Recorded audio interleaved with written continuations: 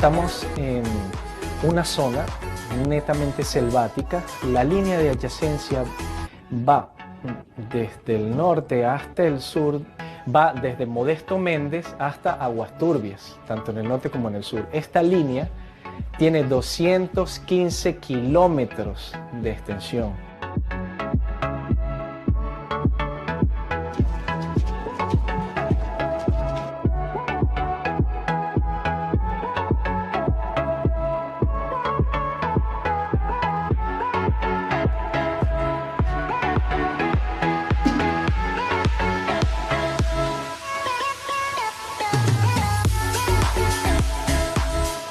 De allí vino él, se buscó creo con los de la OEA y de allí vino el proyecto para acá, para Judá.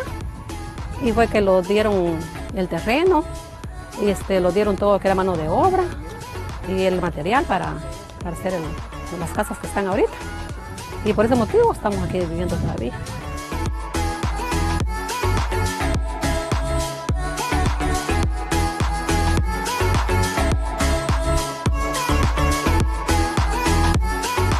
La misión continúa trabajando en la implementación de medidas de fomento de la confianza mientras se aguarda el resultado del reclamo que está atendiendo la Corte Internacional de Justicia por la disputa marítima, territorial e insular. Nuestra oficina en la zona de adyacencia realiza verificaciones a solicitud de ambos gobiernos, facilita reuniones y patrullajes conjuntos entre las Fuerzas Armadas y promueve una cultura de paz y cooperación entre las comunidades locales. Children will be children. And they have harmony. They don't see each other as a different country, but they see each other that they're growing together.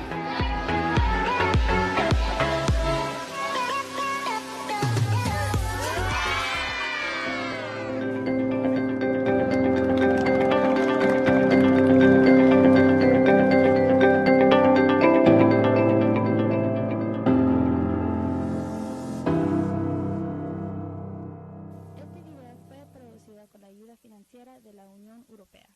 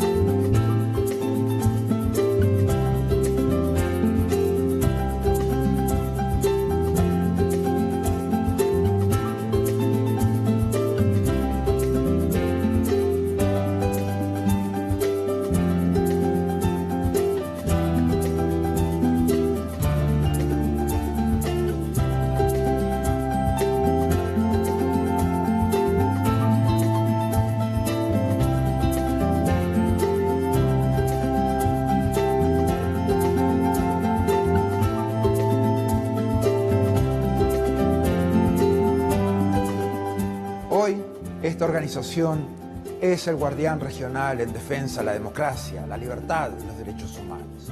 Los países se han comprometido con estos valores a través de instrumentos legales como la Carta Democrática Interamericana, la Convención Americana de Derechos Humanos y todas las demás convenciones interamericanas.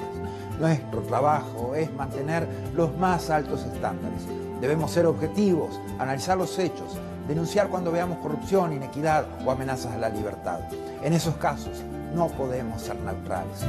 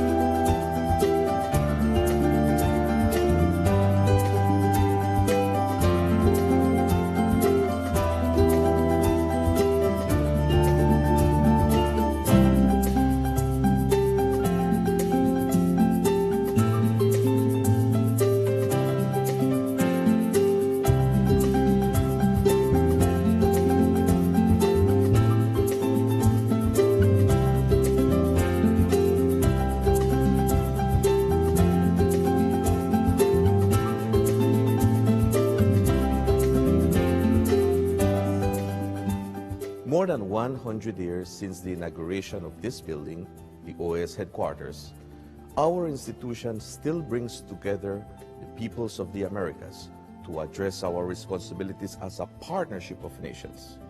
As we look to the future, our work must also focus on the construction of a positive agenda that continues to favorably impact millions of lives every day.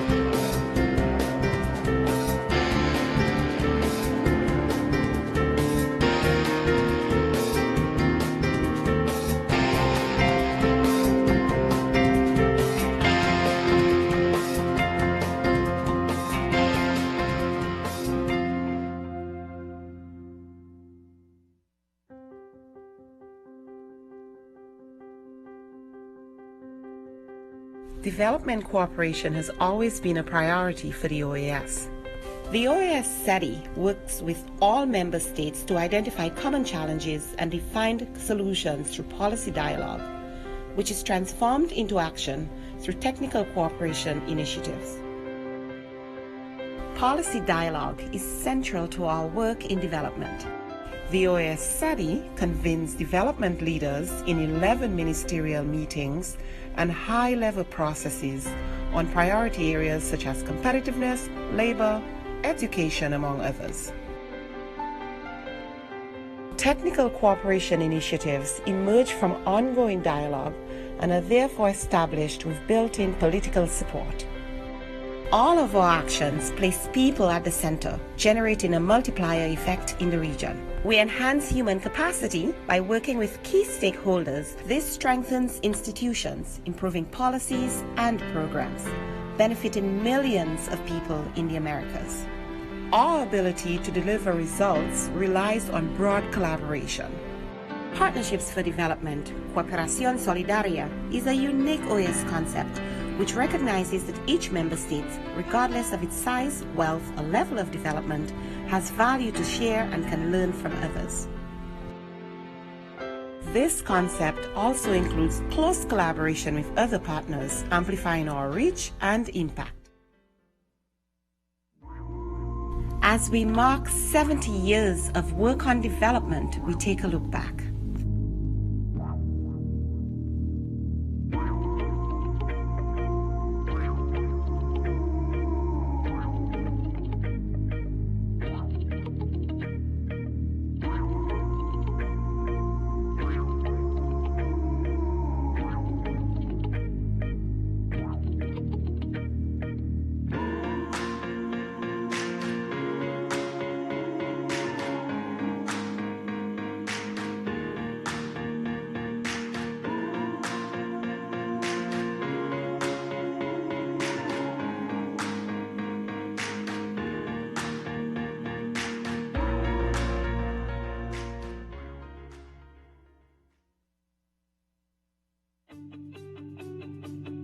This long evolution, driven by member states, has fine-tuned our unique model to support inter-American development.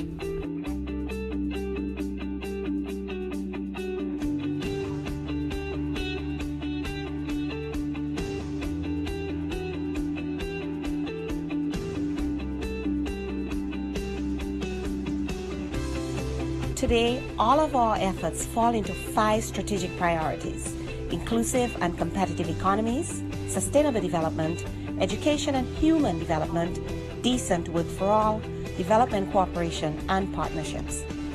These are aligned with the Sustainable Development Goals and the regional attainment of the 2030 Agenda. These priorities are also areas where the OAS study has extensive experience and proven impact.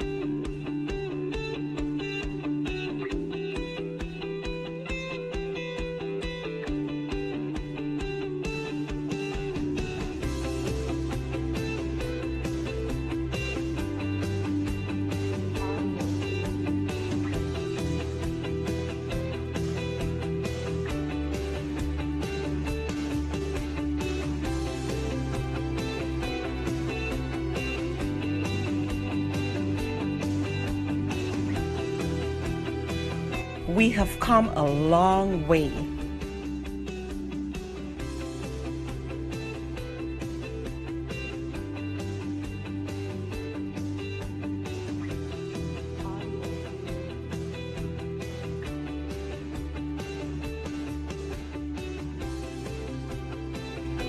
But still have much work to do.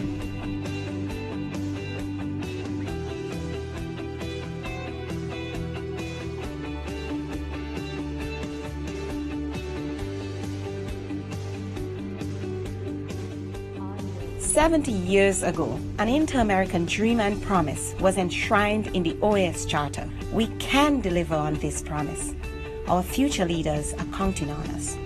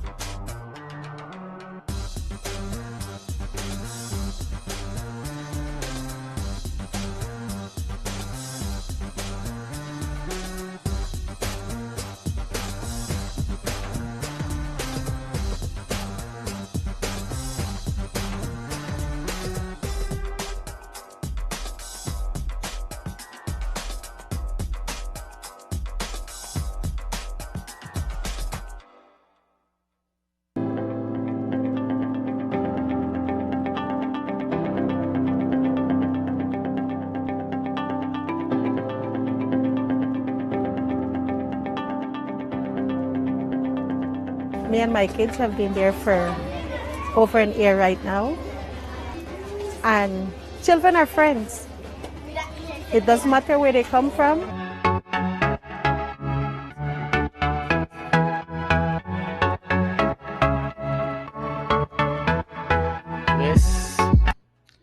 Cabina de portugués. Bueno, ahí también entró Mirna ahora.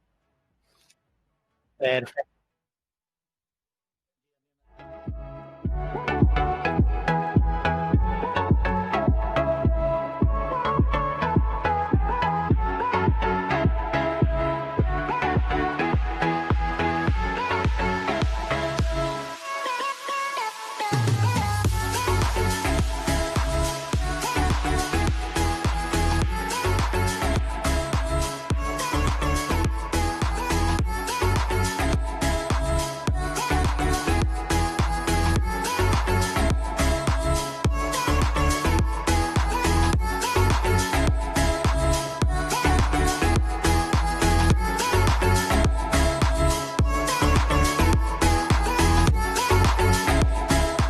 Nosotros estamos en una zona netamente selvática. La línea de adyacencia va desde el norte hasta el sur, va desde Modesto Méndez hasta Aguas Turbias, tanto en el norte como en el sur. Esta línea tiene 215 kilómetros de extensión. Final de todo el punto quinto, ¿no, Rodrigo? Llama ella. Gatica, Luisa Gatica. Luisa Gatica, exactamente. ¿Ya se conectó? No la veo todavía. Bueno, ya va a ser la prueba para ella, va a ser la que va a solicitar la palabra, se va a presentar y va a pedir que se proyecte el video porque la embajadora tuvo una intervención en la rodilla. Ok. De allí vino él, se buscó creo con los de la OEA y de allí vino el proyecto para acá, para Judá. Cualquier cosa aquí estoy. Y fue que lo dieron el terreno, lo dieron todo que era mano de obra y el material para hacer las casas que están ahorita. Y por ese motivo estamos aquí viviendo por aquí.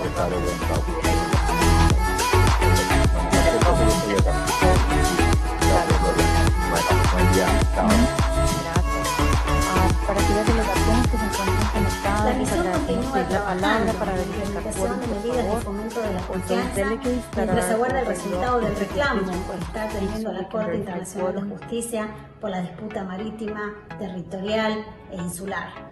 Nuestra oficina en la zona de adyacencia realiza verificaciones a solicitud de ambos gobiernos, facilita reuniones y patrullajes conjuntos entre las Fuerzas Armadas y promueve una cultura de paz y cooperación entre las comunidades locales. Children will be children, and they have harmony. They don't see each other as a different country, but they see each other that they're growing together. No, que yo sepa, vamos a ver. Y me avisa su embajador y si no le asignamos a alguien para que le colabore.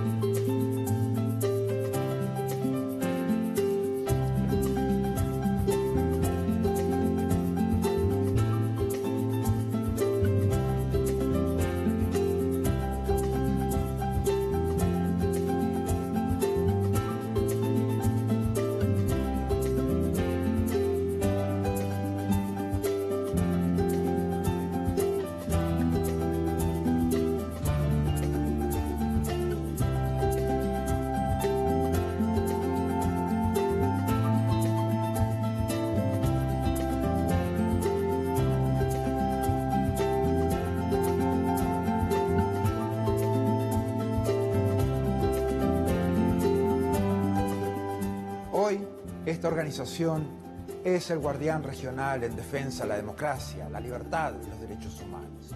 Los países se han comprometido con estos valores a través de instrumentos legales como la Carta Democrática Interamericana, la Convención Americana de Derechos Humanos y todas las demás convenciones interamericanas.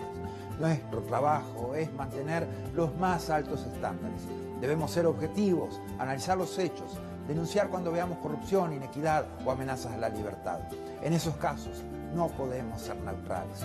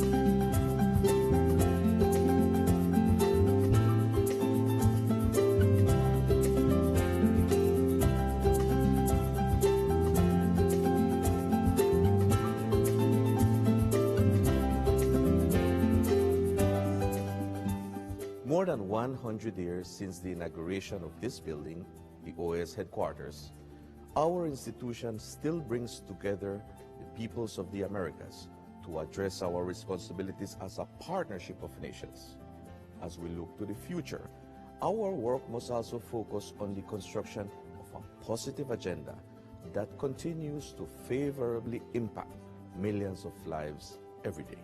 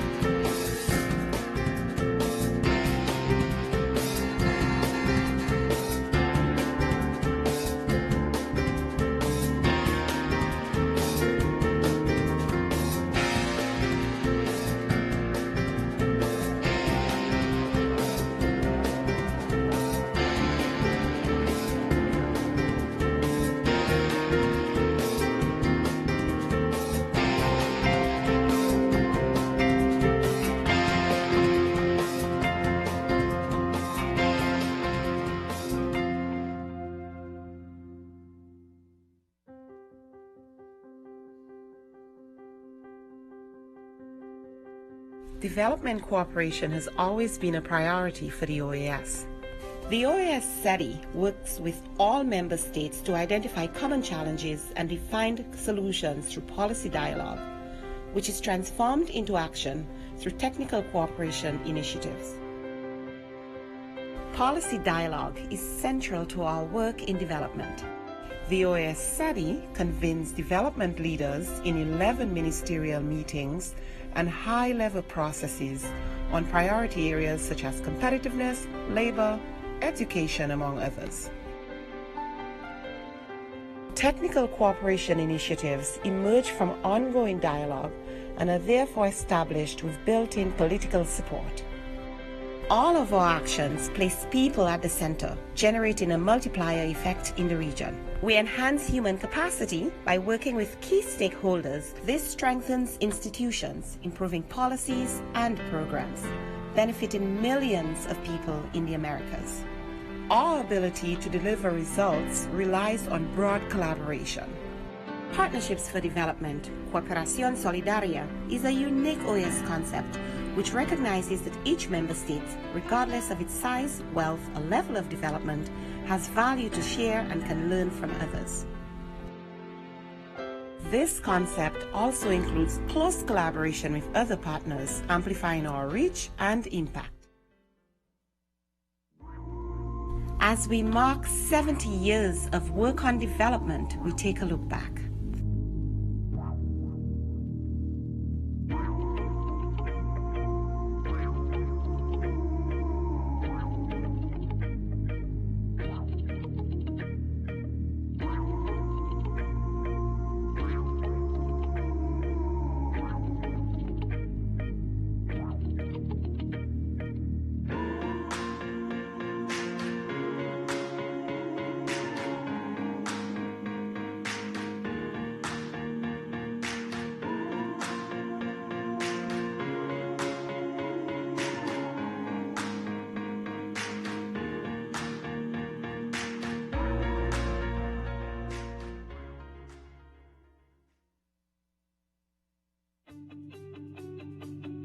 This long evolution, driven by member states, has fine-tuned our unique model to support inter-American development.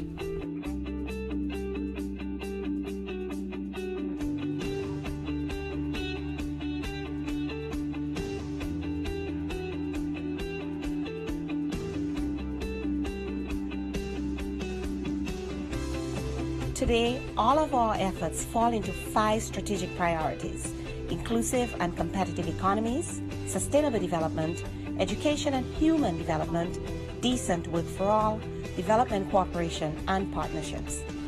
These are aligned with the Sustainable Development Goals and the regional attainment of the 2030 Agenda. These priorities are also areas where the OAS SETI has extensive experience and proven impact.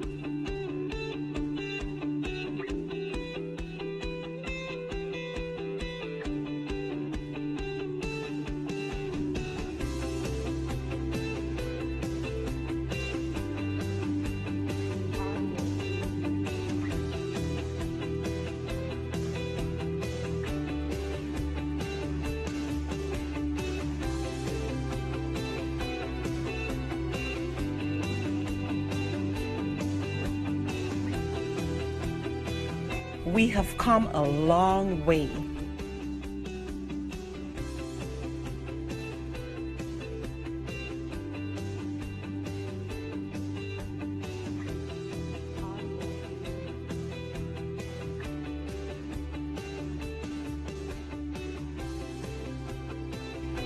But still have much work to do.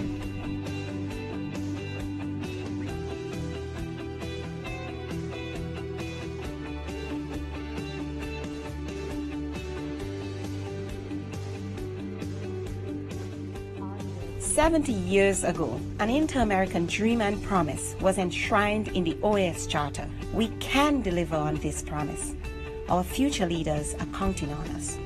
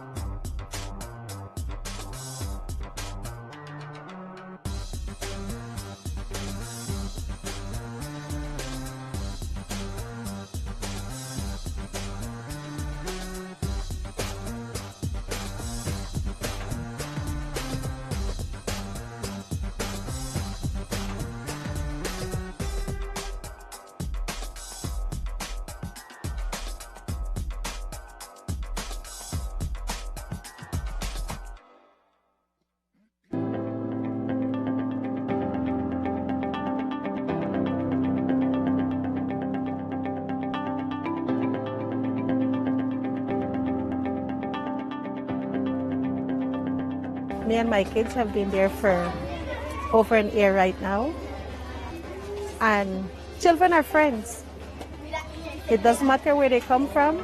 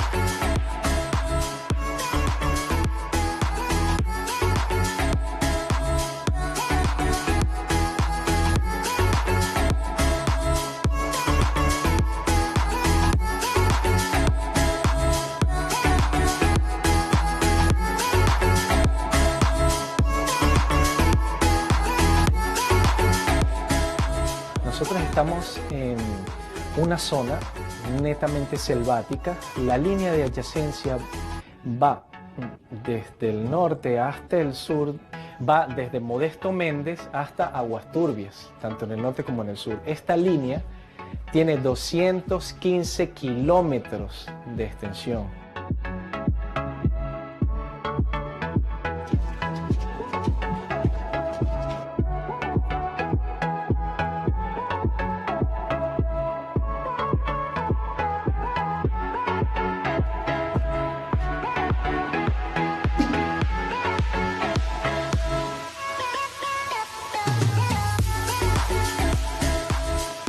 De allí vino él, se buscó creo con los de la OEA y de allí vino el proyecto para acá, para Judá. Y fue que lo dieron el terreno, lo dieron todo que era mano de obra y el material para hacer las casas que están ahorita. Y por ese motivo estamos aquí viviendo todavía.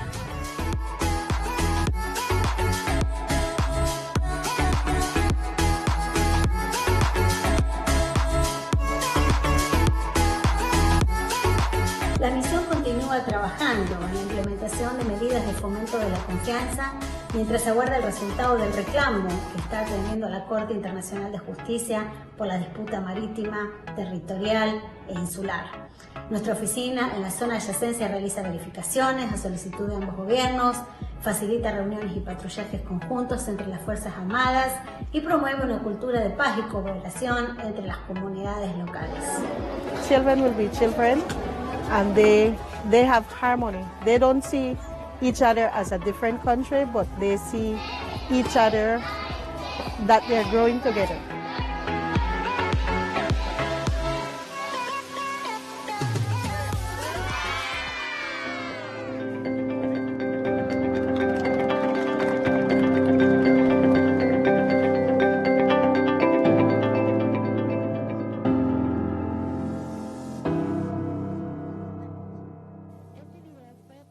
Con la ayuda financiera de la Unión Europea.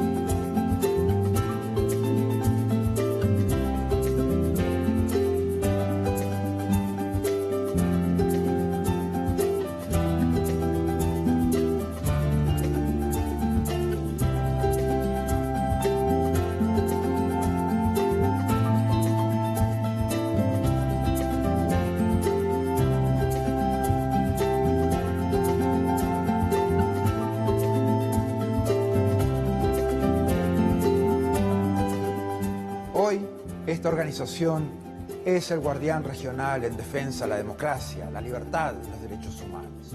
Los países se han comprometido con estos valores a través de instrumentos legales como la Carta Democrática Interamericana, la Convención Americana de Derechos Humanos y todas las demás convenciones interamericanas. Nuestro trabajo es mantener los más altos estándares. Debemos ser objetivos, analizar los hechos, denunciar cuando veamos corrupción, inequidad o amenazas a la libertad.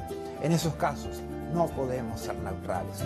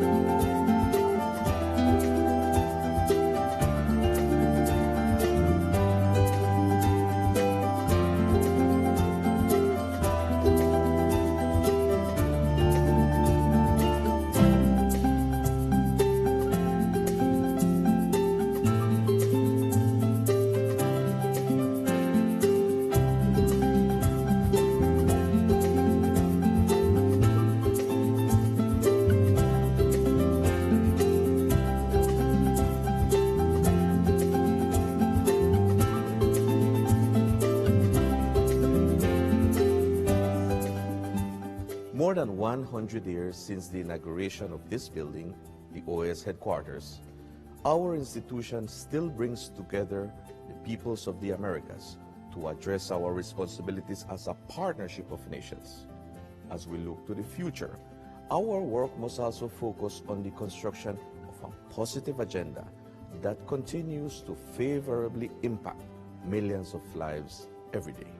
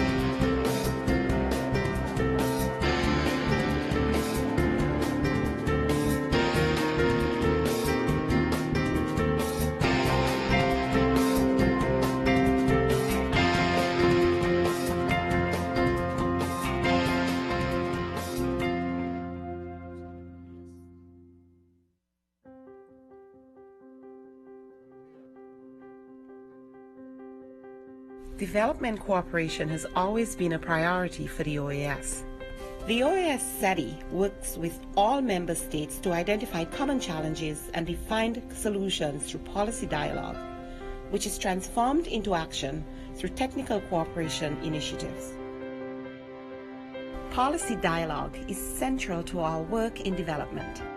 The OAS SETI convenes development leaders in 11 ministerial meetings and high-level processes on priority areas such as competitiveness, labor, education, among others.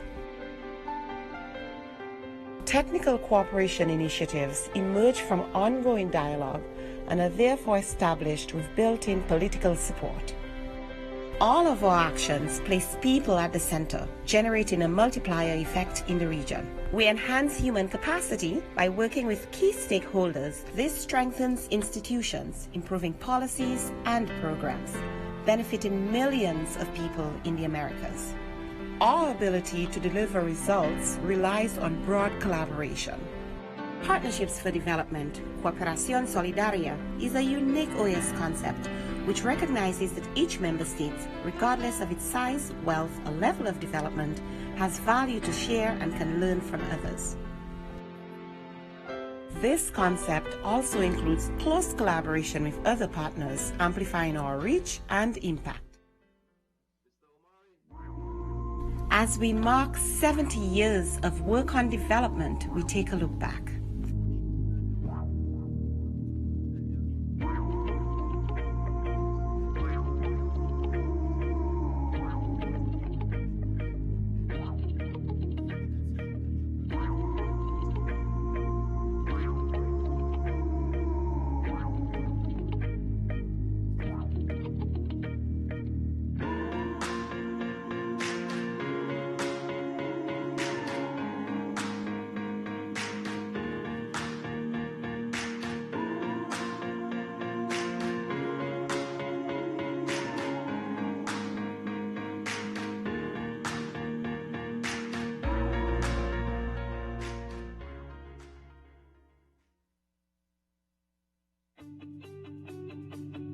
This long evolution, driven by member states, has fine-tuned our unique model to support inter-American development.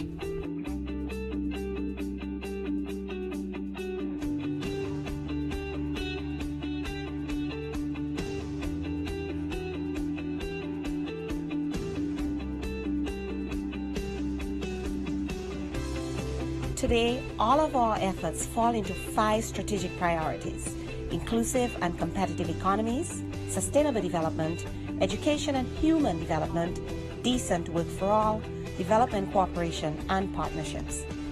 These are aligned with the Sustainable Development Goals and the regional attainment of the 2030 Agenda. These priorities are also areas where the OAS SETI has extensive experience and proven impact.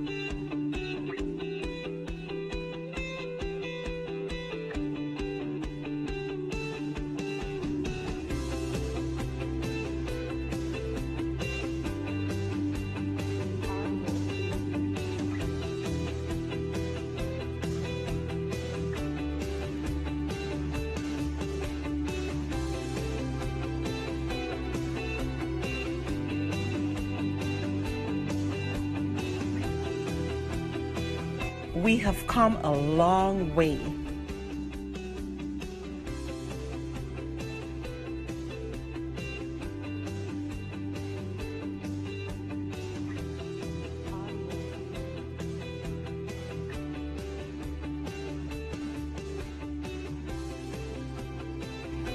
But still have much work to do.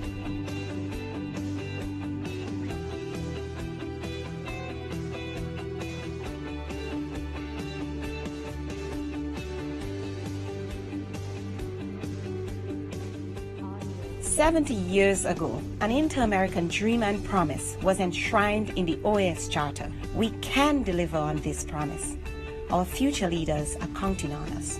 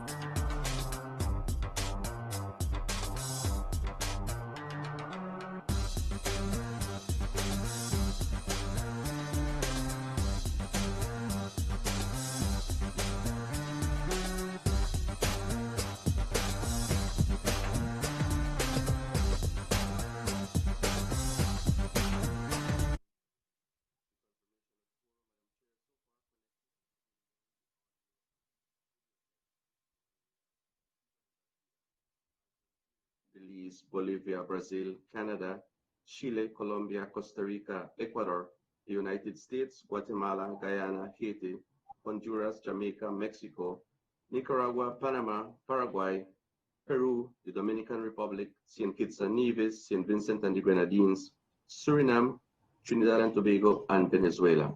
We have quorum, Madam Chair. Thank you.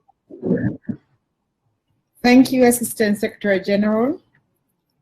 Good morning, Secretary General, distinguished prominent representatives and alternate representatives, ladies and gentlemen.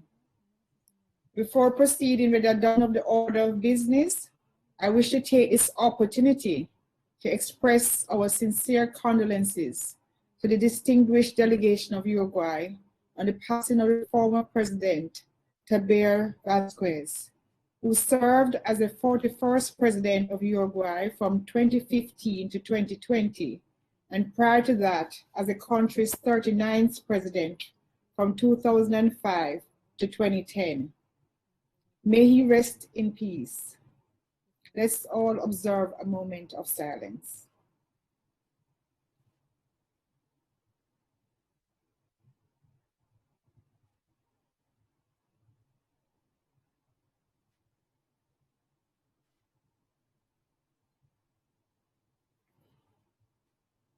Colleagues, I am pleased to declare open this regular meeting of the Prominent Council, convened to consider the items contained in the order of business, document CP/OD-2310/20, which I submit for the consideration of this council. There be no observations. We will proceed to adopt it without amendment. Madam Chair, you have a request for the floor. Okay. Thank you, SG. We recognize the delegation of Nicaragua.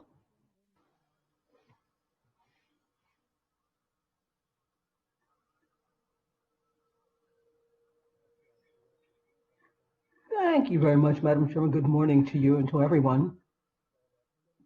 The delegation of Nicaragua. Can you?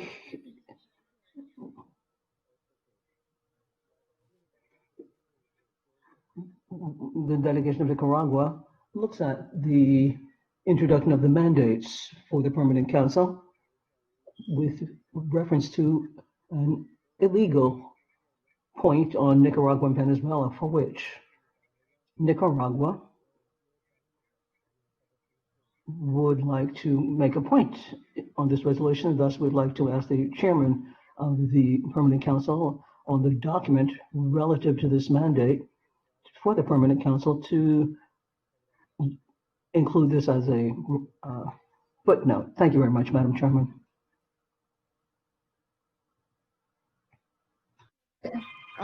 And thank you to the delegation of Nicaragua.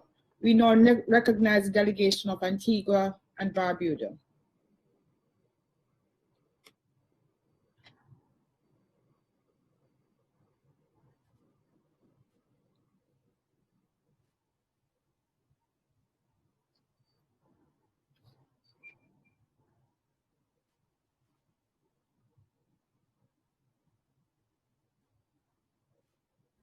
Good morning. Good morning. Good morning to you, ASG, SG, Madam Chair. The delegation of Antigua and Barbuda wishes to object to one of the line items on today's agenda. The line item from the purported permanent mission of the Bolivian Republic of Venezuela is of objection to Antigua and Barbuda, Madam Chair, to be included in this morning's meeting. The government of Antigua and Barbuda does not regard the Bolivarian Republic of Venezuela as a member of the OAS since the 27th of April 2017. The government of the Bolivarian Republic of Venezuela properly notified the Secretary General of its denunciation of the Charter of the OAS in accordance with Article 143. The Charter ceased to be in force with respect to the Bolivarian Republic of Venezuela, whose membership of the organization ended on the 27th of April. Therefore, no request for a meeting of the Permanent Council by any purported representative of the Bolivarian Republic of Venezuela is valid. At two General Assemblies of the organization, 2019 and 2020, and at several meetings of the Permanent Council, the Antigua and Barbuda government have recorded that it does not recognize Juan Guaido as the purported interim president of the Bolivarian Republic of Venezuela, and considers any purported representatives of him in the Permanent Council or any other organ of the OAS to be the ultra-vires, the Charter of the OAS and the rules of organization.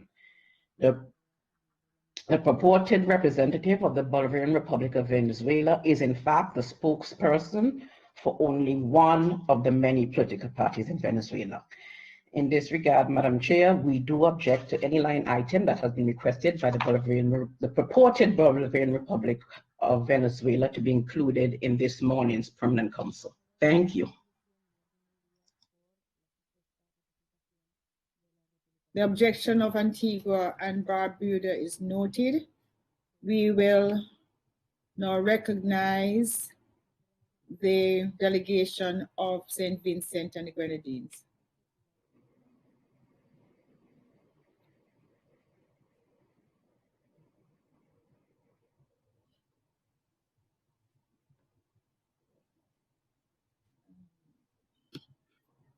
Thank you very much, Madam Chair. Once more, good morning to you. Good morning to Assistant ASJ Mendez and all delegations, permanent observers, members of staff of the OAS, General Secretariat. Madam Chair, my intervention is on the same issue. The delegation of St. Vincent and the Grenadines, wish to express the similar sentiments of the delegations of Nicaragua and Antigua and Barbuda. St. Vincent and the Grenadines has been consistent with the position of our government, and we wish for the records to reflect our objections to the agenda item, which was put forward by the delegation of the Bolivarian Republic of Venezuela. We do object to that agenda item and wish for the records to reflect such. Thank you very much.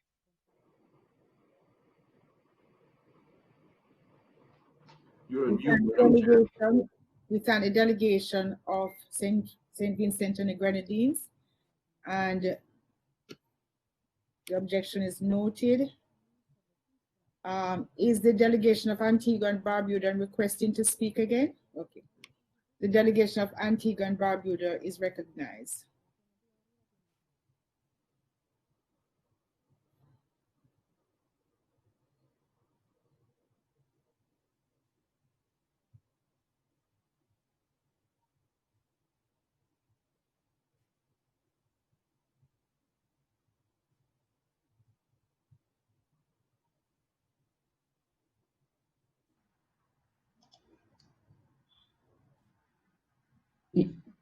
Madam Chair, apologies again for taking the floor, but in this regard, Antigua and Barbuda wishes to request a roll call vote on the inclusion of this item on the agenda for this morning, as we object to it.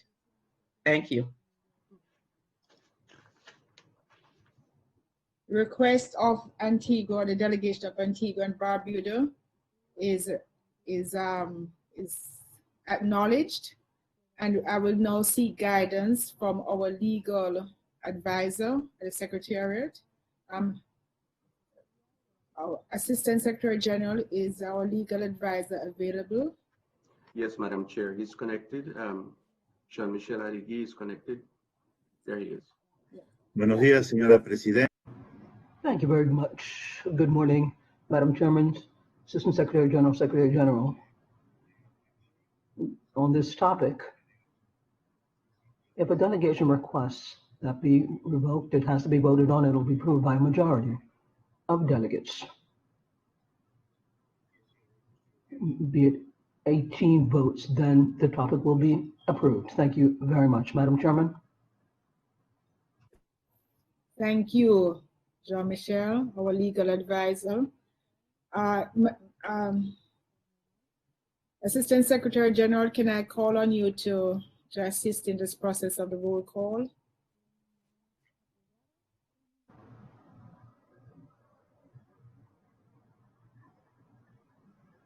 Asking for the floor.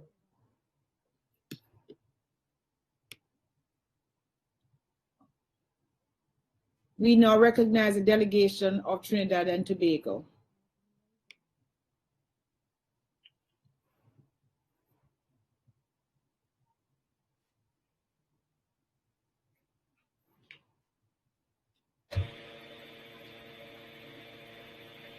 Good morning, Madam Chair,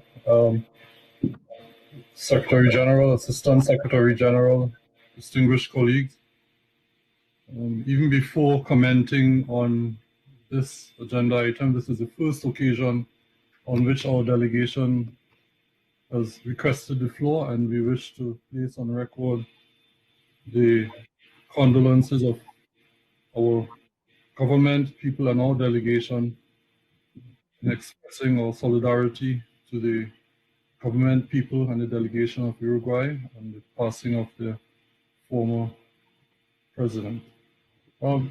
Chair, with respect to the guidance just sought and provided concerning the request from the delegation of Antigua and Barbuda, this delegation wishes to request confirmation of the guidance provided, bearing in mind that Articles 48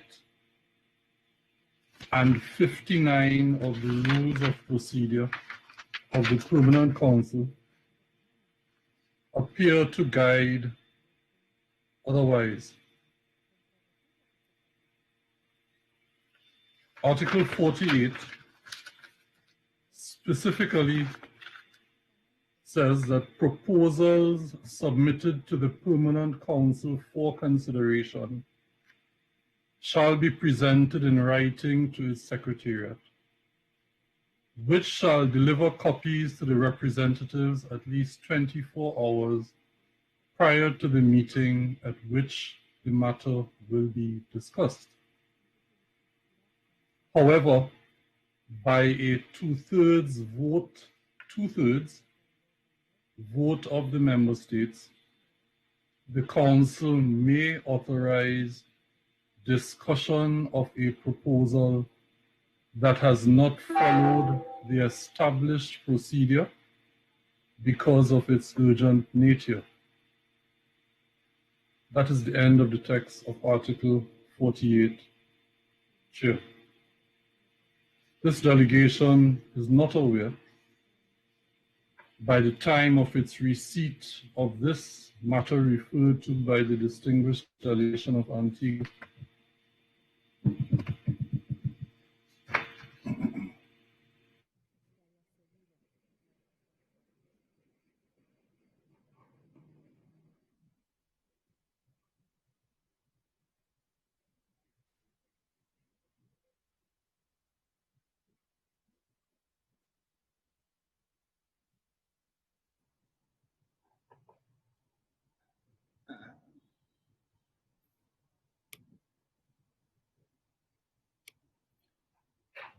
We have lost the delegation, the distinguished representative of Trinidad and Tobago, but we are aware, I think we heard the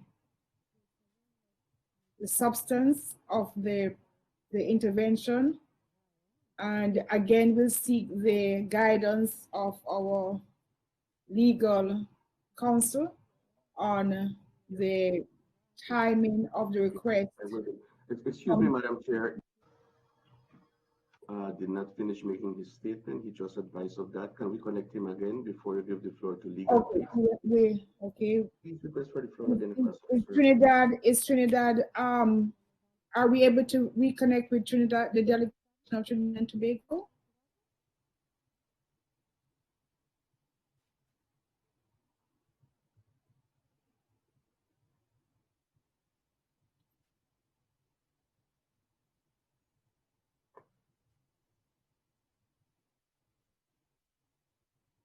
Is Ambassador Philip Spencer able to send us a message if he will be coming? We'll be trying to reconnect. He just indicated he needs to complete his statement, Madam Chair. Okay, all right, thank you. She's not connected yet. There is a point of order request from St. Vincent and the Grenadines.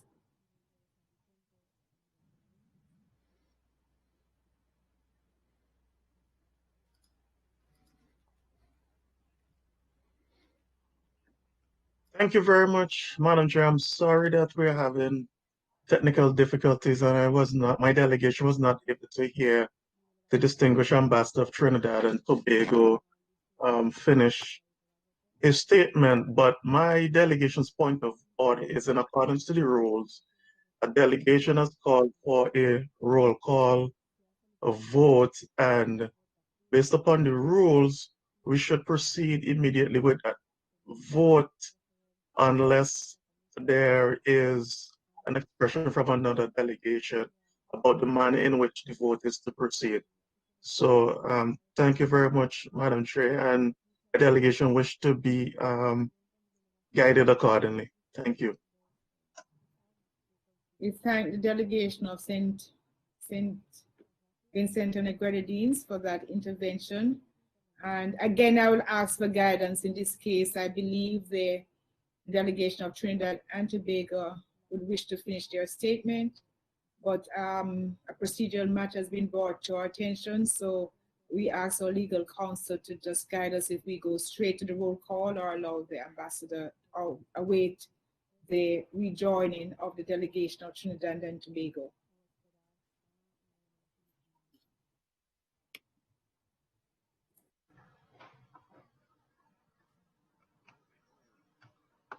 Thank you for giving me the floor, Madam Chairman. The issue raised by the ambassador is correct in terms of the majority, but the majority of 2/3 that is referred to in Article 48 refers to whether or not a proposed resolution is going to be discussed. In this case, the proposal has to be taken in before and then considered by 2/3. Here, we're simply including a topic on the agenda, so the corresponding article is not number 48, but rather it's the second paragraph of Article 42 that speaks to the issue, and it says, unless there are exceptional circumstances, we only have on the agenda and documentation distributed 72 hours beforehand. In other words, if the body considers that you can include a topic that was presented before the session or during, then it is regulated by another article, which is Article 43. The issue is approved with the order of business. Also, if it is accompanied by a draft resolution, this draft resolution then can only be considered by the council if it has the approval of 2/3. But I don't believe this is the case now. There is no draft resolution that is included in the request on this topic. If there had been a draft resolution, well, then it would require 2/3. But as there is no draft resolution, then the guide is Article 42. Thank you very much, Madam Chairman. Therefore, inclusion of this topic would require a majority. Thank you. Thank you.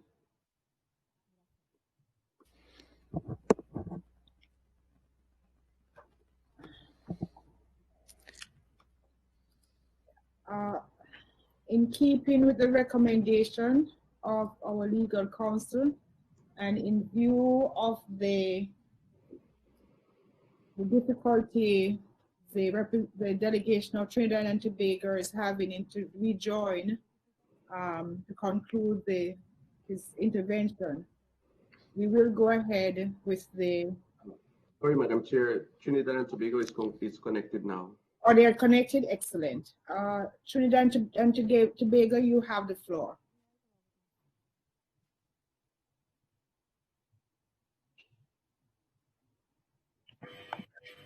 Thank you very much, Madam Chair. Chair, I'm grateful for the opportunity to be able to continue with my intervention, particularly with the benefit of the most recent comments of the legal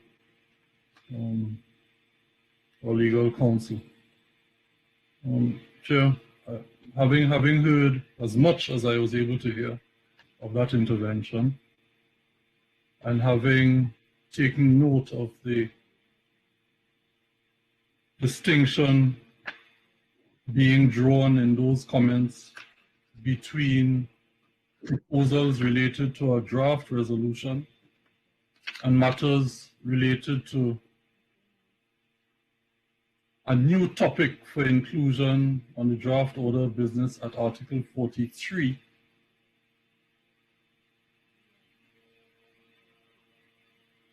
This delegation notes that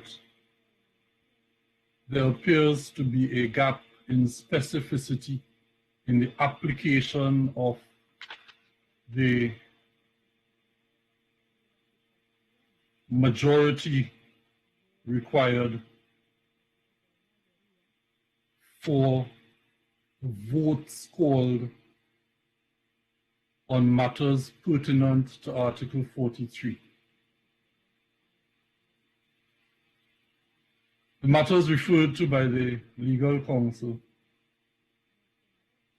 do not appear to be fully inclusive in addressing this matter, even if the interpretation of the application of Article 48 is confined or restricted to draft resolutions.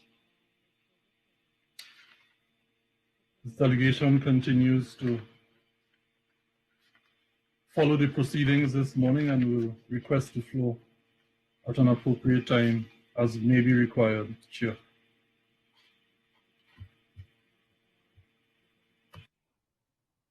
We thank the distinguished delegation of distinguished representative of Trinidad and Tobago for his intervention.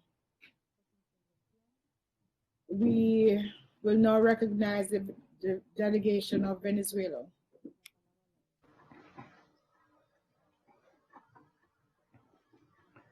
Thank you very much, Madam Chairman. The delegation of Venezuela requested for this item to be on the agenda, and according to legal counsel, this proposal from my delegation is not considered as a draft resolution.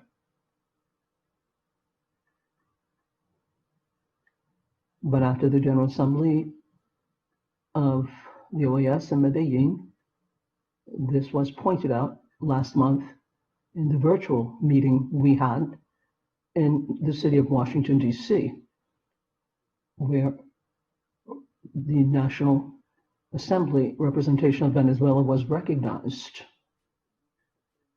What I'm really surprised about is not the maneuverings to not have this topic debated, but the content of the discussion. We're talking about 21 people, we're talking about 21 people in a shipwreck.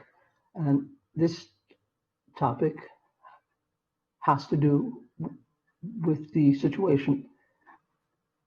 It was a horrible humanitarian circumstance.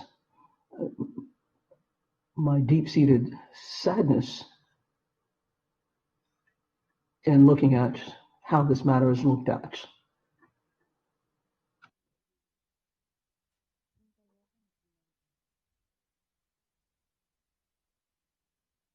You're on mute, Madam Chair. You recognize a point of order from the delegation of Trinidad and Tobago.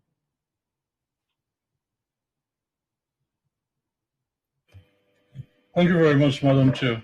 Madam Chair, as I indicated, this delegation will request the floor only as required and in the interest of ensuring the efficiency of the operation of the Council at today's meeting. Madam, this delegation notes that we are on item 1, the matter of the adoption of the order of business. And this delegation is not at all satisfied that the remarks made to the chair, not recognized by this delegation, are in keeping with the business to be conducted under the adoption of the order of business. I therefore wish to place on record this objection, and since it's evident that the Council needs to be reminded of its own rules of procedure, I wish to read Article 50 on points of order. During the discussion of a matter, any representative may raise a point of order regarding the application of these rules of procedure, which shall be decided upon immediately by the chair. When raising a point of order, a representative may not go into the substance of the matter under discussion. The decision of the chair may be appealed to the Permanent Council or the committee in question, as the case may be. The appeal shall be put to a vote immediately and shall be declared approved if favored by a 2/3 vote of the members present. Madam Chair, I've raised a point of order. You now have to rule. If you wish, this can be taken to a vote, but we can press on with the business of the important agenda items we have to deal with today. Thank you, Madam Chair. We thank the delegation of Trinidad and Tobago for your intervention and it is noted. Your recommendation is noted. We will now move to a vote, and Assistant Secretary General, I will ask for your assistance in the roll call. By lot, the starting country is Bahamas. Thank you, Madam Chair. We will start the roll call now. Delegation of Bahamas, how do you vote on the approval of the agenda as is? Delegation of Bahamas, how do you vote?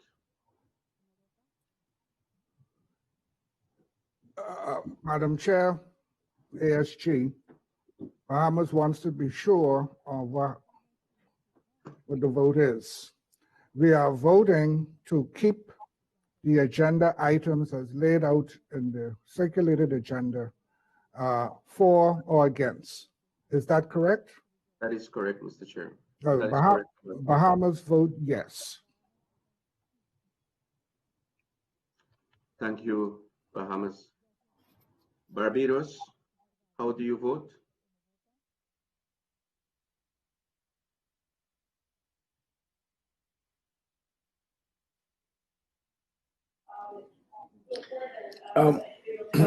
Like the Bahamas, we are voting on the, good morning, ASG and Chair. We are voting on the agenda, on to keeping the agenda as is. We're voting for. Sorry, Ambassador, can you repeat that?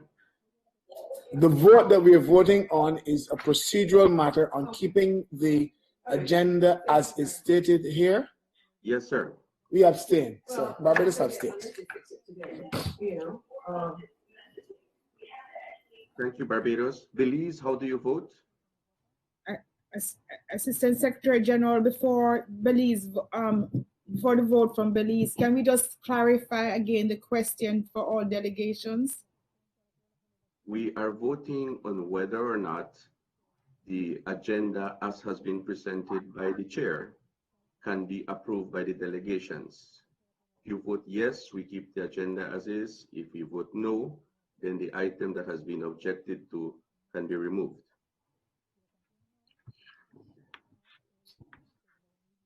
Can we proceed now with Belize, Madam Chair?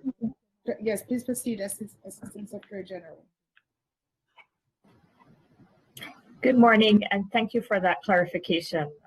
It's very important. It's unfortunate that this agenda item was added so late, which unfortunately did not give our capitals time to prepare. So Belize will need to abstain. Thank you. Thank you, Belize. Bolivia, how do you vote?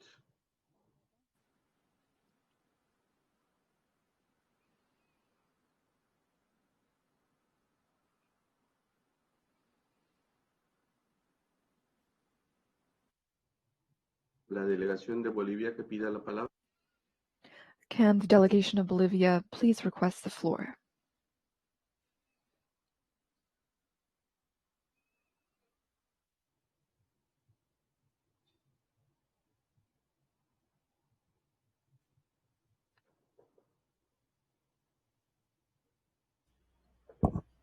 No han pedido la palabra, embajador. They have not asked for the floor, Ambassador. Bolivia, could you please request the floor? Asked the ASG.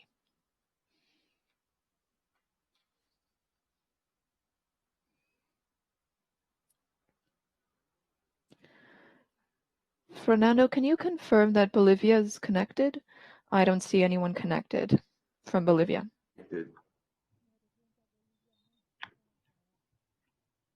Brazil, how do you vote? O Brasil vota. Brazil votes in favor. Canada, how do you vote?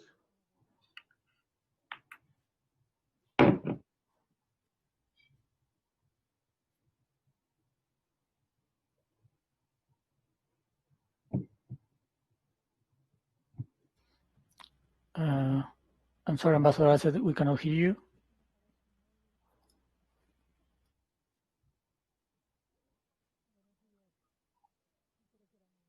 Votes in favor. Thank you, Ambassador.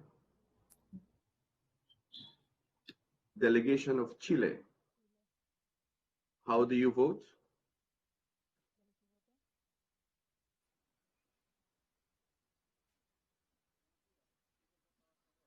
Good morning. Chile votes in favor. Thank you to the delegation of Chile. The delegation of Colombia. What is your vote? Good morning. Colombia votes in favor. Thank you, Ambassador. The delegation of Costa Rica. How do you vote? Thank you, ASG. We vote in favor. Thank you, Ambassador. The delegation of Dominica, how do you vote?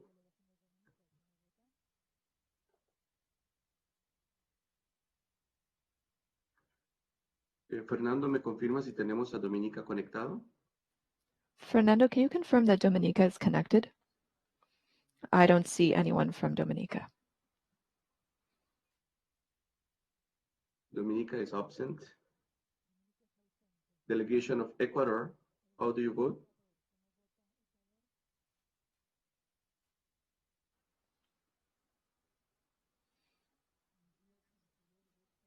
Good morning. Ecuador votes in favor. Thank you, Ambassador. La delegación de El Salvador, The delegation of El Salvador. How do you vote? Good morning. El Salvador votes in favor. gracias a la delegación de El Salvador. Thank you to El Salvador. It's, how do you vote?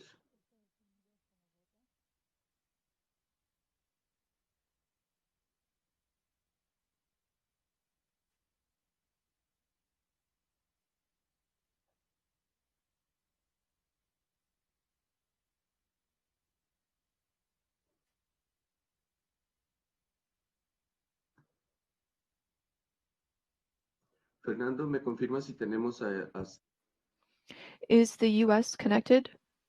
Frieden connected. Could you please request the floor?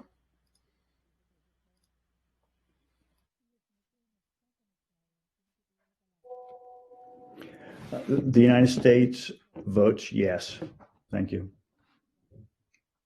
Thank you, Mr. Frieden.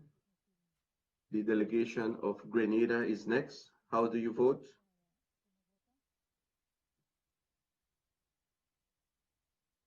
Fernando, ¿me confirma si tenemos a Grenada conectado? Can you confirm if Grenada is connected, please?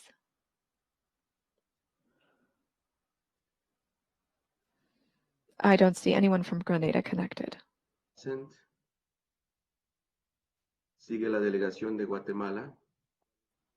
Delegation of Guatemala, how do you vote?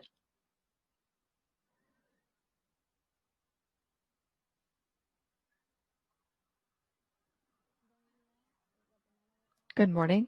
Guatemala votes in favor. Thank you, Guatemala. The delegation of Guyana. How do you vote? Guyana abstains.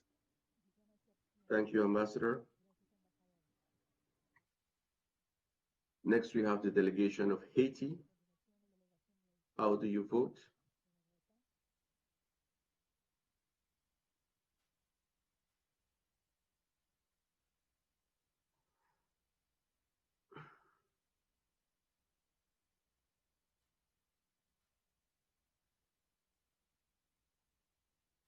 Fernando, ¿me confirma si tenemos a Haití? Fernando, can you confirm that Haiti is connected? Yes, Jen Donor Hendry is connected. Could you please request the floor?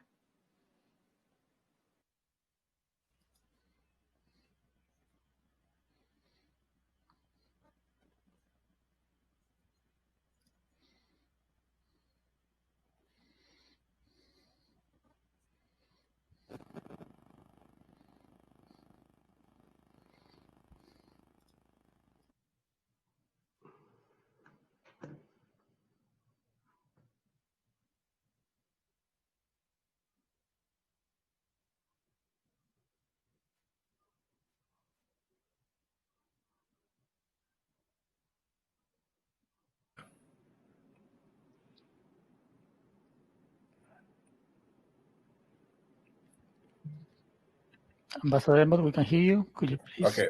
La délégation d'Haïti vote en faveur. The delegation of Haiti votes in favor. Thank you, Ambassador. Next, we have sigue la delegación de Honduras. ¿Cuál es su voto? Next is the delegation of Honduras. How do you vote? In favor. Thank you, Ambassador. Next, we have the delegation of Jamaica.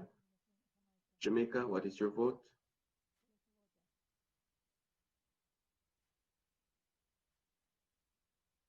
Favor. Jamaica votes in favor. Thank you, Mr. Dion. Sigue la delegación de México. The delegation of Mexico is next. How do you vote?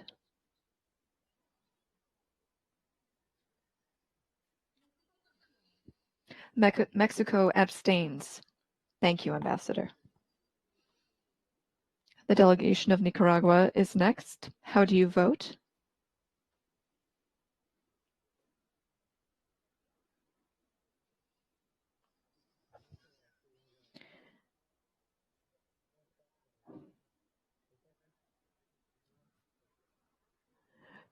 The interpreter cannot hear the speaker. The audio is poor for the speaker. It's cutting in and out.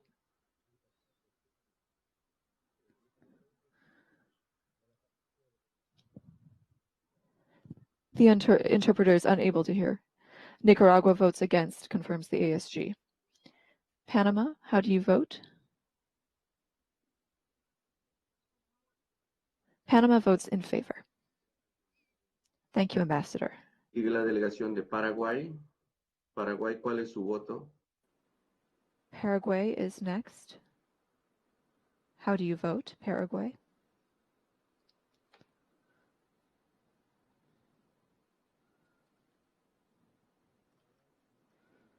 Paraguay votes in favor. Thank you, Paraguay. La delegación de Perú. Perú, ¿cuál es su? Next is the delegation of Peru. How do you vote?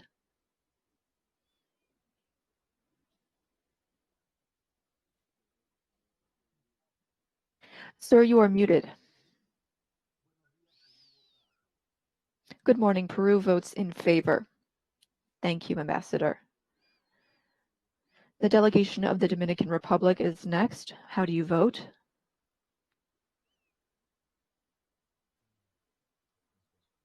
We abstain.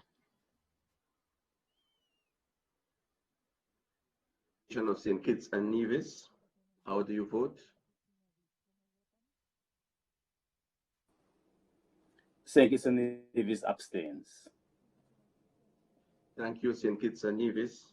Next, we have St. Vincent and the Grenadines. How do you vote?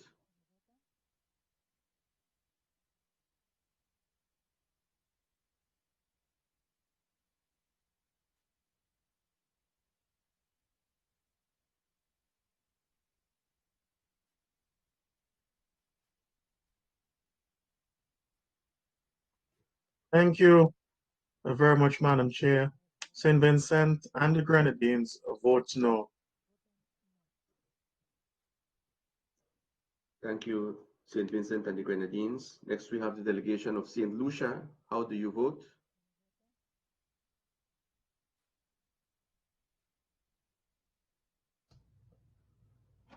St. Lucia abstains. Thank you, Ambassador. Next, we have the delegation of Suriname. How do you vote?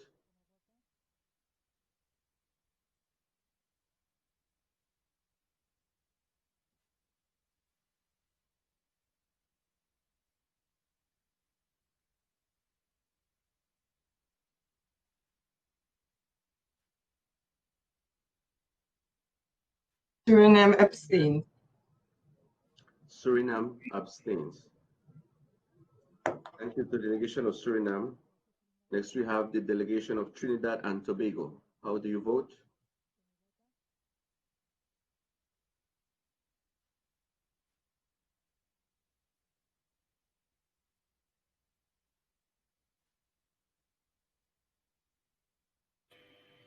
Trinidad and Tobago abstains. Thank you, Ambassador. Next, we have the delegation of Uruguay. Uruguay, how do you vote?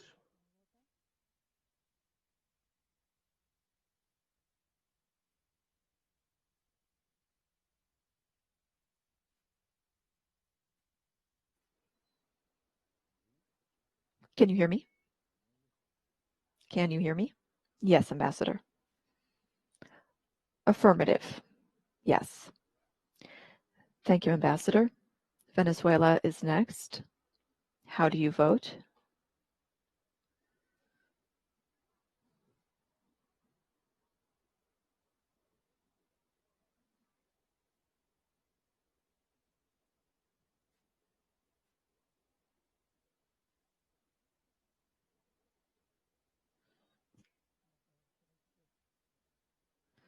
Ambassador, just press the button once to connect, notes the technician.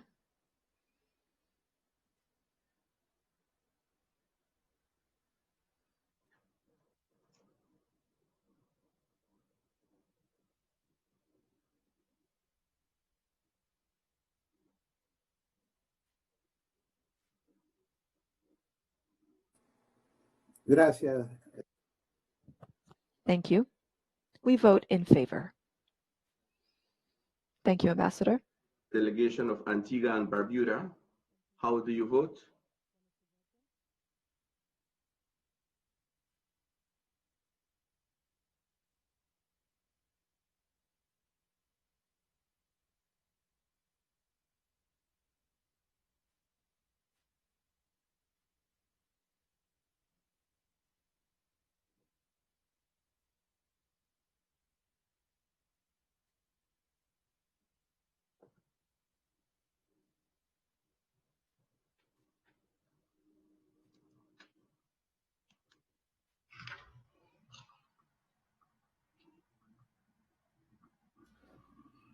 Antigua and Barbuda, we can hear you. Antigua and Barbuda votes against. We vote no. Thank you, Antigua and Barbuda. Sigue la delegación de Argentina. Argentina is next. How do you vote, Argentina?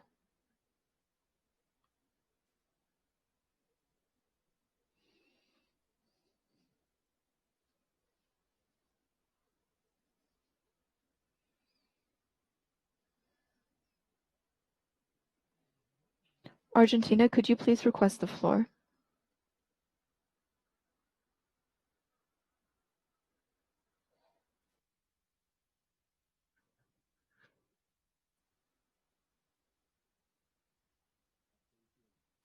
We abstain. Thank you, Ambassador.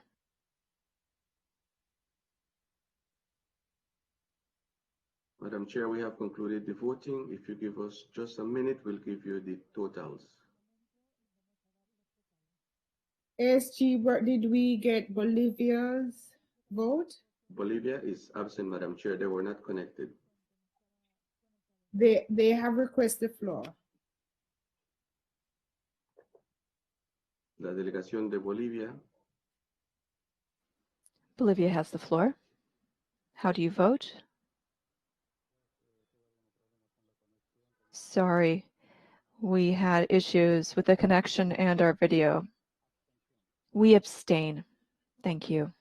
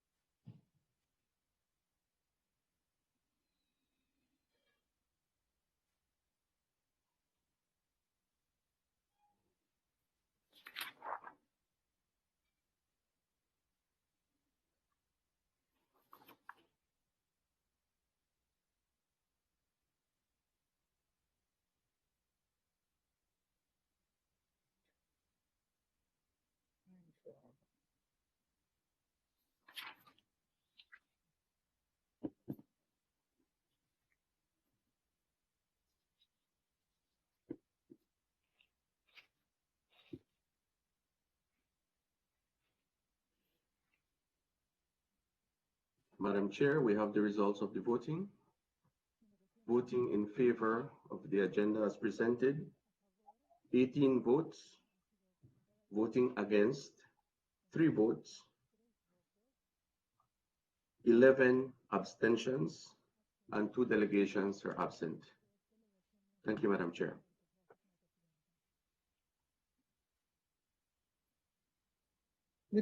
Thank you, SG. With a vote of 18 yes, 3 no, 11 abstentions, the Permanent Council hereby declares the draft order of business contained in document CP/OD-2310/20 to be approved. Approved.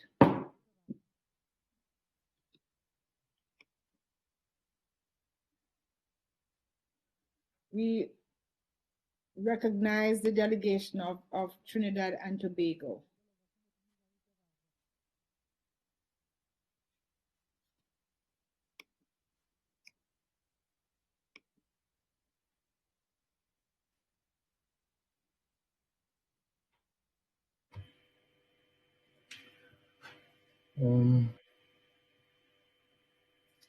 Thank you very much, Madam Chair. Madam Chair, I'm grateful for the account of the roll call vote provided by the Assistant Secretary General.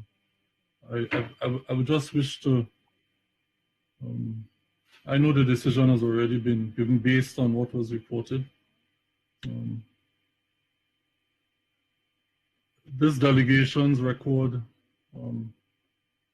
appears to miss 1 vote in favor, and we will consult with the Secretary General, the Secretariat, to ascertain and respond if required later in the meeting.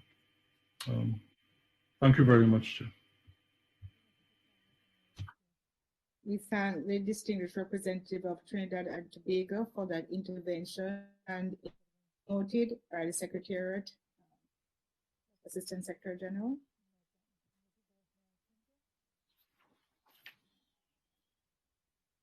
The next item on the agenda concerns the commemoration of the 20th anniversary of the adoption of the United Nations Convention Against Transnational Organized Crime, the Palermo Convention.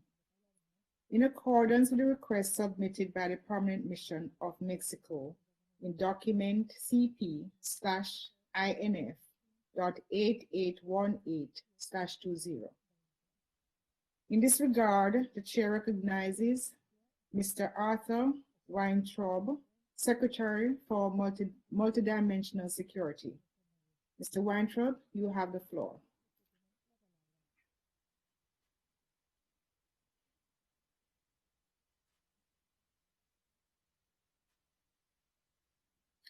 Gracias, señora Presidenta. Thank you very much, Madam Chair. Good morning, everyone. Permanent representatives, alternate representatives of the permanent missions of OAS member states. Good morning also to permanent observers, the Secretary General and the Assistant Secretary General, as well as other officials accompanying us today. I would like to give special thanks to the delegation of Mexico and the Ambassador Baños, for requesting to include this item on the order of business for the Permanent Council, which is the commemoration of the 20th anniversary of the adoption of the UN Convention Against Transnational Organized Crime, Palermo Convention. Before I get into the substance of this matter, I would like to also welcome Mr. Elias Chatis, the Chief of the Human Trafficking and Migrant Smuggling Section of the UN Office on Drugs and Crime, UNODC. He will be here with us today as well. Next, I will present a report on the activities of the General Secretariat of the OAS to support member states in implementing the Palermo Convention and its 3 protocols. As you know, the Palermo Convention and its 3 protocols address transnational organized crime in its many dimensions, and it does so in a cross-cutting manner.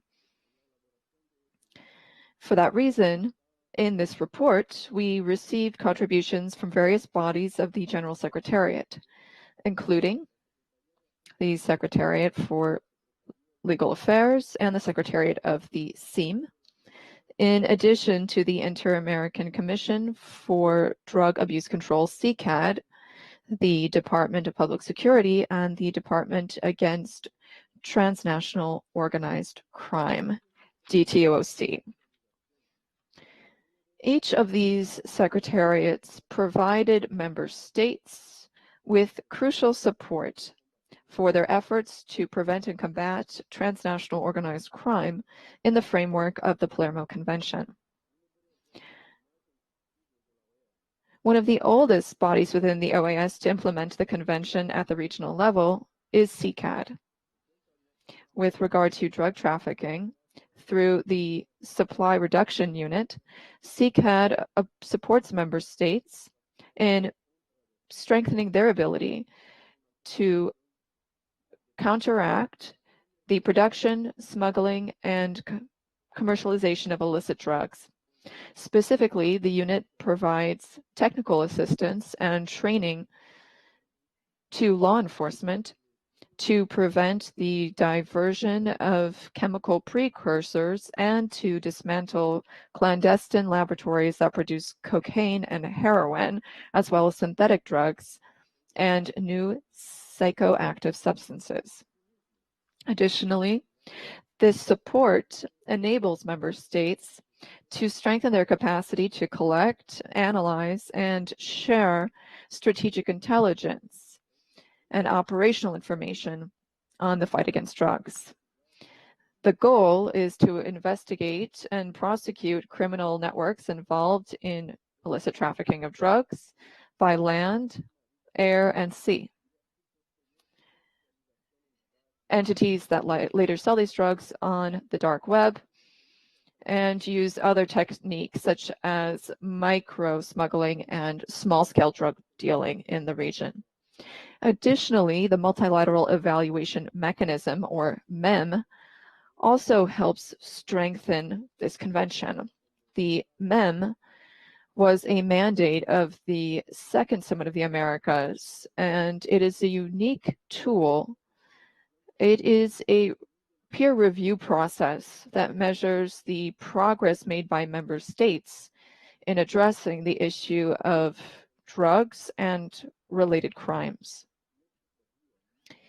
Its methodology measures, among others, the ratification of relevant regional and international conventions. Since this mechanism began, the convention has been included in this evaluation, which thereby encourages states to ratify the convention. And we have seen, as a result, an increasing number of countries that have done so. Through Executive Order 1601, Rev. 1, 2016, the Secretary General of the OAS established the Department Against Transnational Organized Crime. This department is tasked with supporting member states and monitoring implementation of the UN Convention Against Transnational Organized Crime and its protocols, as well as to follow up on the Hemispheric Action Plan Against Transnational Organized Crime, which was approved by the OAS in 2006. Delinquência Organizada Transnacional, de DOT, sirve como Secretaría Técnica a foros en materia de lucha contra la delincuencia organizada transnacional. Punto de autoridades nacionales y puntos nacionales de contacto en materia de delincuencia organizada.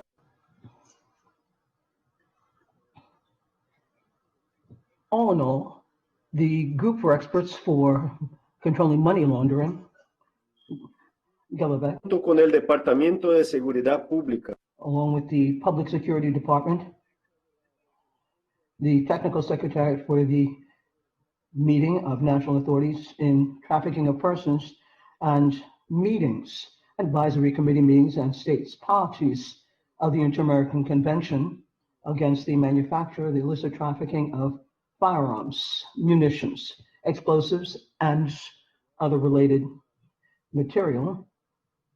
SIFTA, as I will speak to in a minute, the group of experts for the monitoring of money laundering, GLFX, established in 1990, has undertaken very significant studies and methodological tools over the course of its 30 years of existence. They have served to build capacity in the response of member states in the face of this very complex crime. As far as concerns confiscation, the DDOT has helped member states to improve their seizure systems since 2008. This is through the implementation of the Latin American Confiscation Goods Project, BIDAL. And in this regard, they have promoted establishing 2 regional networks for the recovery of assets. The Caribbean Recovery of Assets Network, the RRAG, the Latin American Recuperation of Activities, and the DDOT continues to implement its project, strengthening anti-money laundering activities in Peru and Suriname, begun in 2008 and 2017, respectively. More recently, the DDOT published a practical guide for special techniques of investigation in cases of transnational organized crime cases, and trained investigators, prosecutors, analysts in Costa Rica, El Salvador, Honduras, Panama, and Peru in terms of applying these techniques.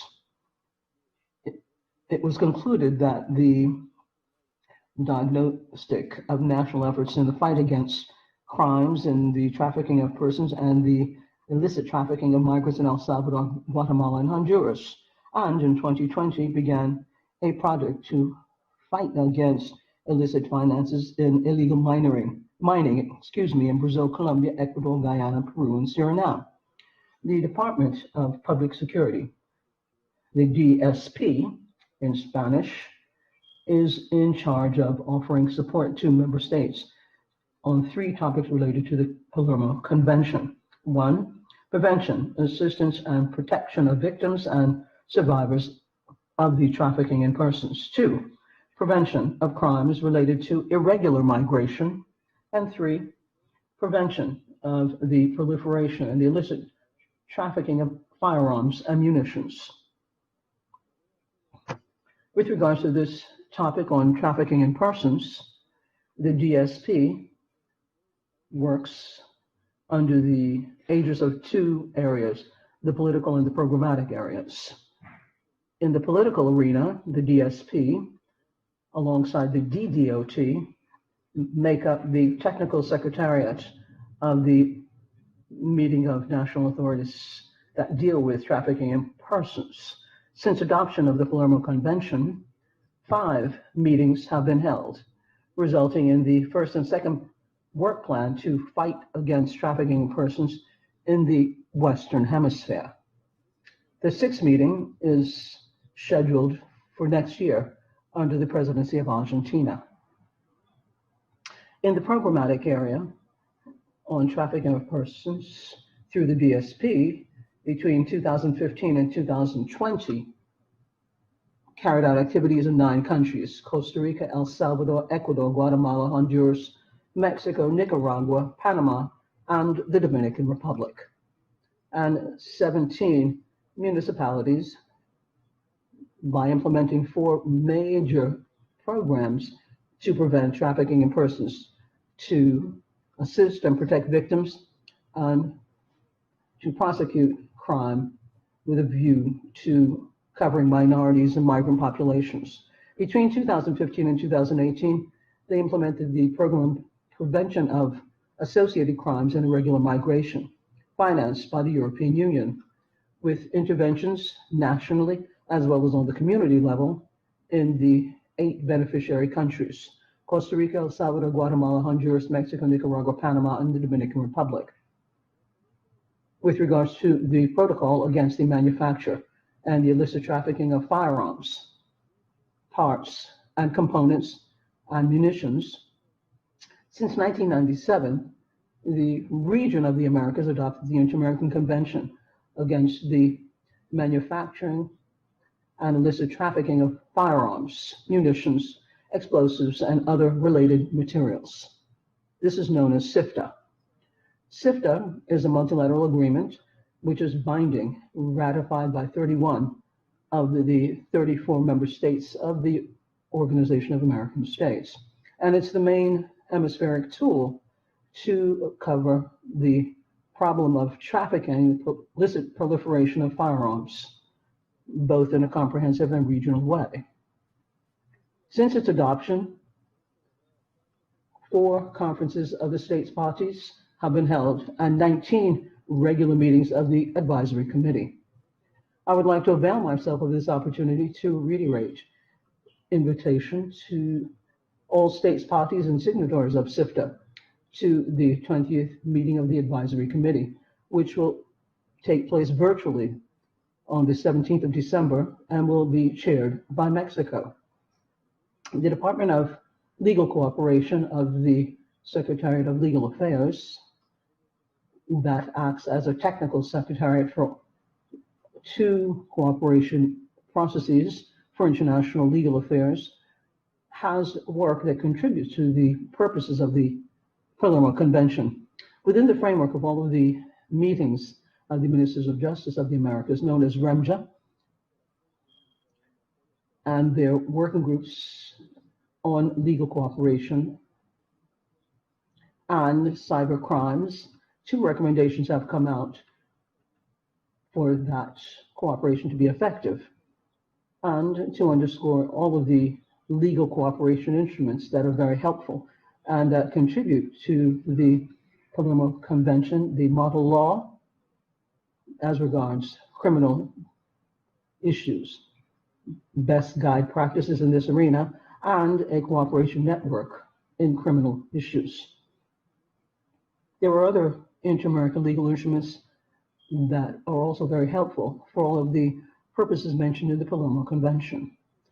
Now, within the framework of the Inter-American Convention Against Corruption, its follow-up mechanism, MESASIC, has made recommendations to states so that they properly criminalize all acts of corruption, improve the efficacy of all of the bodies that are responsible for criminal sanctions, and offer effective reciprocal assistance, and, where necessary, move to extradite the corrupt persons. It adopted a model law for protect all those who report cases. And as such, it's contributed to the purpose of the Palermo Convention related to the criminalization of corruption. The Inter-American Commission of Women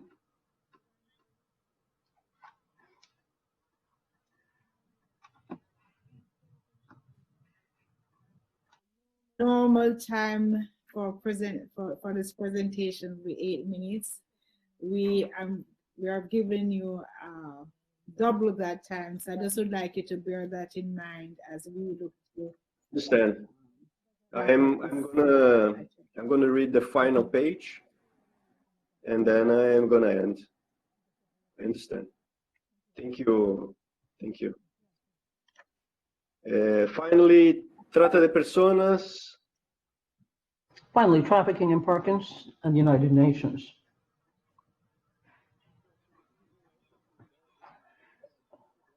The Secretary General worked with CCAT and reiterated the commitment of the OAS to strengthen ICAT as an interagency mechanism for cooperation to fight against this on a worldwide basis. Thus, Madam Chairman, Given those comments, I would like to round off the report and all of the efforts made by our team, who will continue to work in a coordinated way and in all cooperation.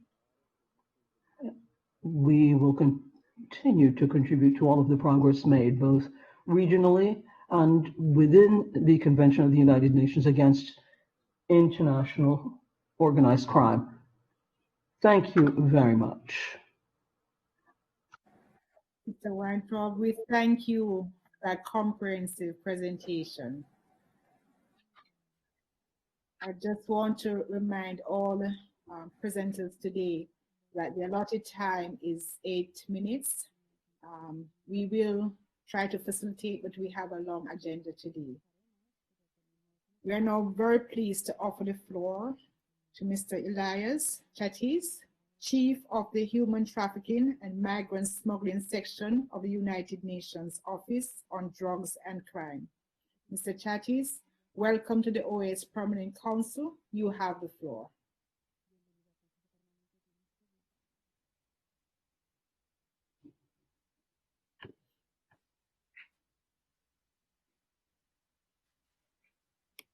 Thank you, Madam Chair. Thank you for the invitation. It's a great pleasure to be with you today.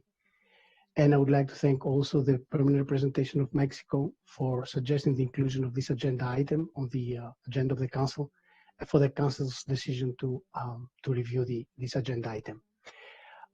It's a great privilege to participate in the session, which is dedicated to the 20th anniversary of the United Nations Transnational Organized Crime Convention and its protocol against trafficking in persons. In just 20 years, the protocol has been ratified by 178 out of the 193 members of the United Nations. It is now a truly universal instrument. The protocol has been groundbreaking in many ways. It provides the only legally binding and internationally recognized definition of trafficking in persons as a crime. It is also the first international criminal law convention to include provisions for the protection and rehabilitation of victims. All members of the Organization of American States have ratified the protocol and have developed national laws and policies to tackle human trafficking. This is a significant achievement. However, it does not mean that the mission is accomplished. Much more needs to be done to end this horrible crime. As in other parts of the world, human trafficking continues to be endemic throughout the Western Hemisphere. Our latest data show that women and girls account for more than 75% of all detected victims in the region. This is well above the global average of 65%. In Central America and the Caribbean in particular, 40% of detected victims are young girls, one of the highest shares worldwide. Most victims continue to be trafficked mainly for sexual exploitation, followed by forced labor, which is on the increase. Trafficking victims from Asia and Africa are detected in many countries of the region, while victims from Central and South America are detected in Europe and in North America. These statistics are indeed alarming, but through the protocol, we do have a powerful instrument to prevent human trafficking, prosecute the perpetrators, protect the victims, and help them on their round to recovery. This is where UNODC plays an essential role. In 2019 alone, our global and regional programs covered more than 70 countries around the world. We helped them draft, develop, and review laws, policies, and action plans. We trained and mentored the people who use them to apprehend, prosecute, and convict traffickers and protect and support the victims. We supplied resources for training, research, and policy reform. And we formed partnerships with international, governmental, and non-governmental organizations and supported joint investigations into trafficking crimes. In Latin America, the Caribbean, we have field offices in 12 countries. And we are regionally acknowledged as a strategic partner by law enforcement, by prosecutors, by judges, and migration bodies. UNODC signed a memorandum of understanding with the Organization of American States last year to strengthen our cooperative relationship, including in the field of combating human trafficking. Furthermore, UNODC is developing what we call a strategic vision for Latin America and the Caribbean for 2021 to 2025 to strengthen strategic and operational partnerships. Throughout our Track for TIP initiative, we're enhancing regional coordination to address the trafficking and exploitation of migrants. This 3-year project in 8 countries in South America and the Caribbean was launched last year with significant results. Our training manuals and toolkits have been integrated in the training curricula of police schools and prosecutorial academies in many countries of the Western Hemisphere. And we support the setting up of informal networks for cross-border cooperation and joint investigations. We also work with other agencies that share the same goals. Since 2018, UNODC supported 3 Interpol operations against the smuggling of migrants and human trafficking to the Western Hemisphere that cover more than 30 countries in 3 different continents and led to the rescue of hundreds of victims. I would also like to congratulate the Organization of American States for joining ICAT, the group of more than 25 UN agencies and regional organizations with a mandate against human trafficking. Only yesterday, Secretary General Luis Almagro participated in the 2nd ever summit of the head of ICAT agencies to present the work of the Organization of American States and the challenges that countries in the Western Hemisphere face when dealing with human trafficking. Ladies and gentlemen, we're coming to the end of a very challenging year. Despite the measures that restricted our lives to curb the spread of COVID-19, human trafficking networks continue to thrive and even took advantage of the pandemic. We expect to see an increase in cases of human trafficking. Many people have lost their jobs and find themselves in a difficult situation. Experience shows that economic downturns and unemployment increase crimes against people, including human trafficking. We have come a long way since the adoption of the United Nations Trafficking in Persons Protocol, but there are still many gaps in our approach. Victims remain largely undetected, and early identification approaches are not being fully implemented. Investigations and prosecutions remain low. In many countries, traffickers rarely go to prison or simply face a fine. Victims' rights are not fully guaranteed, and victims rarely receive compensation. International cooperation tools and bilateral agreements are not fully used. Ladies and gentlemen, we have the means to successfully combat human trafficking and hopefully to one day eradicate it. We just need to put them in full use and increase our cooperation. The Organization of American States is a key international partner in doing so, and we stand ready at UNODC to support you in reaching this goal. Thank you, Madam Chair, for giving me the floor.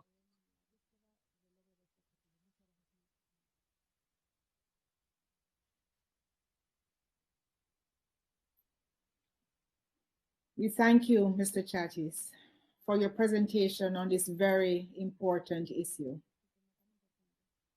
I now open the floor to delegations for comments. The delegation of Mexico is recognized.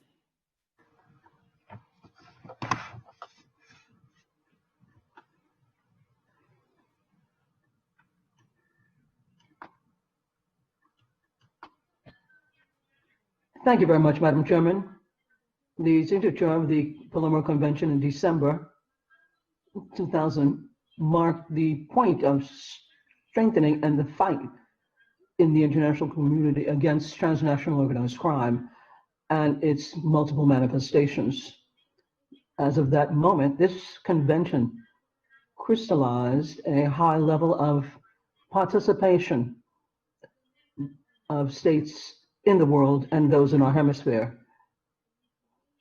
This continues to be a universal instrument and is a hallmark in the fight against all forms of transnational organized crime.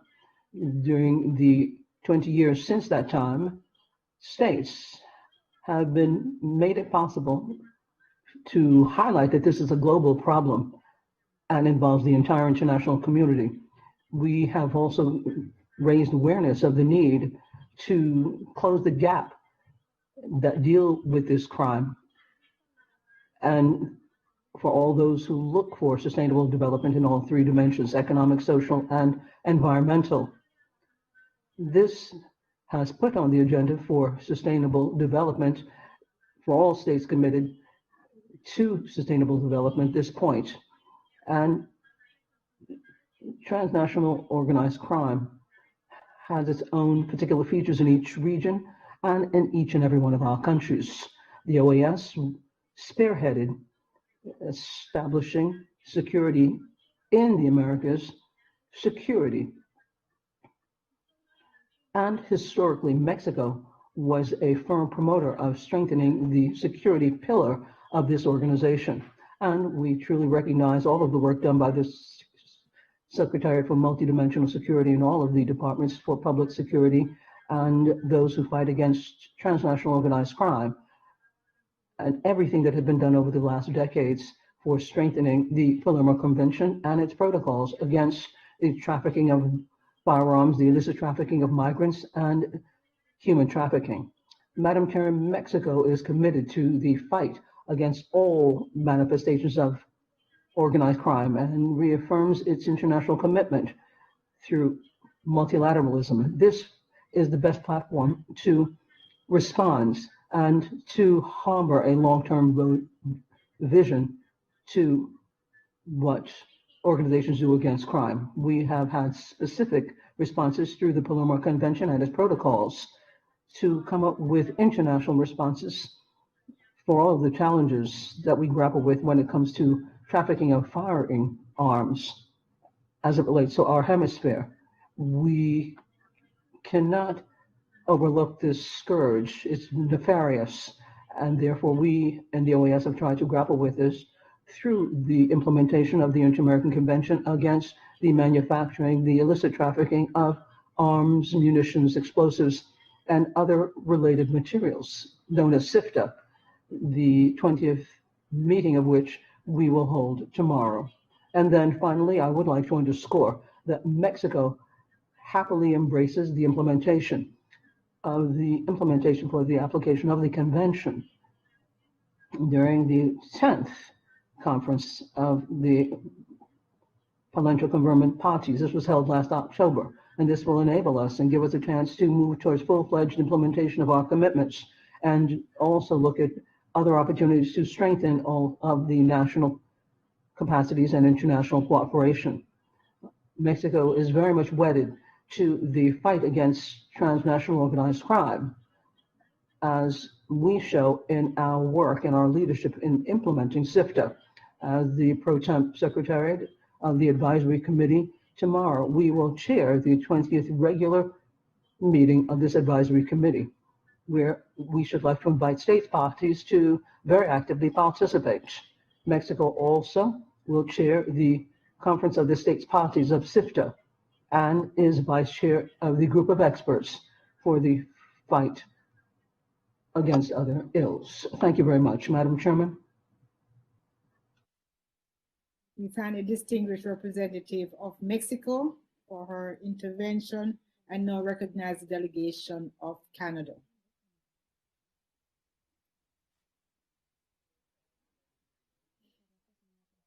Thank you very much, Madam Chairman. It's a pleasure to see you once again chairing this meeting, and I'd like to offer warm greetings to the Secretary General and the ASG as well. I would also like to greet our partners who work with us, and I would also like to thank the two presenters, Mr. Weintraub and Mr. Schenslitz from the United Nations, for their presentations. I'd like to also greet our partners and all of the other organizations as we celebrate this very important commemoration. Also, I'd like to thank Mexico for having presented this point on the agenda. We have to move toward the adoption as we make strides in transnational organized crime. This is an instrument which has become a very powerful means, an effective means to fight against the scourge of organized crime, and offers technical assistance in this regard. Therefore, for this period, we have to look at the implacable, unbridled scourge against transnational organized crime, the rule of law, and for moving towards the sustainable development objectives. given that we're going to step up our cooperation to fight against poverty and to make this world a more peaceful one, more inclusive one, and more prosperous one for all of the groups as they continue to adopt and pivot. We've seen during the pandemic, traditional ways of preventing and countering crime are being challenged. Organized criminal groups are deploying new technological tools to prey on children, to prey on adults, to prey on the elderly, many of whom are spending more time online. Some crimes as well impact us in new ways. Wildlife trafficking, environmental crimes, not only victimize individuals and communities, they also have a serious impact on public health and on climate change. Canada firmly believes that the solutions to these complex problems can be found in vigorous multilateralism and the guiding principles of the rule of law. The UN Convention on Transnational Organized Crime and its protocols give us the tools we need to leverage each other's successes and strengths to prosecute organized crime effectively. We're confident that we will overcome these challenges if we respond with renewed dedication, effective approaches, and increased collaboration at the global and at the hemispheric levels. For our part, we're proud to have been able to contribute through some of our partners on some of this important work. I just want to mention our anti-crime capacity building program. Through that program, we've supported 40 projects in Latin America and the Caribbean to respond to the threats of transnational criminal activity. We've been able to contribute $53 million to those efforts and continue to believe that they're extremely important for all of us. We appreciate the contribution of all of our partners, including the OAS, the IOM, UNODC, Interpol, and the World Bank, and look forward to continuing to work with all of you on this. Merci, thank you. We thank the distinguished representative of Canada and now recognize the delegation of Brazil.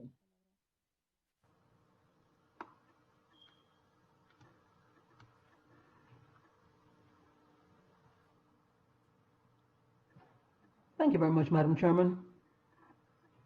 The adoption of the Conventions Against Transnational Organized Crime, known as UNDOC in English, in 2000, was a watershed movement.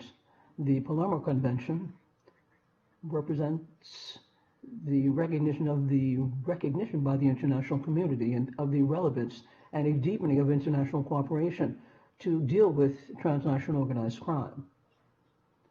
20 years after adoption, the convention continues to be a modern and flexible instrument. It's appropriate to its twofold purpose: to make more visible coherent strategies in the fight against organized crime, and it also based on international cooperation. The commemoration of 20 years of the treaty is yet again a new opportunity for the OAS to reevaluate these strategies in the fight against transnational organized crime throughout the hemisphere. In the last 2 decades, many regional efforts were adopted to make our work against organized crime more effective.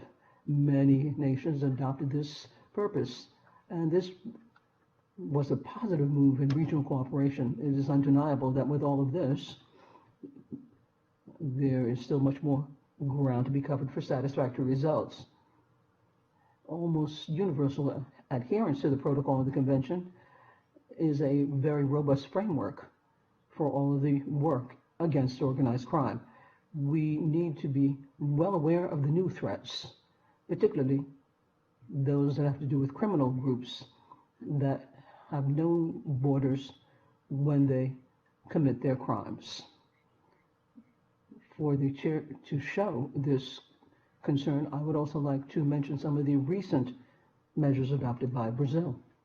With regards to the trafficking in persons, the national organization was renewed in 2016, and our parameter is the UNDOC protocol against this crime. Along this tack, the Council Against Human Trafficking was broadened. In addition to sexual abuse and included a normative international concept on this point. The national legislation also has the 3 pillars from the Palermo Convention: prevention, clamping down on crime, and representation of the victims. We would like to hear from the victims as we deal with the human trafficking or trafficking persons, and they have to be dealt with and offer their rights. Another innovation in the recent legislation was passing a host of different measures for investigation. This was signed in Mercosur. It enters into force for Brazil, and when that happens, we will have joint teams with a view to delving into the details and looking at some of the characteristics as coordinated by more than one of the parties. This is an aspect that, of course, favors the fight against transnational crime in our region. Cooperation within the context of transnational organized crime is a crucial point for Mercosur. In 2019, there was a police agreement for the border areas that was signed and opened up the way to hot pursuit. The police can cross the border of one country and go into another to continue pursuing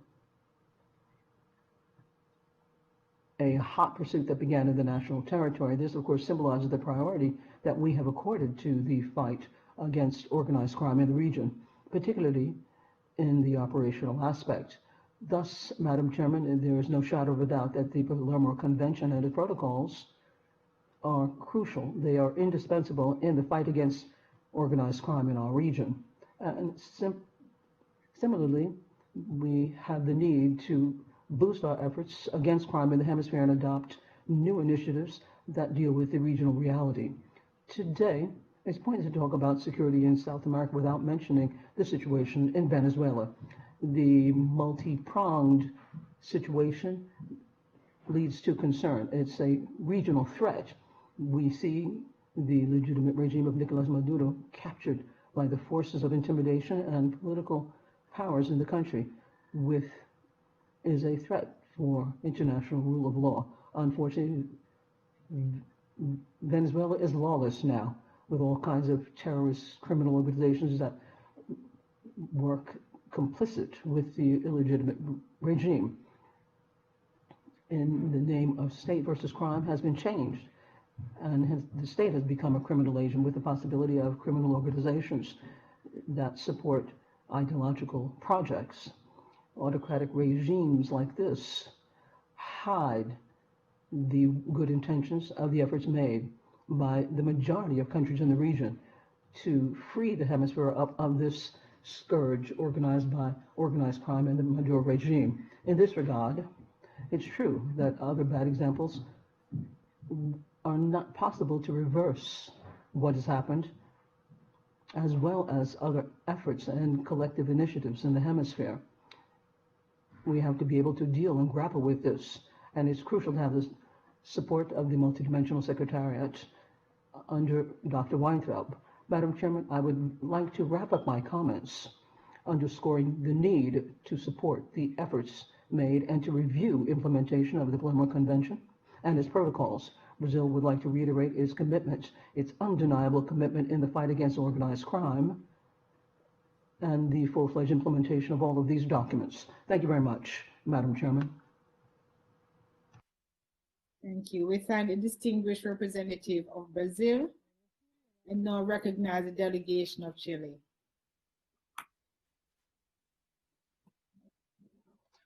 Thank you, Madam Chair. Good morning. We would like to recognize Mexico for its initiative in including this item on our order of business today, the commemoration of the 20th anniversary of the adoption of the UN Convention Against Transnational Organized Crime. We would also like to thank our speakers for their presentations, Mr. Weintraub and Mr. Chatsis. Transnational organized crime is cross-cutting, it is flexible, and connected to negative externalities that affect societies and their economies. The Palermo Convention is a tool to work together in collaboration to address transnational organized crime. It has also allowed us to reach consensus. We ratified the convention in Chile in 2004. It was a long process, during which we were pleased to see that headway was made. We also adopted the 3 protocols to the convention, which have allowed us to make progress in classifying crimes. We still have challenges and improvements that we need to make, and we hope to focus our efforts on implementing these instruments and other national instruments that will allow us to address this issue more effectively. At this time, we reaffirm Chile's commitment to strengthen national and international cooperation to fight transnational organized crime, human trafficking, migrant smuggling, and manufacture of firearms in line with international conventions. Before I conclude, I would be remiss if I did not underscore the important work being done by the Secretary for Multidimensional Security of the OAS.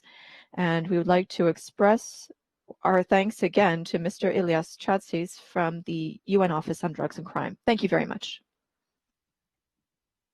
We thank the delegation of Chile and now recognize the delegation of Colombia.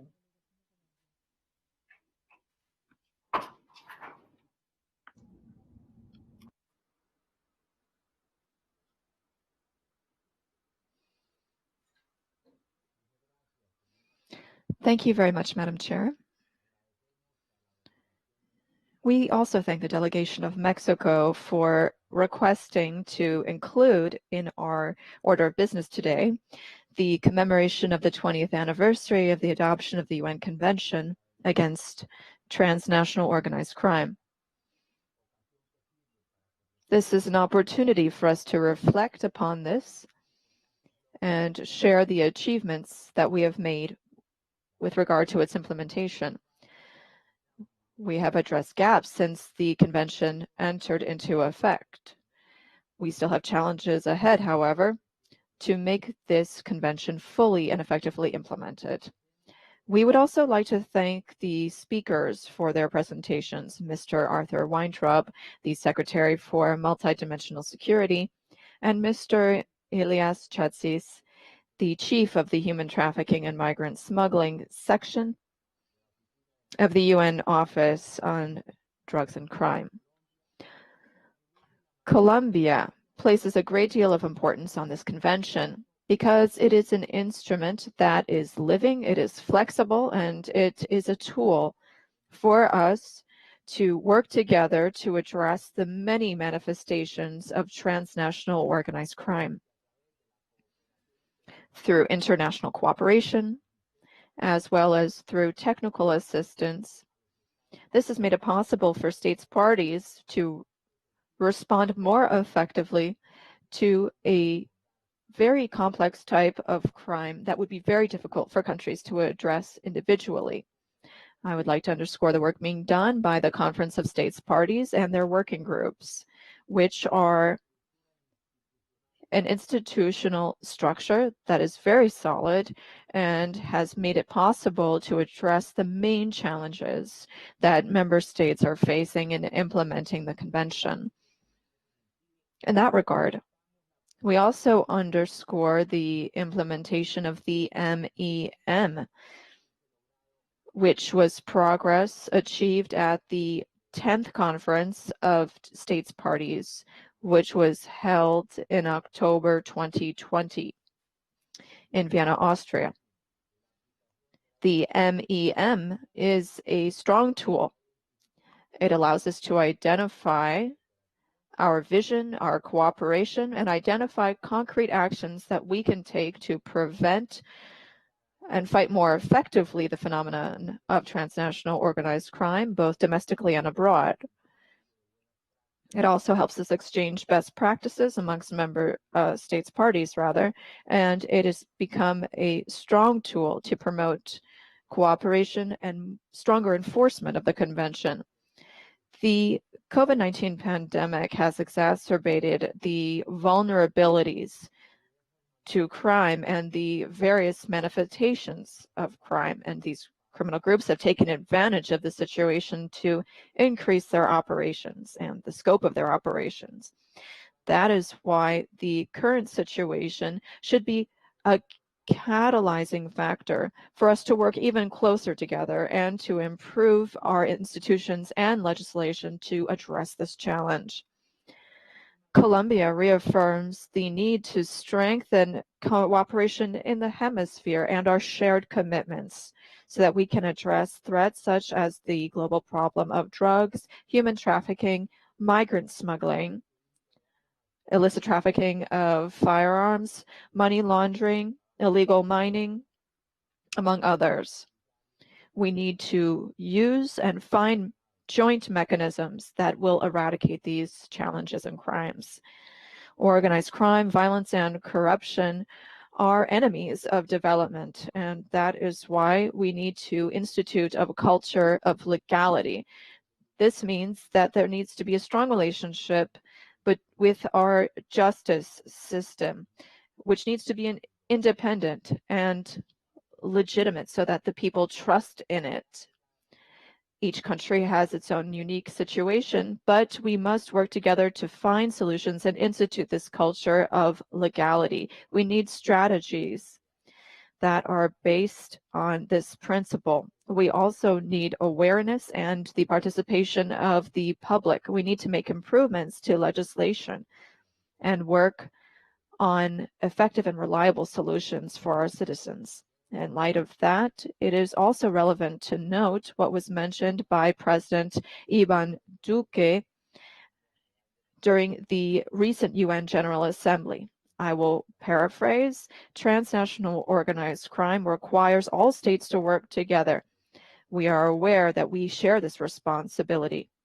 At that same assembly, he said, within this framework, protecting democracy in the region is a major challenge. There are threats to democracy that we see today that affect the freedom of nations and prevent integration from happening that would allow us to address these challenges. Specifically, he also mentioned that the regime of Nicolas Maduro is using resources and proceeds from drug trafficking and terrorism, and that is a constant threat to democracy in the region and the world.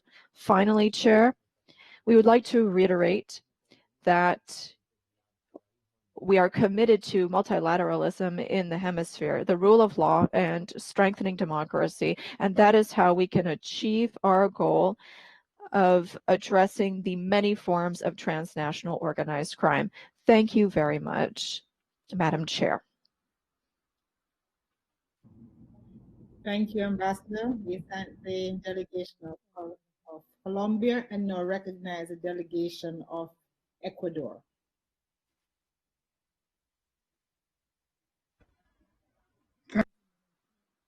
Agradezco la misión permanente de I would like to thank Mexico for requesting the inclusion of this item on our order of business, the commemoration of the 20th anniversary of the adoption of the United Nations Convention Against Transnational Organized Crime. And I also thank the speakers for their excellent presentations, Mr. Arthur Weintraub and Mr. Ilyas Chatsis. Ecuador ratified the convention in 2002. Since then, we have taken part in the work to support its implementation and as well support the 3 protocols that my country is also party to. Thanks to these instruments, we have made headway in our crusade against transnational organized crime, a complex and dynamic phenomenon that has many different causes and has negative effects on our societies, public security, and our democratic institutions. The COVID-19 pandemic has led to lockdowns and social distancing, and we rely more than ever on information and communication technology. However, we've seen criminal groups use the same technology for criminal purposes. Therefore, we need to step up our cooperation because that is the ideal tool to address the evil tactics of criminal groups. In this framework, we also work to fight corruption, which also affects our society. We do this in a multidisciplinary and balanced way, and we stress the importance of international cooperation here again, as well as exchanging best practices to fight corruption in all of its forms, because it is one of the most serious obstacles for us to channel resources towards sustainable development, particularly when it comes to eradicating poverty and access to justice for all. At the national level, in January of 2018, we created a national unit specialized in investigating transnational organized crime with the purpose of investigating and prosecuting these crimes. Other efforts have been part of this. We have worked a great deal on these, and we have developed software to analyze this phenomenon. We also have a new plan of action against human trafficking with the support of various entities. This took 18 months to develop, and we had government entities, academia, and civil society participate. It reflects the consensus of interested parties and proposes various lines of action in order to combat this crime, which is a shared responsibility for us all. With regard to our public prosecutor's office, we have strengthened its participation in various working groups and regional fora, including the specialized meeting of public prosecutors of Mercosur, among many others. During the 10th Conference of Parties to the Palermo Convention in October in Vienna, our public prosecutor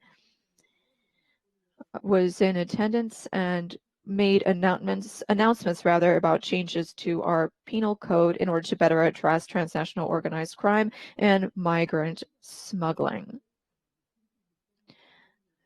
There were other reforms that were adopted that help us better fight corruption and also strengthen our national legislation by introducing new standards to fight corruption and transnational organized crime. These are complex crimes, and they have a tremendous impact on our society, and additional work is being there. Finally, we would like to recognize this important work of the OAS here through the Secretariat for Multidimensional Security and various departments, including the Department Against Transnational Organized Crime, which all work together to prepare model laws in line with the UNODC model law. This helps us strengthen work that is being done to combat illegal mining as well as stockpiles and money laundering in Ecuador. We have carried out a strategic analysis, and we have presented a guide on different types of money laundering crimes. My country appreciates the support from SICTE to develop a national cybersecurity plan, which is currently being discussed, and we hope that this can be carried forward, and we hope that we can continue to work together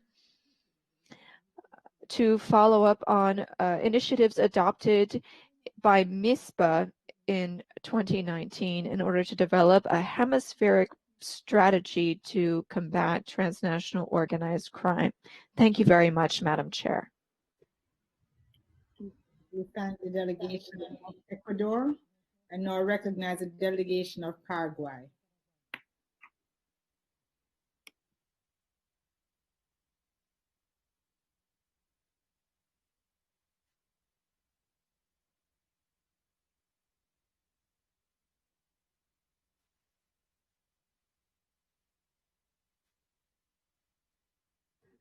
Señora Presidenta, Madam Chair, to commemorate the 20th anniversary of the adoption of the UN Convention Against Transnational Organized Crime, my delegation reaffirms its firm commitment to fight transnational organized crime.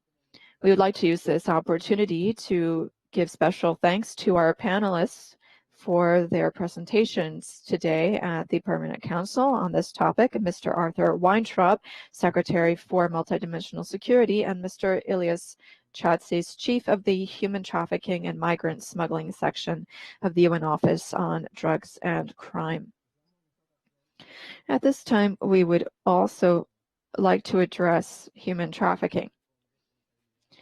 My country recognizes its shared responsibility in addressing this and all types of violence against women. For some time now, my country has had an interagency roundtable to combat human trafficking, and we have actively worked to develop a program to assist victims of human trafficking in Paraguay. We have a plan for 2020-2024. We adopted this formally 2 days ago through a decree so that we can strengthen our fight against these crimes. We also offer training courses on an ongoing basis to address human trafficking. We offer these for members of the military, as well as people working within specific programs, the Institute for Indigenous Peoples, and other entities, as well as local and city governments.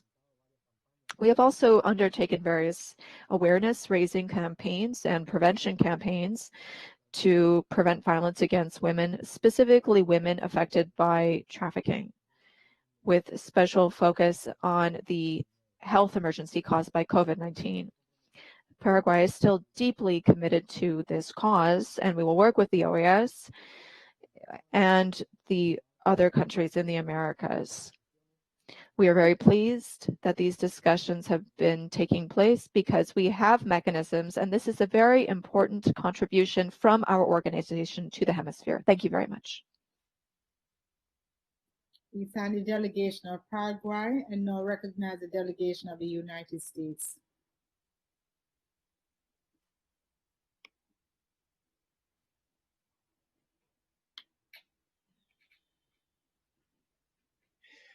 Thank you very much, Madam Chair. I'd also like to thank the delegation of Mexico for adding this item to the agenda, and our two speakers who were very informative, Mr. Weintraub and Mr. Chessis. On October 12th of this year, we marked the 20th anniversary of the adoption of the United Nations Convention Against Transnational Organized Crime, or UNTOC. The treaty was a major step forward in fighting criminal activity that knows no boundaries and deeply affects all of our nations and our citizens. Today, the UNTOC remains an indispensable tool in fighting shared threats. For the United States, the UNTOC has repeatedly proven its usefulness to our justice and law enforcement agencies. Since 2005, we have relied on the UNTOC more than 1,000 times as a legal basis to provide or to request mutual legal assistance, extradition, and other forms of international cooperation with over 100 countries. At the OAS, we support complementary actions that reinforce the treaty and its 4 protocols. The United States remains committed to working together with other member states to uphold our core objective of promoting international cooperation in the fight against transnational organized crime. We look forward to working on these issues within the OAS to secure our hemisphere and safeguard our citizens. Thank you, Madam Chair. We thank the delegation of the United States and now recognize the delegation of Honduras.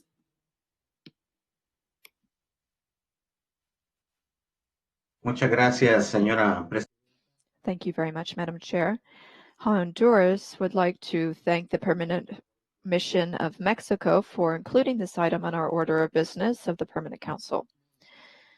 We also echo the thanks expressed to the presenters, Mr. Arthur Weintraub, the Secretary for Multidimensional Security, and Mr. Elias Chatsis from the Human Trafficking and Migrant Smuggling section. Honduras joins in this commemoration of the 20th anniversary of the adoption of the UN Convention Against Transnational Organized Crime, the Palermo Convention. We reiterate our commitment to work to strengthen implementation and agreements reached with regard to this convention. We also reiterate our thanks to the Secretary for Multidimensional Security because through various areas it has offered ongoing support of a technical nature and support for important projects in our country. Thank you very much, Madam Chair. We thank the delegation of Honduras and now recognize the delegation of El Salvador. Muchas gracias, señora. Thank you very much, Madam Chair. We also thank the delegation of Mexico for including this item. We thank the panelists. We would also like to echo the importance of the commemoration of the 20th anniversary of the adoption of the UN Convention Against Transnational Organized Crime and its protocols against human trafficking and migrant smuggling. We support full implementation of international instruments to foster peace and security internationally.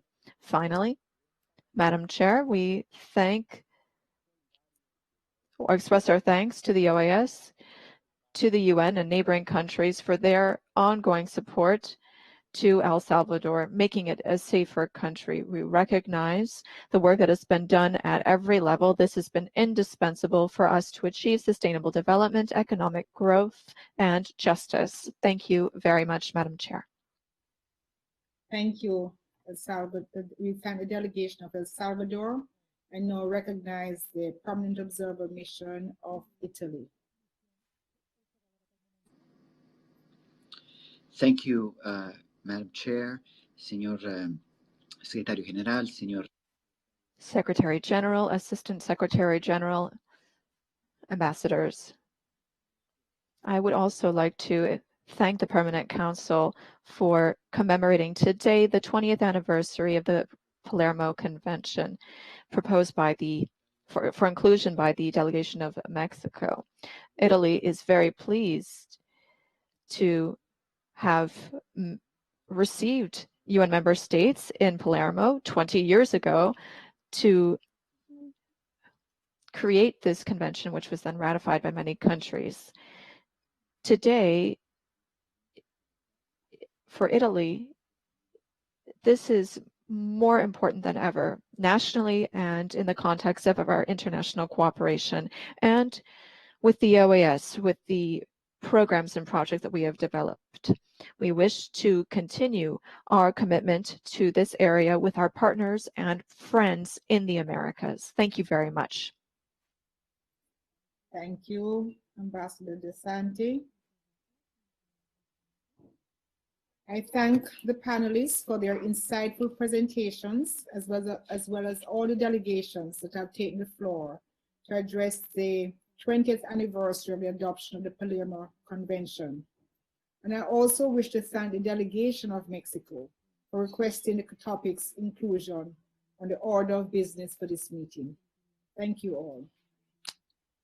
The next item is the presentation of the 29th report of the Secretary General to the Permanent Council on the Organization of American States mission to support the peace process in Colombia, distributed as document CP/Doc 5668/20.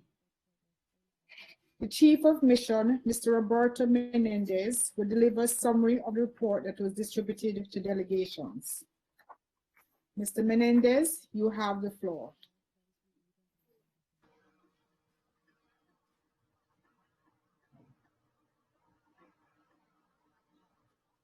Thank you very much, Madam Chairman.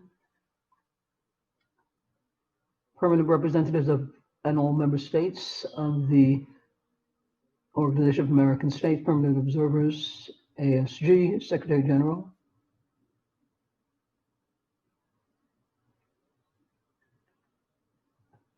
Peace in Colombia is peace for the Americas and leads to world peace. This is the commitment that we have to accompany this process. MAP has been a concrete expression of the international work, but today we have to thank our friends, the Ganeste Foundation, Canada, United States, Germany, for their support,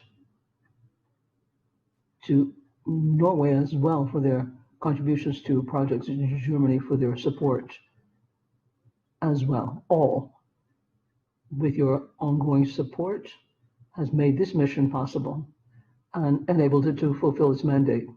We put together a team of women that are very committed to peace. This has allowed us to move ahead. I would like to avail myself of this moment to look at the tireless efforts Colombia has made to move towards peace. Colombia has gone through a long period in its history looking at the victims and their rights, and also in terms of developing public policies that promote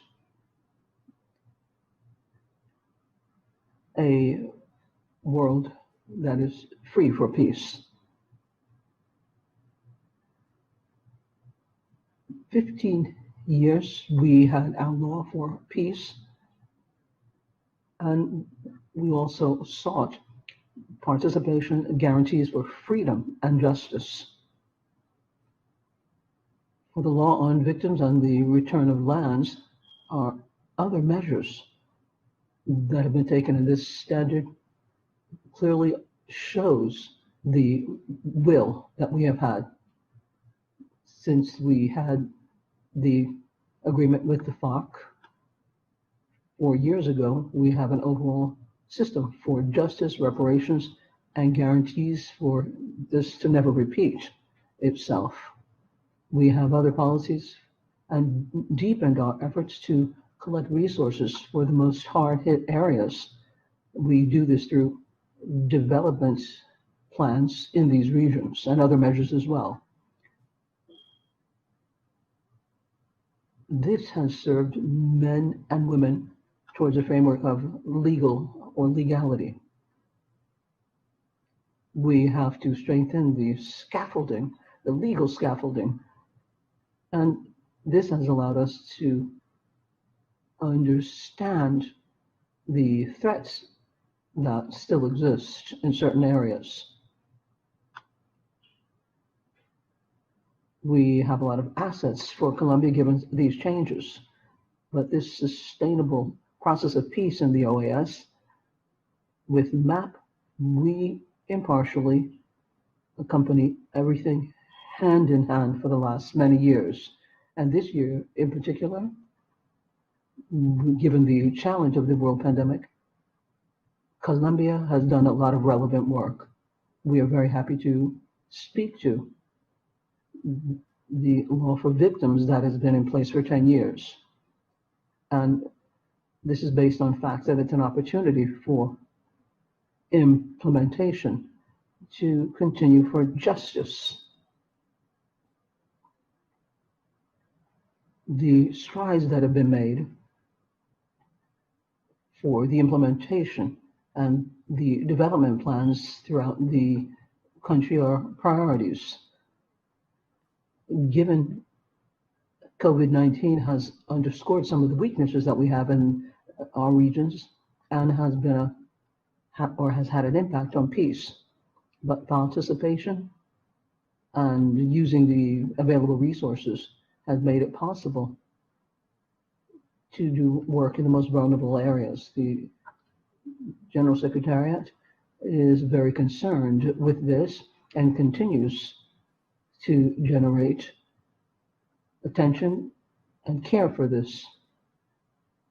given the lockdown, the threats, and the violence that continues, takes up our attention and that of our societies.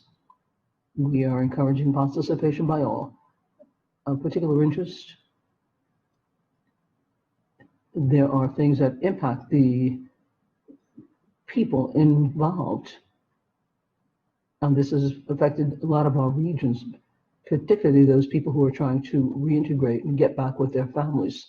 The Secretary General has underscored that Goodwill has boosted our efforts, and with special attention to forced recruitment by the armed groups. There is concern also with the ongoing violence against young people, women, the elderly, and those who defend human rights. We have to strengthen and analyze all of the actions to be taken with a view to broaching how we can use women's work for political participation. The Secretary General has encouraged us to continue these activities, which will look at the incorporation of FARC members, and so we have to determine the responsibilities in this process and move ahead to identify those involved. We have tried to analyze since 2016 all of the communities who are involved. We have looked at the threats and a set of other things. The families and the communities require an overall all-encompassing approach. We have to develop security and health, and it's also necessary to have an all-encompassing approach by all missions and the competent authorities, those who are affected. We have to have a minimal care that will take into account each and every plaque of this. This is a prime time to look at the main causes of violence that continues to affect the countries, and we have to move ahead hand in hand to build peace. Madam Chairman, complete peace is moving ahead. It has to be a sustained process, though there's a lot of ground to cover, but it's important to continue this path to grapple with all of those who are involved. The General Secretariat also encourages us to continue to have agreements between the state and others by making investments, as well as to step up efforts to deal with the other armed groups. We have to have definitive moves for peace. I would like to make an appeal to all parties involved in terms of how we look at these agreements that involve conflicts.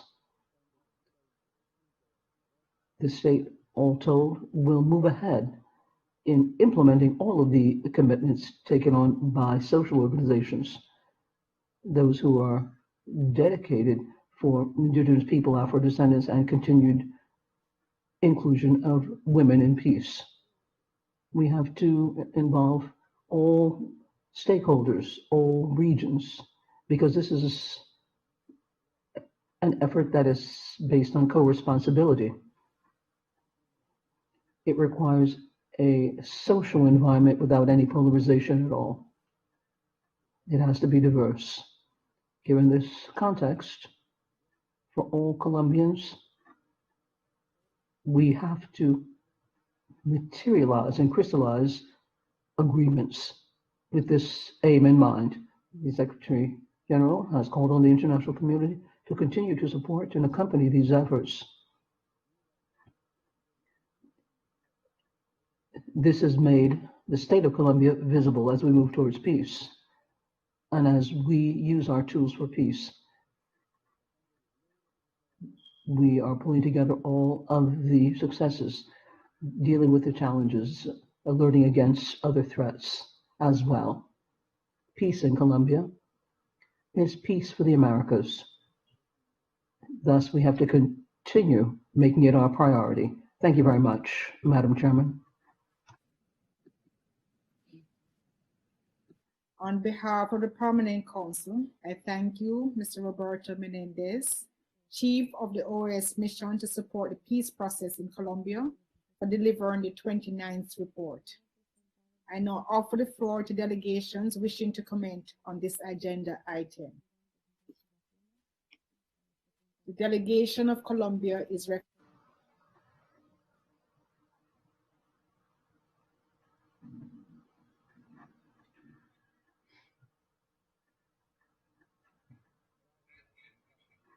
Thank you very much, Madam Chairman. Secretary General, Assistant Secretary General, and Mr. Menendez, head of the MAP ambassadors. I truly appreciate the Secretary General for having requested inclusion of this topic as we develop the mandate of the Permanent Council in January 2004. This year, the agreement between the General Secretariat and the Government of Colombia was signed. Today, we are looking at the 29th report, which covers the period between the 1st of January and the 30th of June 2020. This report, contrary to the other reports previously, underscores and looks at a more complex time. And as was pointed out from the very outset, one of the immediate effects of the pandemic of COVID-19 has been to exacerbate the problems and the pre-existent vulnerabilities throughout the country. Colombia, as is the case of other countries in the world, is grappling with the tremendous challenges because of the pandemic, and at the same time is looking at a whole set of very difficult problems that became clear, as pointed out in December by the leader for peace and consolidation in December. We will continue to cover ground. We're dreamers, but we want to be realistic in the implementation of the peace policy. We do this hand in hand, collectively, with institutions, stakeholders, and communities that are committed to strengthening concrete results that have been achieved in the last 2 years. We appreciate the willingness of MAP to contribute to this process and their appeal to all legal groups to slay violence that ravages the most vulnerable communities so that we can have strong peace more so than ever, with an imperative which is undeniable, cannot be put off, neither politically, economically, socially, or culturally. Given all of that, we're very happy to see that amongst the significant progress made in the report, the integral system for reparations and non-repetition is underscored. This is the responsibility to articulate all activities in the regions that have been looked at, as well as approving the respective strategic plans for all-encompassing intervention by the National Security Council. In the border zones, we recognize the activities of the national government with a view to increasing the presence, the institutional presence in these areas, and the report also underscores the strategies undertaken by the defense sector with a view to having security in these areas, as are the peace plans, strategic plans for the military forces. This is a plan for the heroes of freedom, and number 3 of the National Police Plan in the framework of the strategy protecting vulnerable populations. It also underscores and values all of the social progress made to defend the different phenomena that work against leaders, particularly the intersectoral plan of action, POW, which is an opportunity to know and bring together the institutional framework to prevent and protect everything. It also recognizes the work by law enforcement of the Special Investigation Unit of the Prosecutor's Office of the nation. The document also underscores many different concerns and recommendations which have been analyzed and are the basis of decisions by the authorities. And as such, the report observes a deep-seated concern that the current state of play is being taken advantage of by armed groups to broaden their own interests throughout the country. And this leads to a repetition of their activities. And the mission has observed an increase in anti-personnel landmines and other corridors for mobility and narco or drug trafficking activities. Drug trafficking has been underscored, and it continues to be the fuel for armed conflicts in the country, as well as other challenges that have to do with the implementation of our strategy for alternate crops as social conflicts burgeon. And thus, in this regard, it is very important to remember that the government has denounced all the conflict in the areas that are directly related to the presence of illegal armed groups and illegal activities such as drug trafficking or illegal mining. Intervention to succeed in arresting these illegal activities for the community, moving towards sustainable legal crops requires the intervention of the state by a host of different tools that can be used for each specific region. Given this current state of play, eradication by the public authorities is not the origin of social conflicts. On the contrary, the illegal crops are the fuel that feed into violence in these areas. And on the other hand, forced eradication is a significant contributor to the coca growing activities. 93,607 hectares that have been eradicated in 2019 show this. Thus, Madam Chairman, the presentation that we heard 2 weeks ago in this council show that we are making progress in stabilizing the most hard-hit municipalities because of poverty. More than 220,000 people actively participated in crafting the 16 development plans with a view towards some of our areas. And in these areas, in the last 2 years, 888 projects have been carried out very satisfactorily. 888 projects, I repeat. Thus far, to date, these pages have investments that hover around $600 million.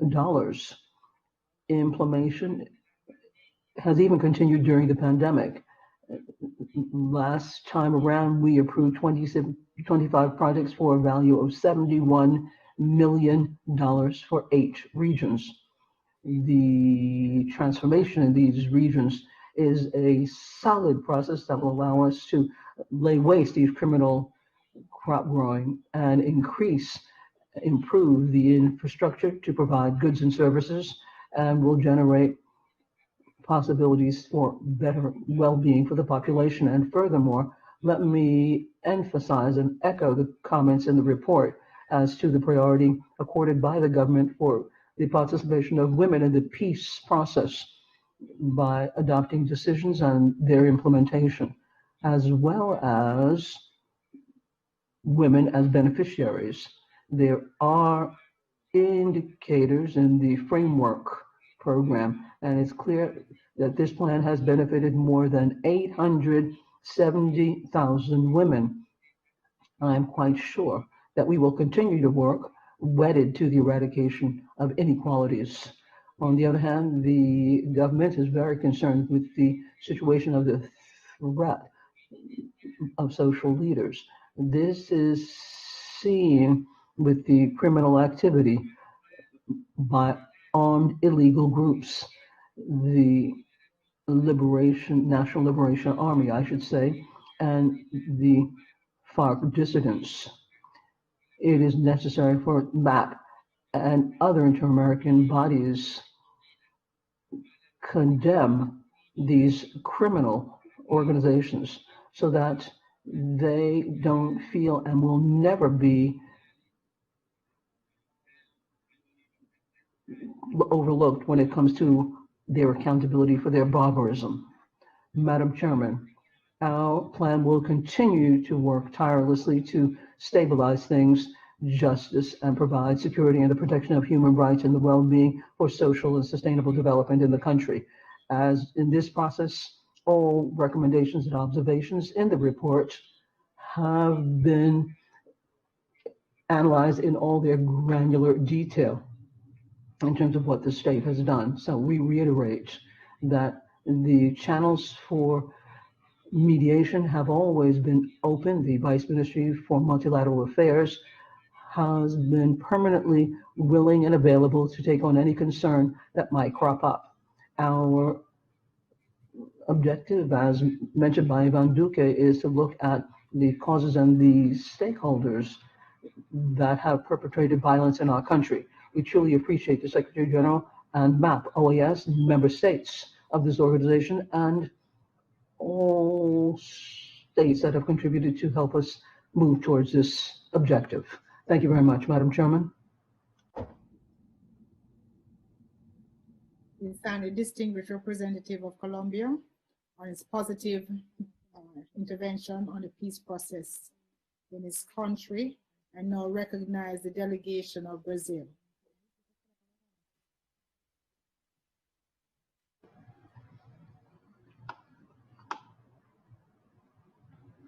Thank you very much, Madam Chairman.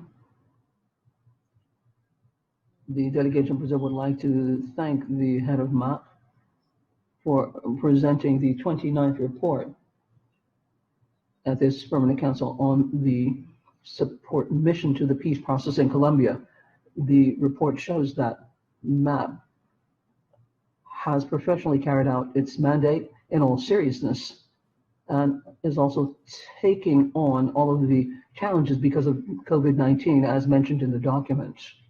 We would like to recently reaffirm, and as we did in this council, that Brazil not only offers political support to the MAP process, but also contributes to on-the-ground activities.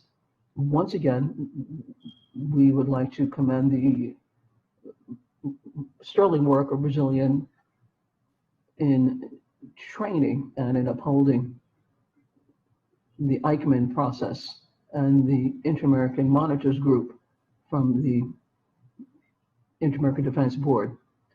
The mission, Madam Chairman, merited before and continues to deserve commendation by Colombia, particularly with regards to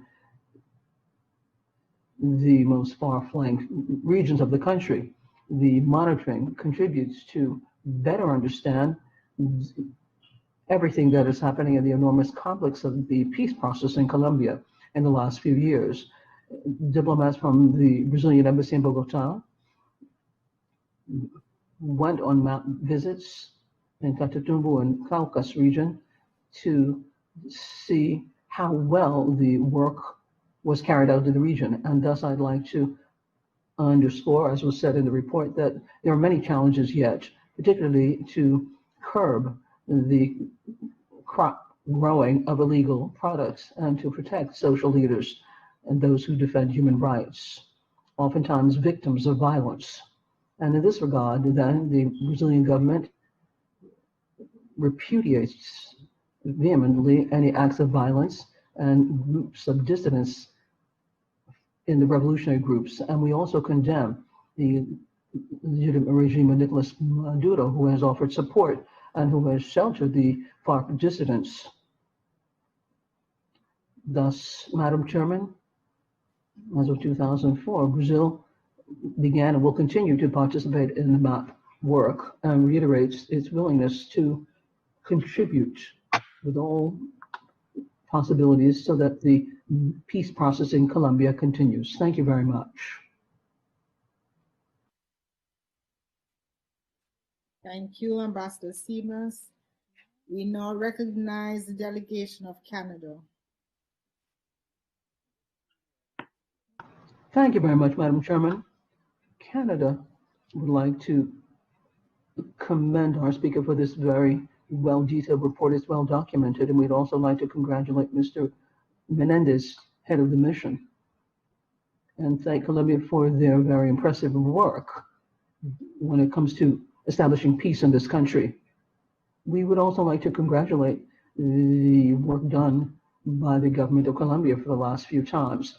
Canada is deeply concerned given the situation that MAP has to deal with, given the increase in violence and insecurity, the threats against defenders of peace, and for the ex-combatants.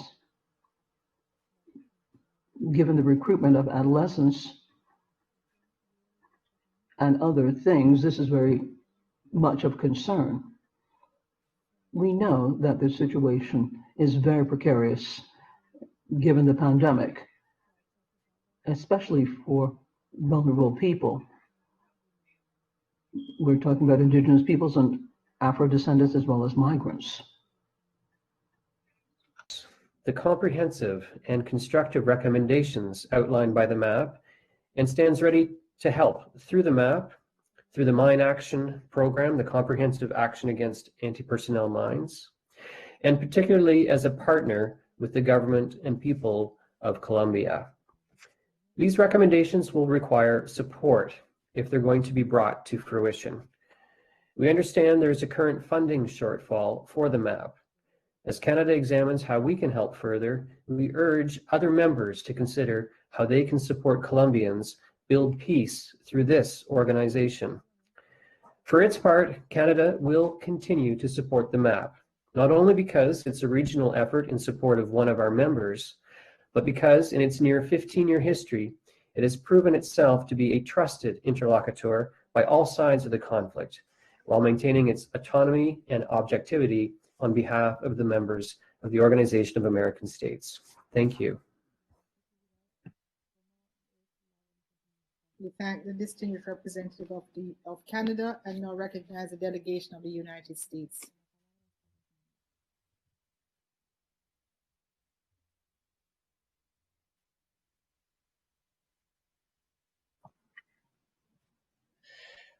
Thank you, Madam Chair.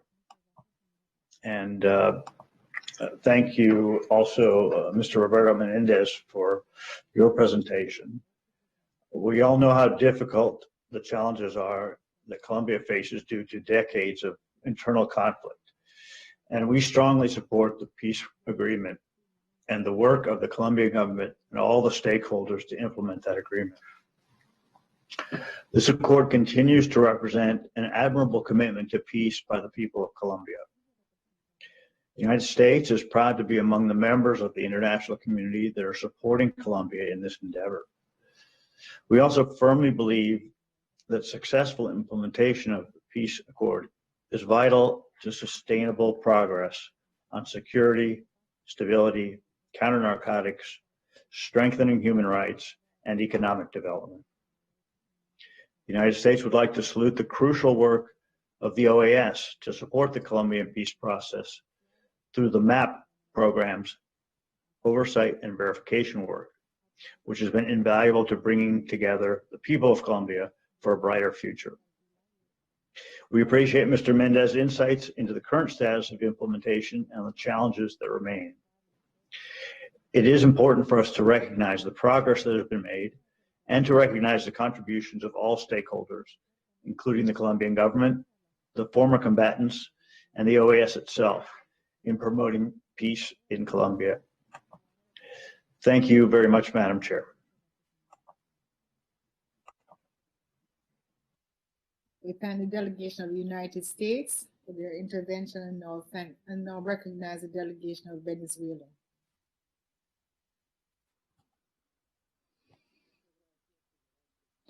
Thank you, Madam Chair. I would also like to thank Mr. Menendez for the report that we just heard.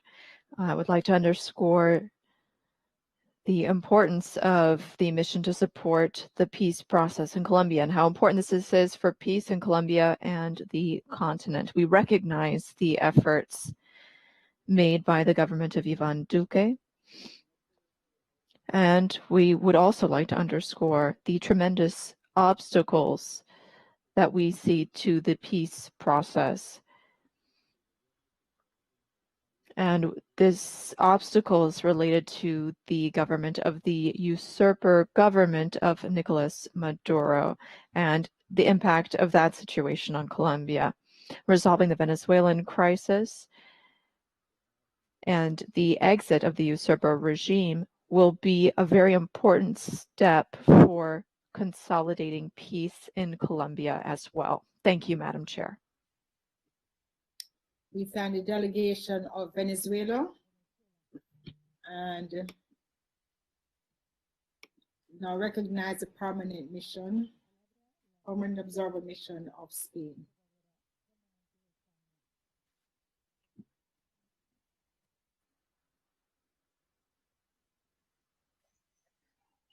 La misión de España.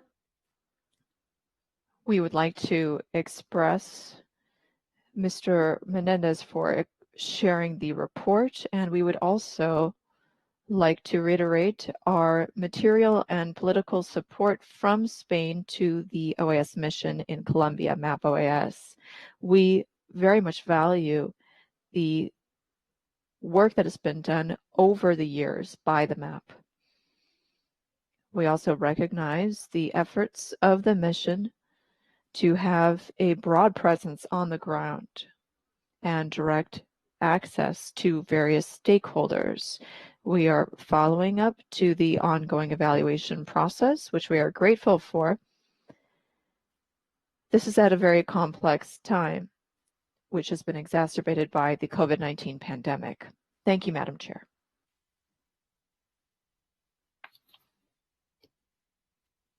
Thank you. The chair suggests that the Permanent Council takes note of the 29th report of the Secretary General to the Permanent Council on the OAS mission to support the peace process in Colombia, contained in document CP/56683/20. And we thank Mr. Menendez, Chief of Mission, and the members of his team for their work. There be no further observations. It is so agreed. Agreed. We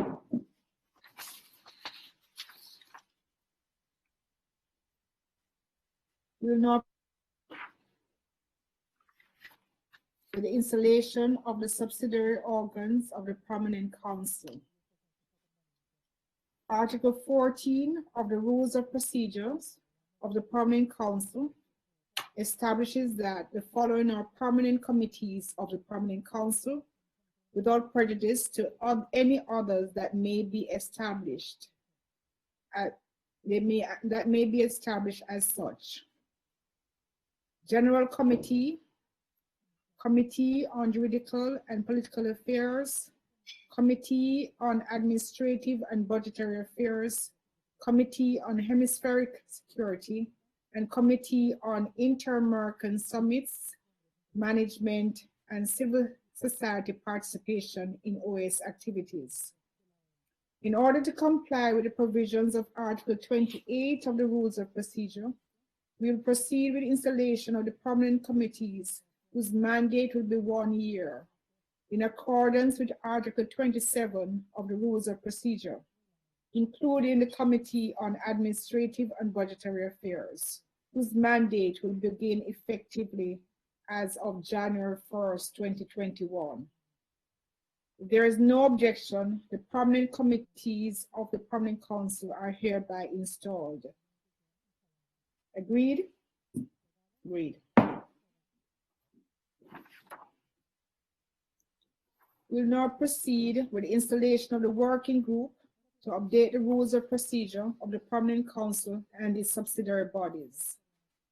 As delegations are aware, the General Assembly, through Resolution AG/Res 2951, requested the Permanent Council to establish a working group under the aegis of the Committee on Juridical and Political Affairs to analyze the current regulatory framework and pertinent documents related to the functioning and procedures of the Permanent Council, including its permanent committees, special committees, subcommittees, working groups, and other mechanisms, and to put forward recommendations that may contribute to the strengthening of the organization's resilience.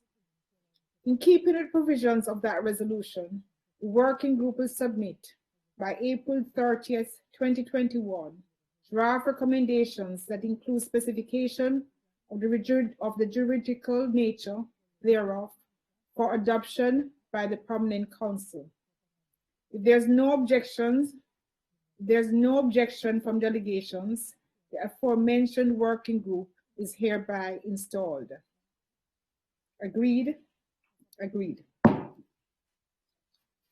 Item 5, election of officers of the committees of the Permanent Council. This next item concerns the election of the officers of the permanent committees and the working group just installed. As it is known to all, the General Committee is chaired by the Chair of the Permanent Council, pursuant to the articles of Article 15, pursuant to the provisions of Article 15 of the Rules of Procedure of this Council, and in accordance with Article 21 of the Rules of Procedure.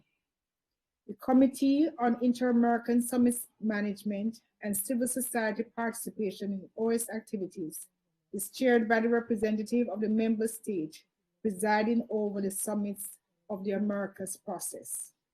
With that said, we'll proceed first with the election of the chair of the Committee on Hemispheric Security. In this regard, I'd like to remind delegations that on November 5th, 2020, through document CP INF 8787/20, the Permanent Mission of Nicaragua, in its capacity as pro tempore President of the Central American Integration System, CICA, nominated on behalf of the countries that make up CICA, Ambassador Rita Claveri de Soli, Permanent Representative of Guatemala, as Chair of the Committee on Hemispheric Security for the 2021 term. With that said, I now offer the floor to delegations.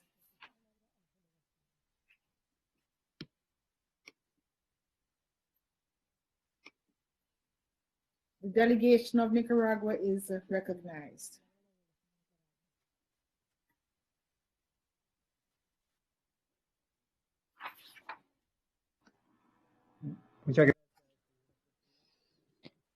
Thank you, Madam Chair.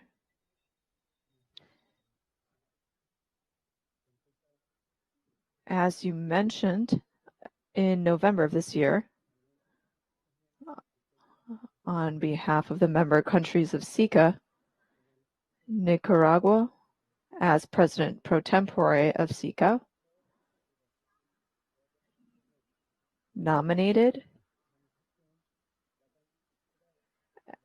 Ambassador Rita Claveri de Soli to chair the CSH.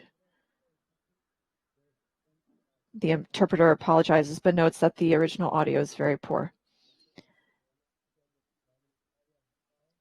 She has worked previously for the FAO, and she has also been the ambassador of Guatemala to the United States and to Mexico. Again, the interpreter apologizes. The sound is poor.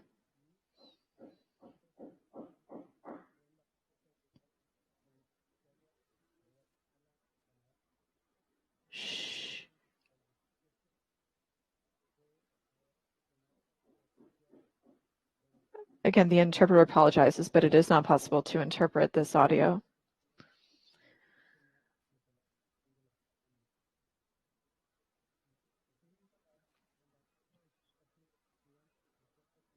She has also chaired the Permanent Council and other groups within the OAS, and I'm sure she will support the work of the CSH. Therefore, we present her candidacy. Thank you, Chair.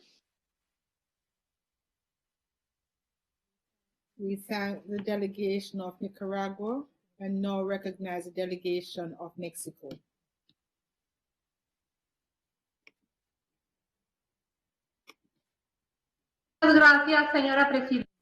Thank you, Madam Chair. Mexico is honored to second the nomination of Ambassador Rita Clavieri de Sholi, permanent representative of Guatemala to the OAS, to be the chair of the CSH. She will be the third woman to hold that position. Mexico did so, and Nicaragua did as well. The OAS is strengthened by the work of women and what they do to promote the OAS's priority mandates. Ambassador Clavieri has a great deal of experience in bilateral and international spheres and will be very successful. That is why we propose to elect her as chair of the CSH by acclamation. Thank you, Madam Chair.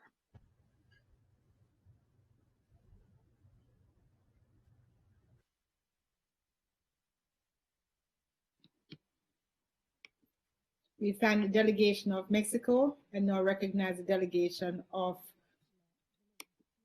Colombia.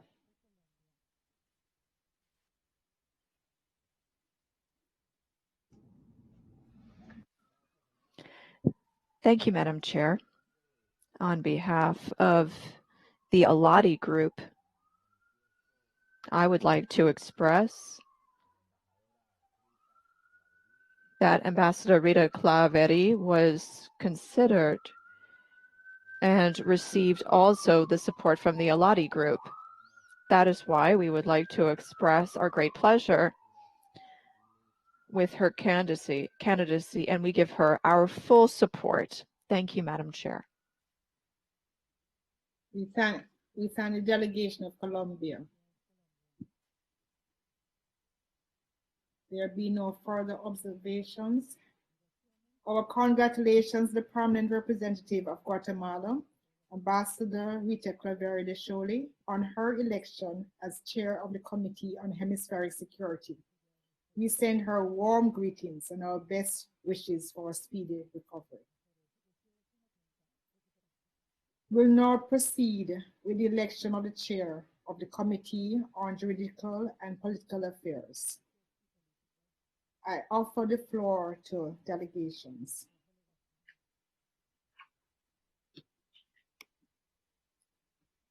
We recognize the delegation of Brazil.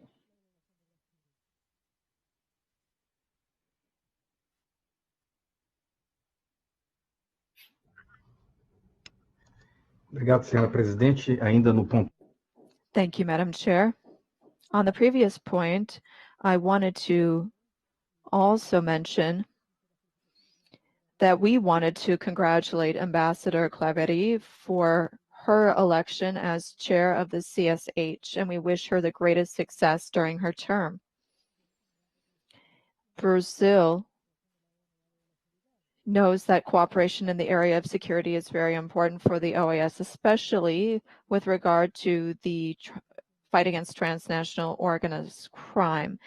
There was the omnibus resolution approved at the last General Assembly, and it establishes mandates for the CSH. And we know that under the chairwomanship of Ambassador Clavieri, the committee will place a great deal of priority on these mandates and will shoulder the responsibilities assigned to it for 2021. Thank you very much.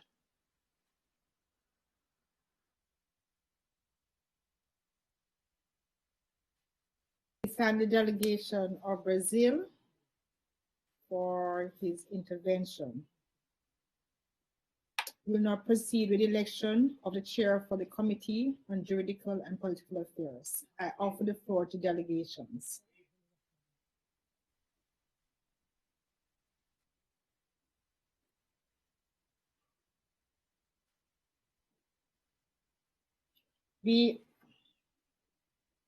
We will defer this item for a further meeting.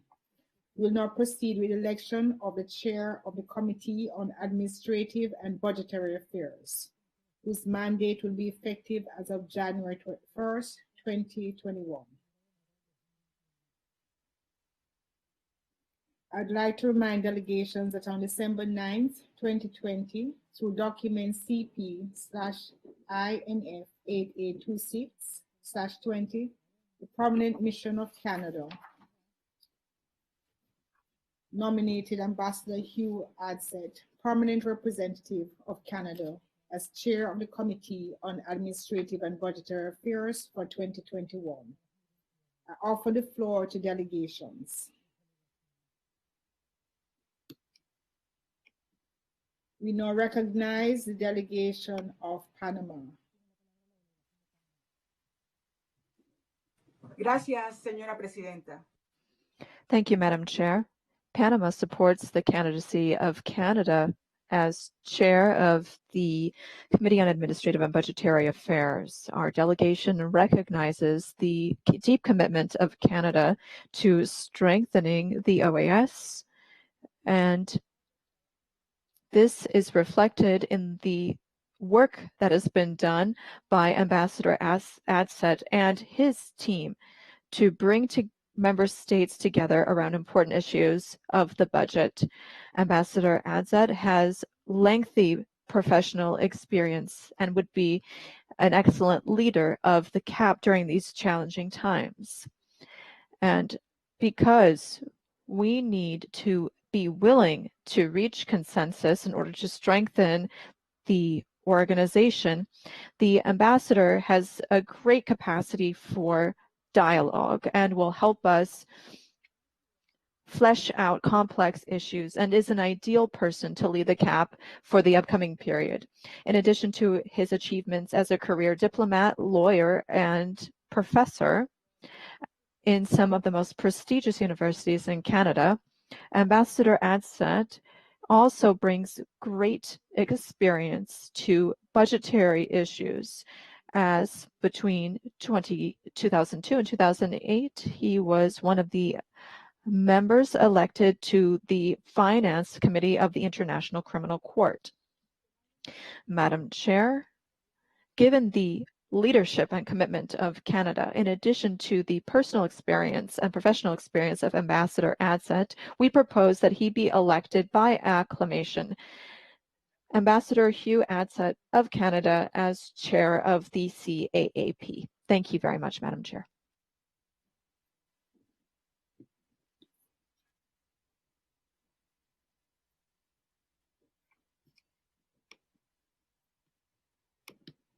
We recognize the delegation of Brazil.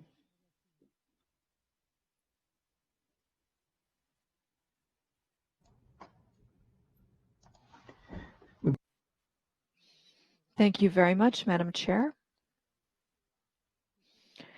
I would like, on behalf of Brazil, to strongly support the election of Ambassador Hugh Adsett as chair of the CAP for 2021, when we will feel the economic impact of the COVID-19 pandemic. It will be felt everywhere. The OAS will have to act with the CAP to overcome these challenges during these very difficult times. We know that we are in good hands with Canada and the ambassador leading the work of the CAP as chair. We wish Ambassador Adsett the greatest success during his term and will have the full support of the mission of Brazil at all times. Thank you, Madam Chair. We thank the delegation of Brazil and now offer our congratulations to the permanent representative of Canada, Ambassador Hugh Adsett, on his election as chair of the Committee on Administrative and Budgetary Affairs. Your mandate takes effect on January 1st, 2021. Congratulations, Ambassador.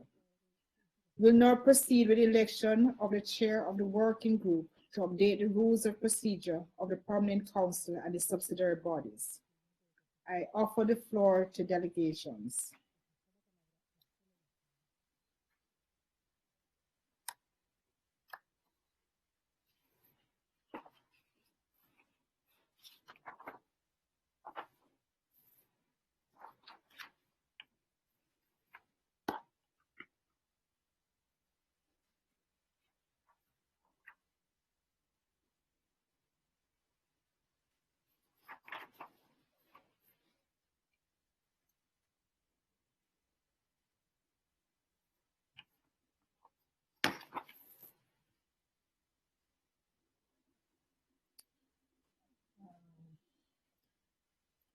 ASG, are you able to advise on if there's someone trying to connect at this point? I don't see any requests for the floor, Madam Chair. We may need to defer this to the next meeting of the Permanent Council. Sorry, Ambassador of Honduras just requested the floor. Okay. The delegation. Gracias, señora presidenta. Thank you, Madam Chair. On behalf of my delegation, I would like to propose the Ambassador of Ecuador, Carlos Játiva, to be chair. We know he has a great deal of experience. He is a strong professional with leadership skills and a great deal of experience. We have seen him chair some of the most important committees in our organization, and therefore I believe that he would be the ideal person to lead the work of the committee. Therefore, I propose that he be elected by acclamation. Thank you.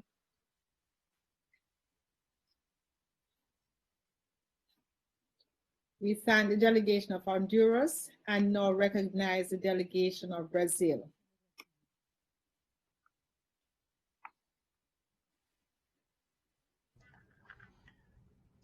Senhora Presidente, é com o maior prazer. Madam Chair, it is with great pleasure and satisfaction that Brazil seconds the nomination of Ambassador Carlos Játiva of Ecuador to be chair during this period. Thank you. We thank the delegation of Brazil and now recognize the delegation of Mexico.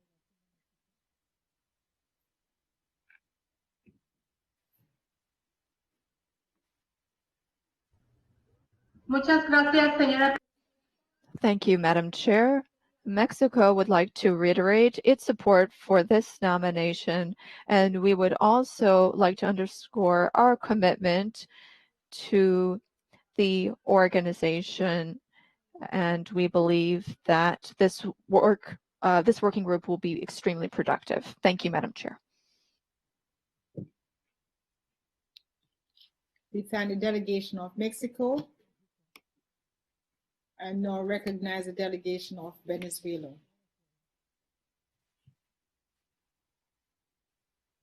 Gracias, señora Presidenta. Thank you, Madam Chair.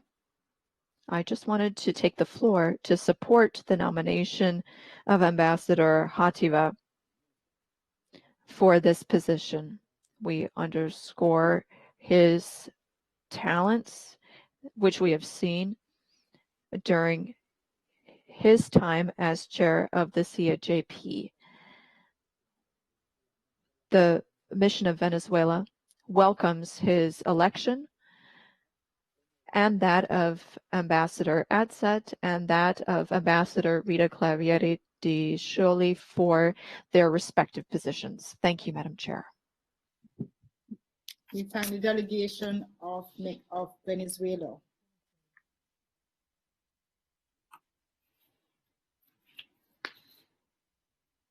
Our congratulations to the permanent representative of Ecuador, Ambassador Alberto Játiva, on his election as chair of the working group to update the rules of procedure of the Permanent Council and its subsidiary bodies. Congratulations, Ambassador Játiva. We offer our congratulations to the permanent representatives elected, wishing them every success with their new responsibilities. Excuse me, Madam Chair, you have a request for the floor? We now recognize the delegation of Guatemala.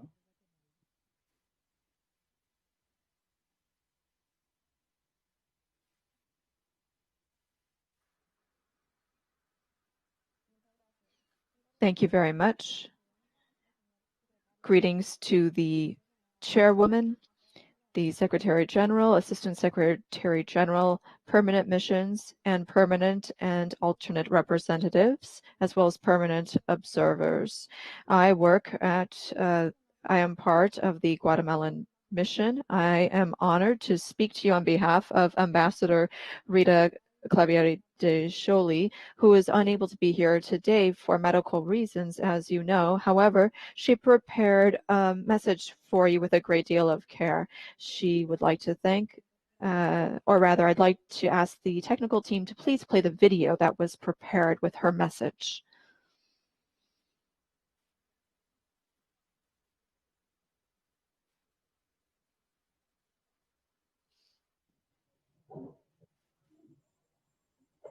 Perdón, no se oye el... Pardon me, we're not getting any sound. Fernando, we're not able to hear the video.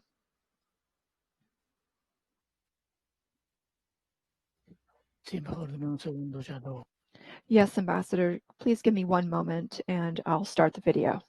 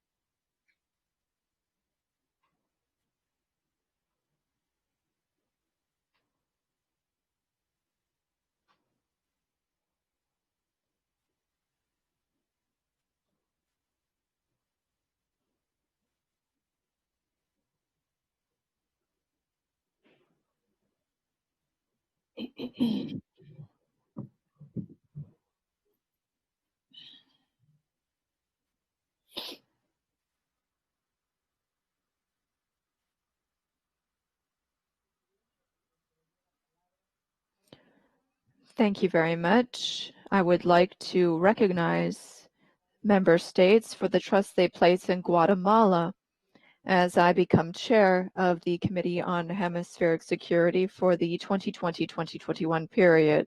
I would like to recall here and give special thanks to the support from brotherly countries in SICA for having given me their strong support in this nomination. Guatemala knows that there are serious challenges ahead of us due to the COVID-19 pandemic and the consequences of natural disasters that have affected our countries. The consequences of these continue to affect our peoples and governments. We also recall that the General Assembly held in October of this year underscored the importance of our system to support efforts to address the demands of this crisis, which is without precedent and which affects our healthcare systems, economies, and is also a threat to the hemisphere. Guatemala values the role that the CSH can play within this organization. That is why I will strive to make it a forum to strengthen dialogue for peace in the Americas and to contribute to domestic and regional efforts in the area of multidimensional security. During this time, we will have the opportunity to implement key initiatives, including the exchange of views on hemispheric security, as well as experiences and knowledge on public security, in addition to threats like cybersecurity and critical infrastructure, as well as transnational organized crime. we place a great deal of importance on strengthening the cross-cutting work of the secretariats and entities in the inter-American system, and will take advantage of opportunities offered by mechanisms like MISPA and REMJA. As a woman representing a member state, it is a real privilege for me to be able to chair this committee, bearing in mind that the last time that a woman chaired this committee was in 2002. I conclude by underscoring that 2021 will be a very important year for my country as the host of the 51st regular session of the General Assembly during the second half of the year. We reiterate our commitment and availability and responsibility to achieve this mandate along with member states of this organization. Thank you very much.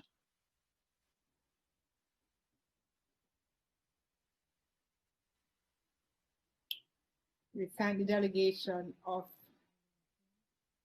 Guatemala and now recognize the delegation of Canada.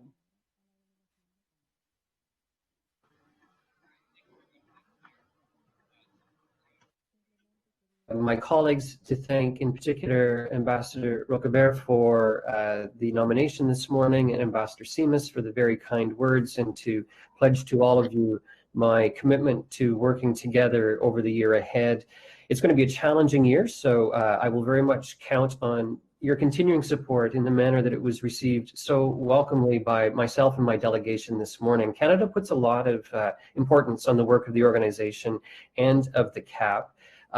It's critical to our ability to achieve what we're all striving so hard to achieve. So let me simply say how much I'm looking forward to taking on this responsibility, and to thank as well Ambassador Trujillo for the work that he accomplished as chair over the course of the past 12 months. Thank you very much. Thank you, Ambassador Asset, and again, congratulations. We now recognize the delegation of Ecuador.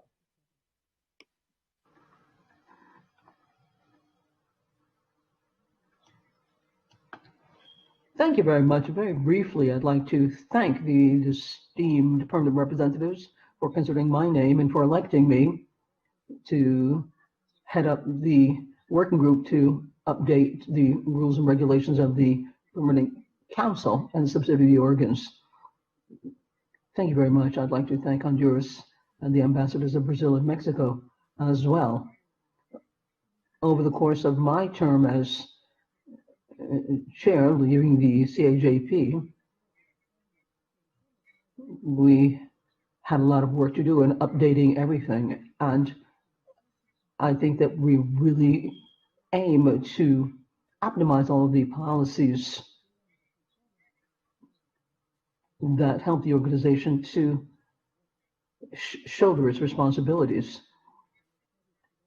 And for the future, it will be up to us to update the rules and regulations for the success of this organization. The current regulations in the Council have been around for about 40 years, and they've been changed. The last reform, which was an all-encompassing one, took place, and therefore we have the Permanent Council of 2001. But let me just say that I'm fully wedded to all of the work, and of course will involve all member states, and it couldn't be any other way. I would like to thank all of you for your valuable contributions and your very significant contribution from the CAJP, from the technical services, legal services, and I feel that we fulfilled our objective that we were entrusted to do. I'd like to thank all member states and everyone. Obviously, everyone I'd like to thank once again for your critical observations, and I'm quite sure that given the work of the group, we were able to move ahead. Thank you very much, Madam Chairman. Thank you, and again, our congratulations, Ambassador Ativo.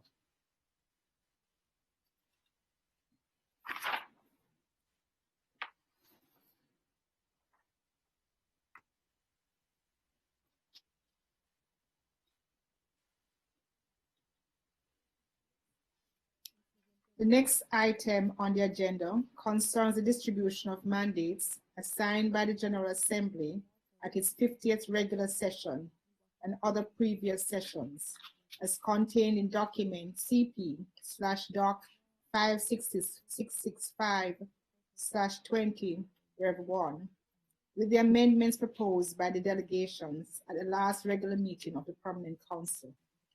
If there is no objection, the chair suggests that the council adopt the resolution, the distribution of mandates contained in document CP/Doc 5665/20, Rev. 1. It is so.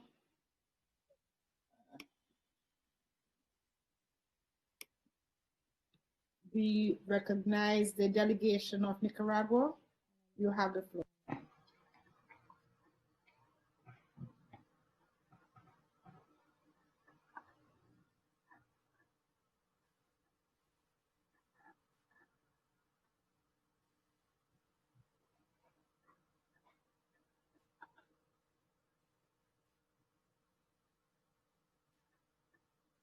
Thank you very much, Ambassador.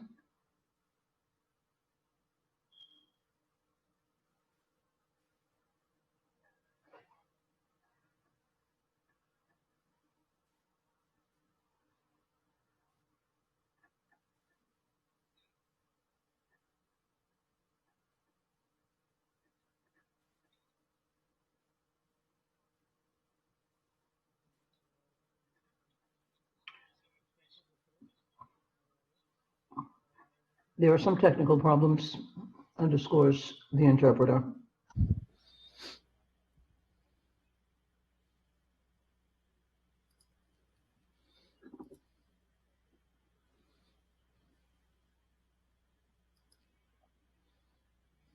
Very briefly, Madam Chair.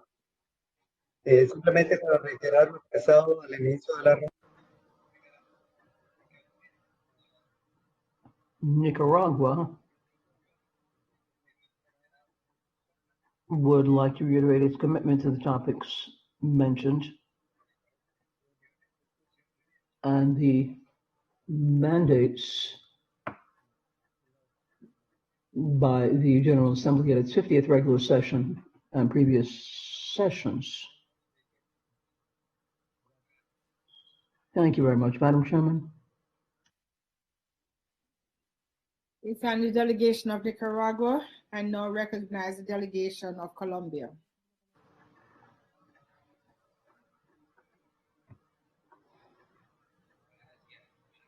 Thank you very much, Madam Chairman.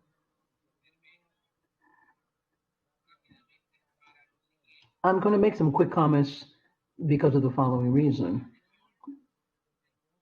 In the Permanent Council's meeting, I should say in one of the Permanent Council meetings, in which we also dealt with the topic on the distribution of the mandates,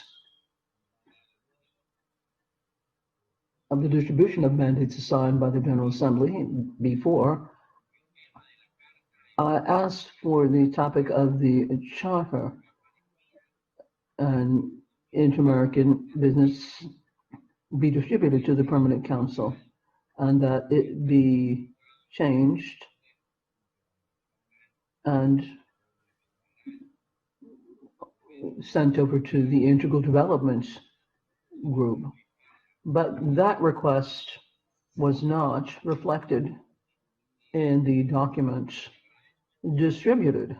Thus, I truly appreciate the adjustment, taking note of the mention that was along the following lines, and I'm going to reiterate those words today. I would like to begin by thanking the distribution of mandates offered by your chairmanship.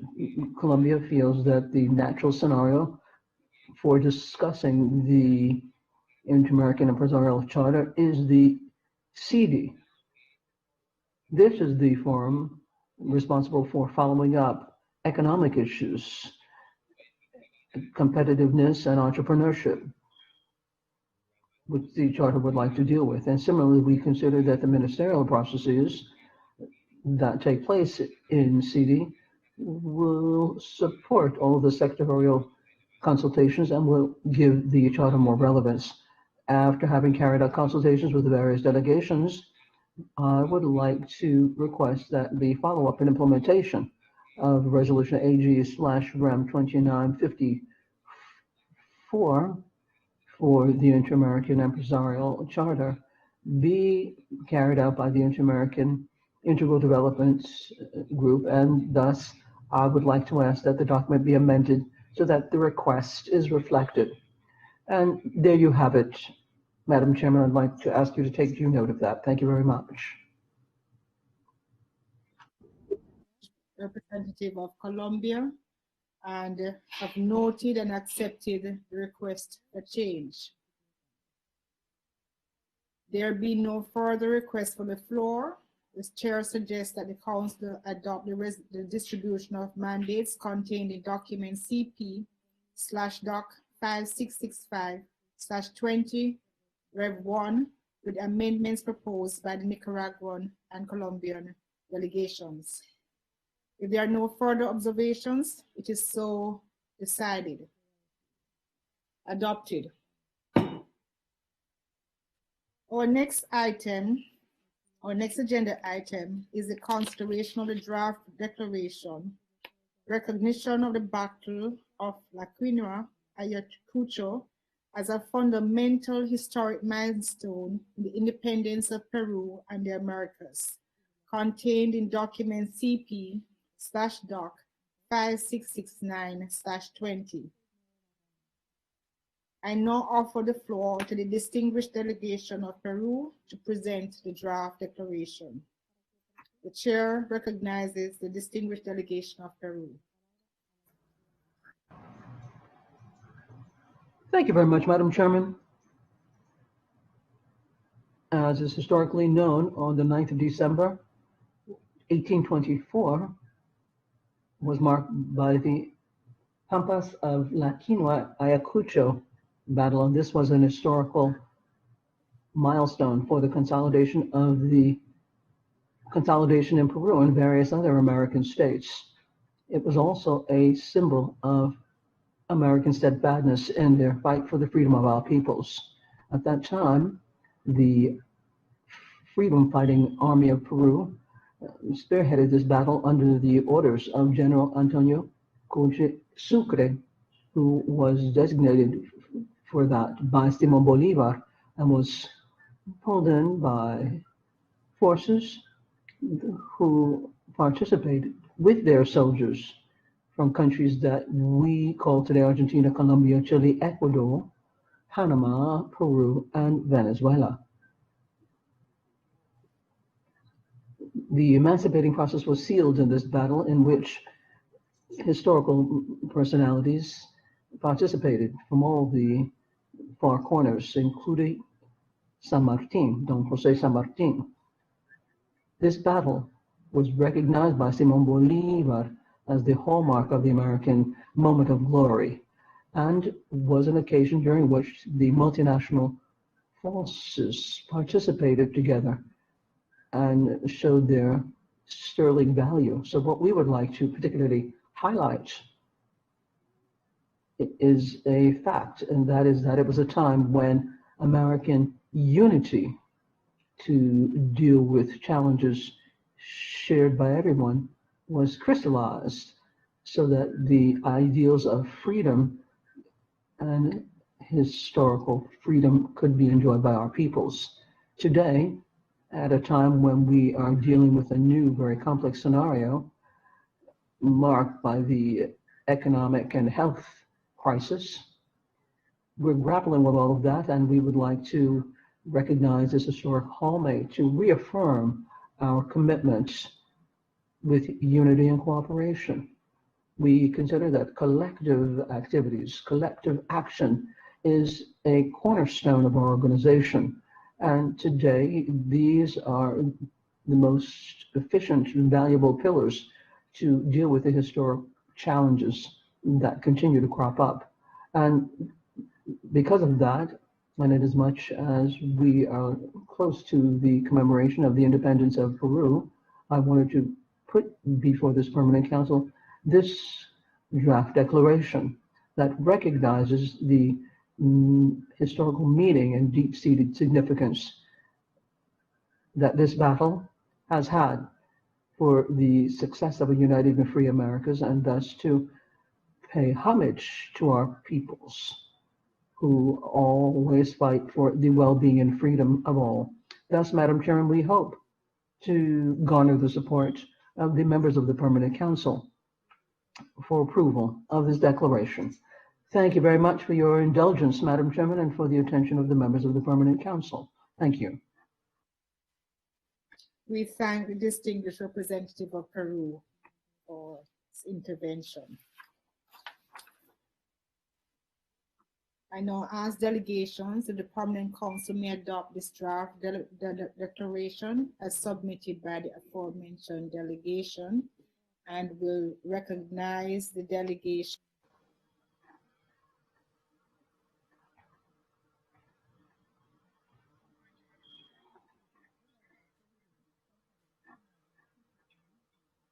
This battle in Ayacucho was an historical hallmark for Peru and the rest of the Americas, particularly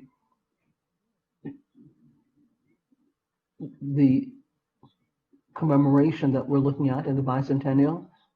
And my delegation very happily would like to second this declaration. Thank you very much, Madam Chairman. We thank the delegation of Ecuador and now recognize the delegation of Venezuela.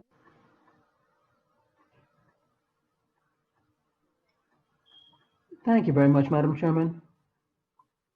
My delegation would like to thank the representative of Peru for including this topic on the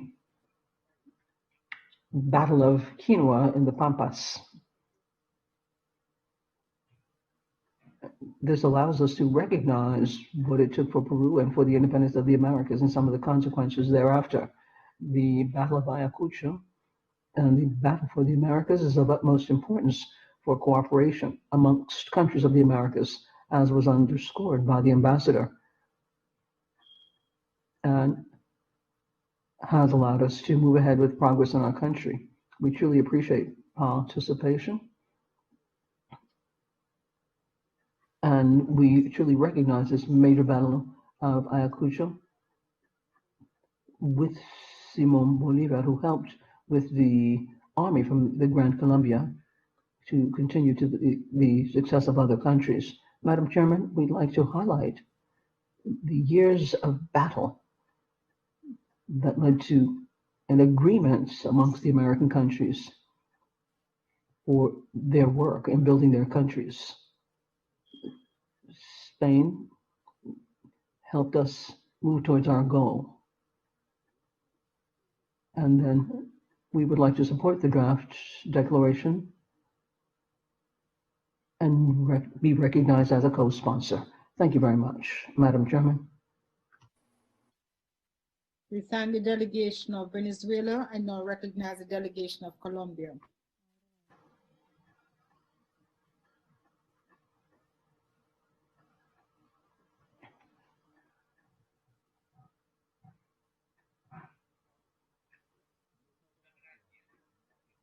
Thank you very much, Madam Chairman. Colombia is very enthusiastic when it greets the inclusion of Peru, and thanks Peru for this declaration that speaks about one of the facts that is part and parcel of the collective memory of all of the activities that took place, and it is one of the hallmarks of the Americas. The freedom fighting army of Peru, present in the Battle of Ayacucho under the orders of General Sucre, designated by Simón Bolívar, and under the aegis of the Order of Peace from Maria Córdova and others, They put together military forces from Peru, including what is today Bolivia, the Republic of Colombia, Venezuela, Colombia, Ecuador, and Panama, Rio de la Plata, and the Chilean soldiers.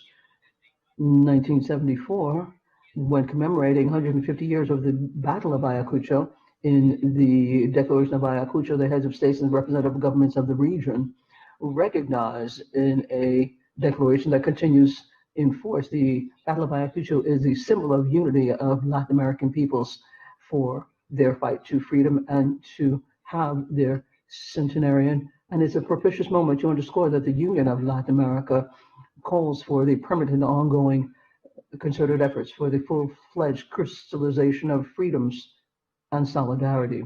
And that is why, Madam Chairman, Colombia would like to ask for this declaration to recognize the Battle of Las Pampas and the Battle of Quinoa Ayacucho as a fundamental historical hallmark for the independence of Peru and the Americas, and that it be approved by acclamation. Thank you very much, Madam Chairman. And the delegation of Colombia, and now recognize the delegation of Argentina.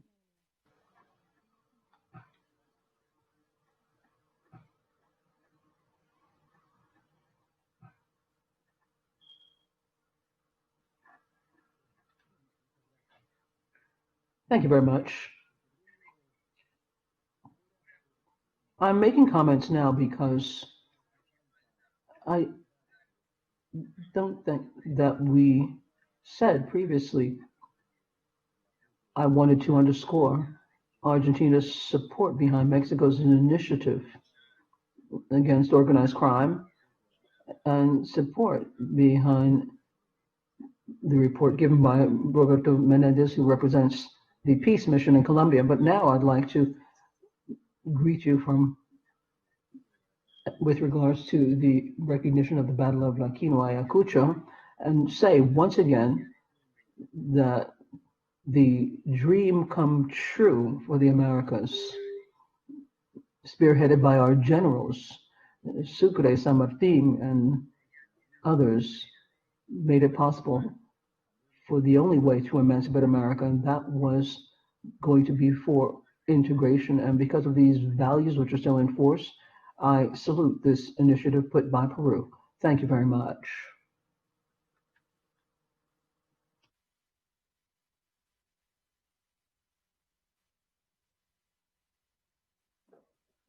Madam Chair, you're on mute. Thank you, SG. We thank the delegation of Argentina for their intervention. And will now proceed by acclamation,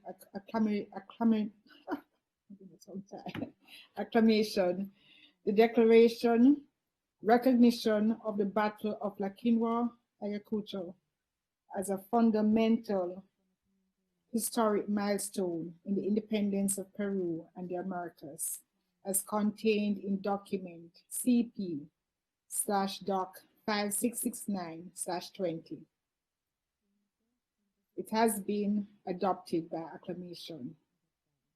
Adopted.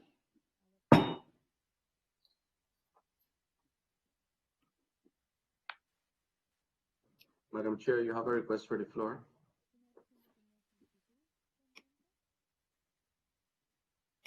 We now recognize the delegation of Peru.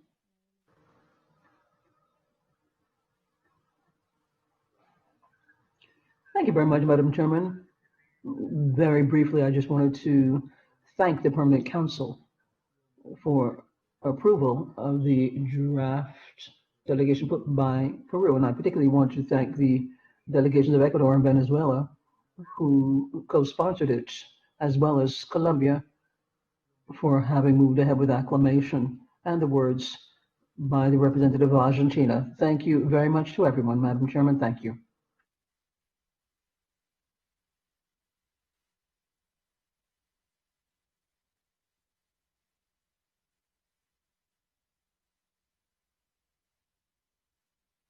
Madam Chair, you're on mute, sorry. Thank you so much, SG. It's getting late in the day. And we did not take a break today, but I will try and keep my concentration going. We are now on item 8. The next item on the agenda refers to the Venezuelan migration and its recent tragic consequences. In response to the request contained in document CP/INF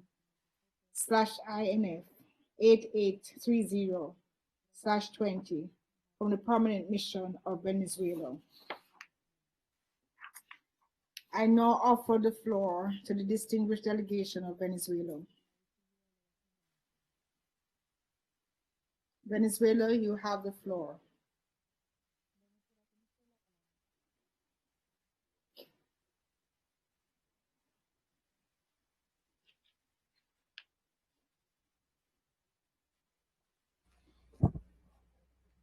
Embajador Torres, si puede solicitar la palabra y presionar el botón solo una vez.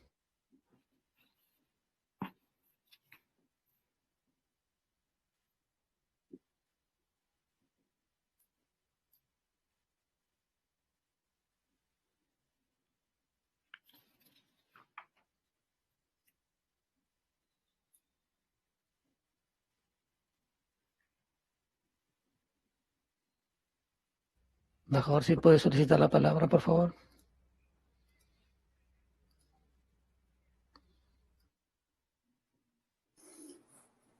Muchas gracias, señora presidenta. Thank you very much, Madam Chairman. 12th of December, there were 21 cadavers, including adults and children. The migrants were on a fishing boat, and there were not the least conditions to cross the high seas. These migrants who tried to reach Trinidad, who were then asked to return, the horrors of the situation would lead to a tragedy for any human being. This image of children who were shown to be dead on the beaches, many others lost their families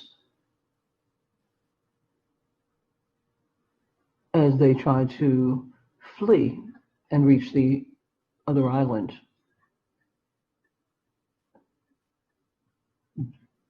This has led to the need for public policies given this situation. The only thing that should happen with desperate dead people who tried to leave Venezuela has to be recognized that they were asking for life. The crisis continues in Venezuela, and I'm quite sure there many are going to try to cross the seas. 2 weeks ago, I want to point out that a group of Venezuelans were exported by the authorities in Trinidad and Tobago, and they were certainly in no condition to take on any trip. Unfortunately, they reached Venezuela totally dehydrated. We would like to tell you that Venezuelans have been or looked askance at this group, and we have appealed to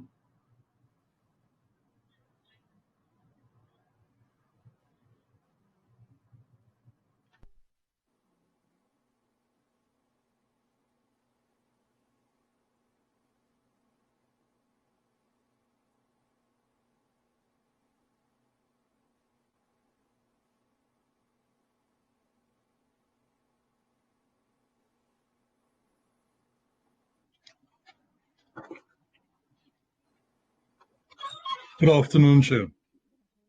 I'm not sure if I'm being heard. We're hearing you. Thank you very much, Chair.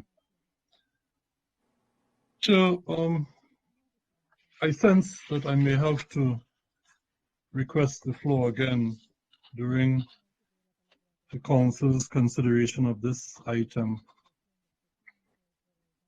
to address several matters related to its consideration by the Council. The topic listed and admitted by a roll call vote is the Venezuelan migration and its recent tragic consequences. That is the topic, and on a point of order, this delegation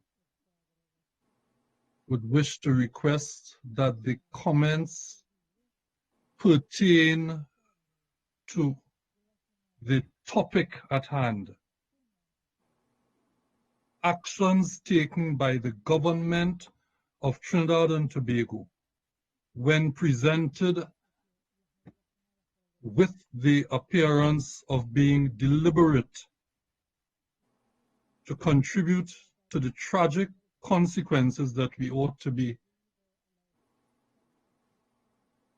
listening to and considering, do not appear to be consistent, Madam Chair, and in accordance again with Rule of Procedure 50, Article 50, I expect that you will immediately rule. Thank you, Chair.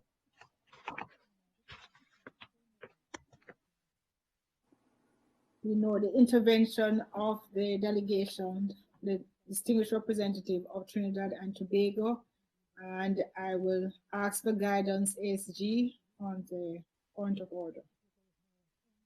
Madam Chair, I suggest you consult with the legal counsel. Is the legal counsel available? I would like to be guided on the rules of procedure.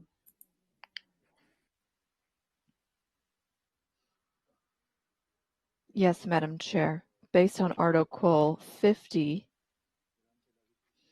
and I'll read it. During the discussion of a matter, any representative may raise a point of order regarding the application of these rules of procedure, which shall be decided upon immediately by the chair. When raising a point of order, a representative may not go into the substance of the matter under discussion. The decision of the chair may be appealed to the Permanent Council or the committee in question, as the case may be. The appeal should be put to a vote immediately and shall be declared approved if favored by a 2/3 vote of the members present. Therefore, it is up to the chair of the Permanent Council to decide if the point of order is relevant or not, and whatever the decision taken by the chair, then an appeal can be made after that. An appeal of that decision can be made. But again, it is up to the chair to decide if the remarks are pertaining to the topic or not. And after that, the chair's decision can be appealed or not by the remaining members. So it is up to the chair to make a decision and not up to the legal advisor. Thank you, Madam Chair.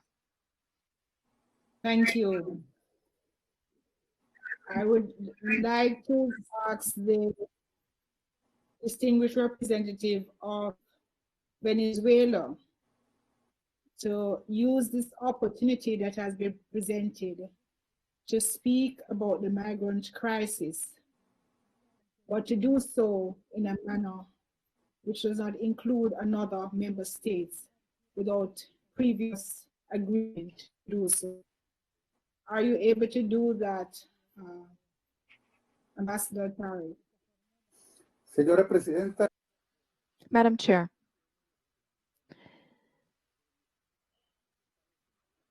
You have the right to make a decision here. I think it is very difficult to talk about the migration crisis affecting Venezuela and its very tragic consequences, which have been included in the order of business, without mentioning circumstances, factual circumstances, without prejudice to the rest of my remarks, I will try to proceed and share the facts that I believe to be relevant. But it is not possible to talk in the abstract about what is happening with the refugees and migrants from Venezuela. And we know that we have received a great deal of support from many countries that have taken in these refugees and migrants. And when I speak about the government of Trinidad and Tobago, I am sharing facts. And it is up now to the permanent representative of Trinidad and Tobago to respond to what I say and not to obviate our discussion. I will try my best, Madam Chair, to continue my discussion as I deem appropriate, given the matter that is included on the order of business.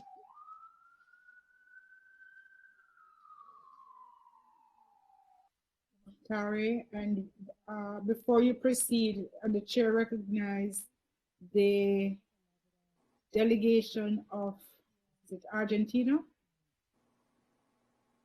No? No? Okay. That's Uruguay, Madam Chair. The delegation.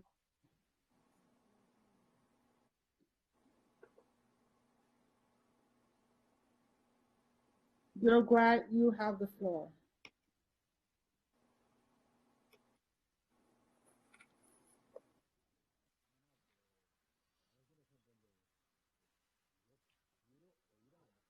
I want to hear, can you hear me now? Yes, very good. I think that what is appropriate here is that it would be the simplest for the ambassador of Venezuela to finish his remarks on this item, which was voted by a majority and therefore has a great deal of support. And of course, there need to be rational parameters for that discussion. And then later on, others can take the floor, not before. I want to hear from the ambassador of Venezuela first. Thank you. We thank the delegate, the distinguished representative of Uruguay for his intervention, and now recognize the delegation of Nicaragua.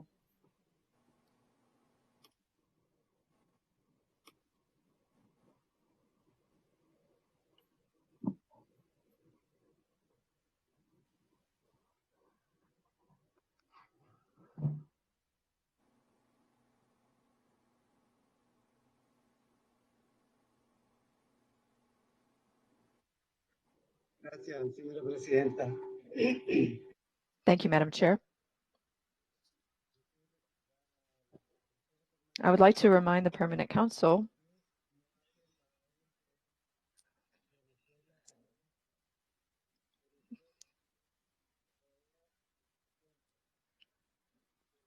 the interpreter apologizes, but again, this speaker's sound is extremely difficult to hear.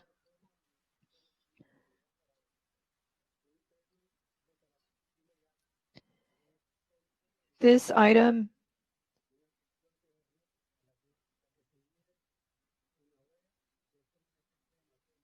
again, the interpreter apologizes, but the speaker's sound is not audible.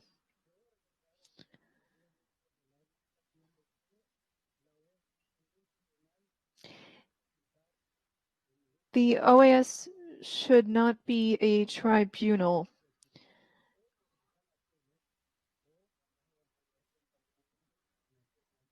When it comes to a nation's behavior. Thank you, Madam Chair. Again, the interpreter apologizes for the sound.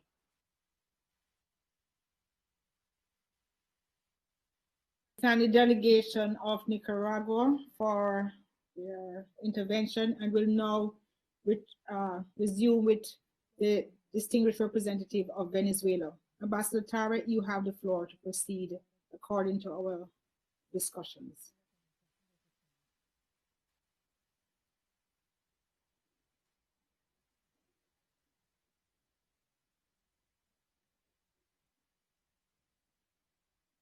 Ambassador Tare, you have the floor. Embajador Tare, si puede solicitar la palabra, por favor. Ambassador Tare, could you please request the floor once again? Gracias, señora presidenta. Thank you, Madam Chair. My attention was drawn to the fact that there are terrible things occurring on the continent, mistreatment of migrants, deaths of people who are completely innocent.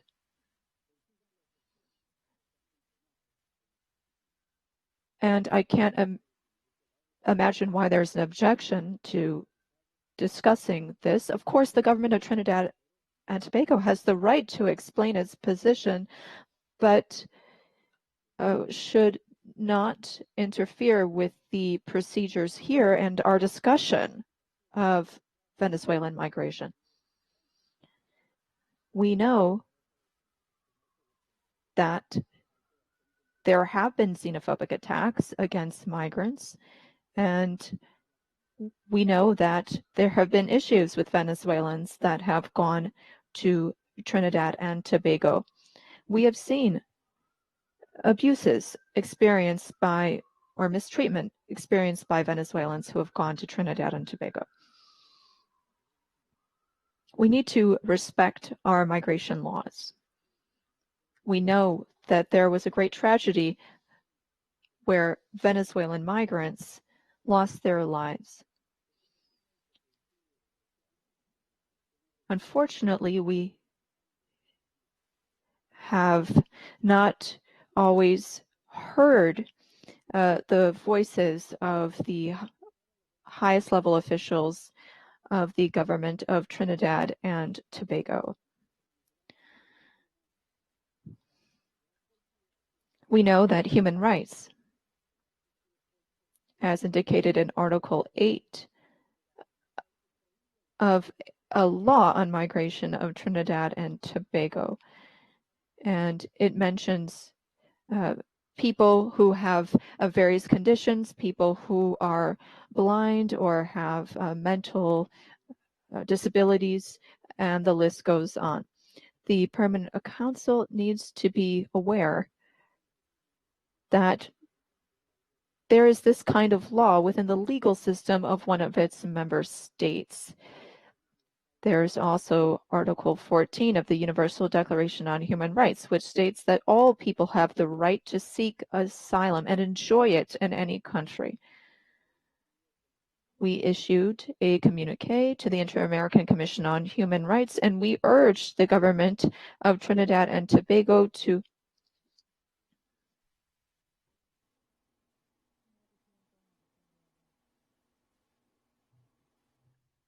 Excuse me, Madam Chair, there is another point of order.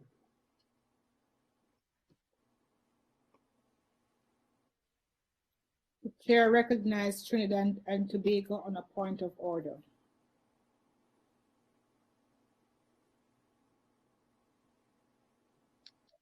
Thank you very much, Chair. And Chair, in the interest of time, Chair, I've accepted, this delegation has accepted your ruling on our first point of order. We noted the comments by our distinguished colleague from Uruguay. We are sitting, waiting to hear discourse on the topic, which we know does not involve only Trinidad and Tobago. And in the past few minutes, the statement presented to this Permanent Council has made reference to Trinidad and Tobago more than anything else, not even the plight of the unfortunate victims of the tragic consequences have been referred to as much as has been made to Trinidad and Tobago. This delegation is prepared to sit and listen, and we will wait our turn like all other delegations to respond. But on a point of order, we request that the remarks by all delegations, including ours when we take the floor, Chair, stick to the topic. Again, I request that you rule, and we will continue to be guided, Chair.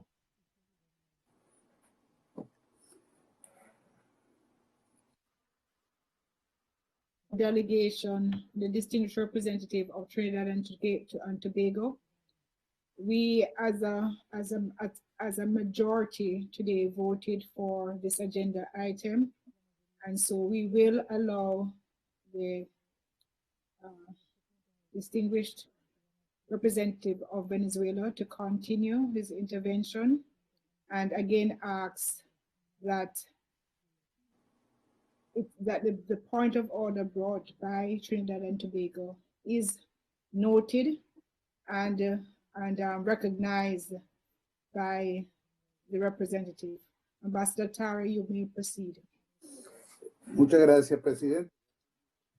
Thank you very much, Madam Chair. I'm very close to concluding my remarks. I hope there won't be any further interruptions because Trinidad and Tobago will have an opportunity to respond later.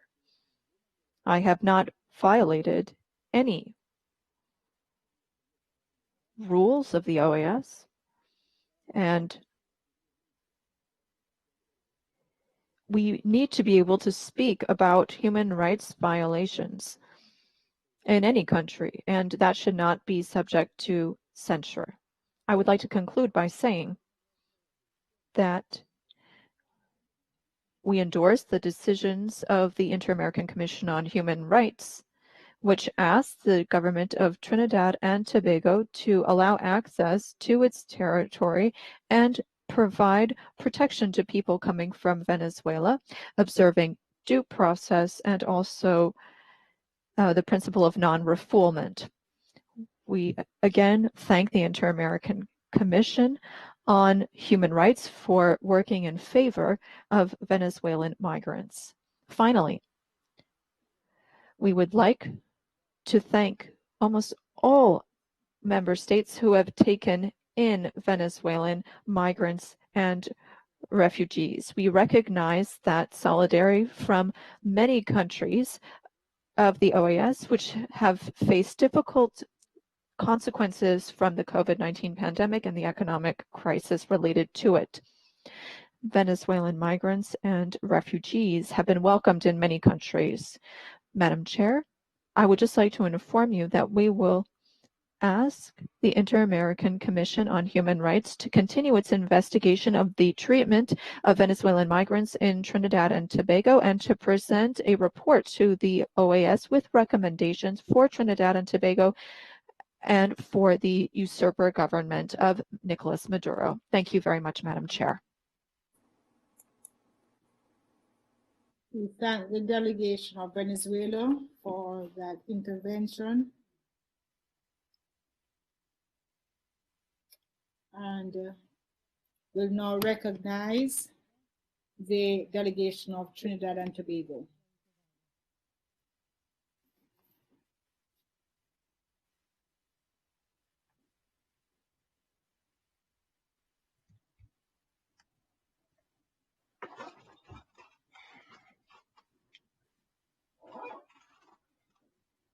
Good afternoon, Chair. Good afternoon. Distinguished colleagues. This delegation is obliged to take the floor in the interest of ensuring that the distinguished delegations of this esteemed Permanent Council are provided with the most accurate and balanced account on any matter pertaining to the sovereign state of the Republic of Trinidad and Tobago, which may otherwise be erroneously presented for its attention by any source, particularly when that source is not recognized by the government of the Republic of Trinidad and Tobago. First, Chair, this delegation places on the record of this Permanent Council a reminder and reiteration of the position of the government of Trinidad and Tobago that it does not recognize Juan Guaido as the purported quote-unquote interim president of the Bolivarian Republic of Venezuela and considers his appointment of any purported representative at this Permanent Council or any other organ of the OAS to be inconsistent with international law and the normative framework of the OAS, the Permanent Mission of Trinidad and Tobago has the further honor to place on record again its adherence to the principles of non-interference and non-intervention in the internal affairs of states and the rule of law, and its respect for the sovereignty of member states of the international community, human rights, and democracy, and therefore acknowledges that having properly notified the Secretary General of the OAS of his denunciation of the Charter of the OAS in accordance with Article 143 on April 27, 2017, the Bolivarian Republic of Venezuela ceased to be a member state of the OAS, and the Charter of the OAS ceased to be enforced with respect to the Bolivarian Republic of Venezuela with effect from April 27, 2019. Trinidad and Tobago therefore considers the request for the inclusion of this agenda item in the order of business of this meeting of the Permanent Council by any purported representative of the Bolivarian Republic of Venezuela as inadmissible, and that having been admitted regardless by the results of a roll call vote, which including accounting for a vote by that purported representative, shall not be obliged to or bound by any decision taken on this matter at this meeting. Chair, the delegation of the Trinidad and Tobago has also noted with deep concern the reliability that has been assigned by some persons, including the Inter-American Human Rights Commission, even after acknowledging in its own press release dated December 15, 2020, which indicates that the incident being referred to occurred, and I quote from the second paragraph, line 3, within Venezuela's jurisdiction. Other individual functionaries of the OAS General Secretariat have similarly placed full reliance on an inaccurate and unverified account of the tragic circumstances that are reported to have resulted in the death of Venezuelan nationals or citizens on December 6, 2020. Chair, distinguished colleagues, such erroneous reporting reveals an openly unwarranted intent to involve the government of Trinidad and Tobago in the responsibility for and for the undesirable and unfortunate occurrence for which we extend our deepest condolences to the families and loved ones of those who have lost their lives. Chair, this delegation is therefore obliged to provide the following information to correct any such inaccurate reporting of the awareness of the government of Trinidad and Tobago as issued in a release published 1 week after the incident is reported to have occurred on December 13th, and I read, on 12th December 2020, the Trinidad and Tobago Coast Guard received information from Venezuelan authorities indicating that 11 bodies had been recovered earlier that day from the waters close to the Venezuelan coastal town of Guiria. Preliminary information suggests, that was at that time, that a vessel had departed Guiria on 6 December 2020 with more than 20 persons on board. Those persons have not been seen or heard from since that day. That's the information we received. I continue. Checks have indicated that the Coast Guard our Coast Guard has not intercepted any vessels coming from Guerrero on 6 December or any time thereafter. At this time, the Coast Guard's Rescue Coordination Center has dispatched assets as part of a joint search effort with Venezuelan authorities. The Trinidad and Tobago Coast Guard continues to provide border security services in the face of the threat of COVID-19 in order to maintain the safety and security of the Republic of Trinidad and Tobago through the conduct of maritime security patrols within our area of operations.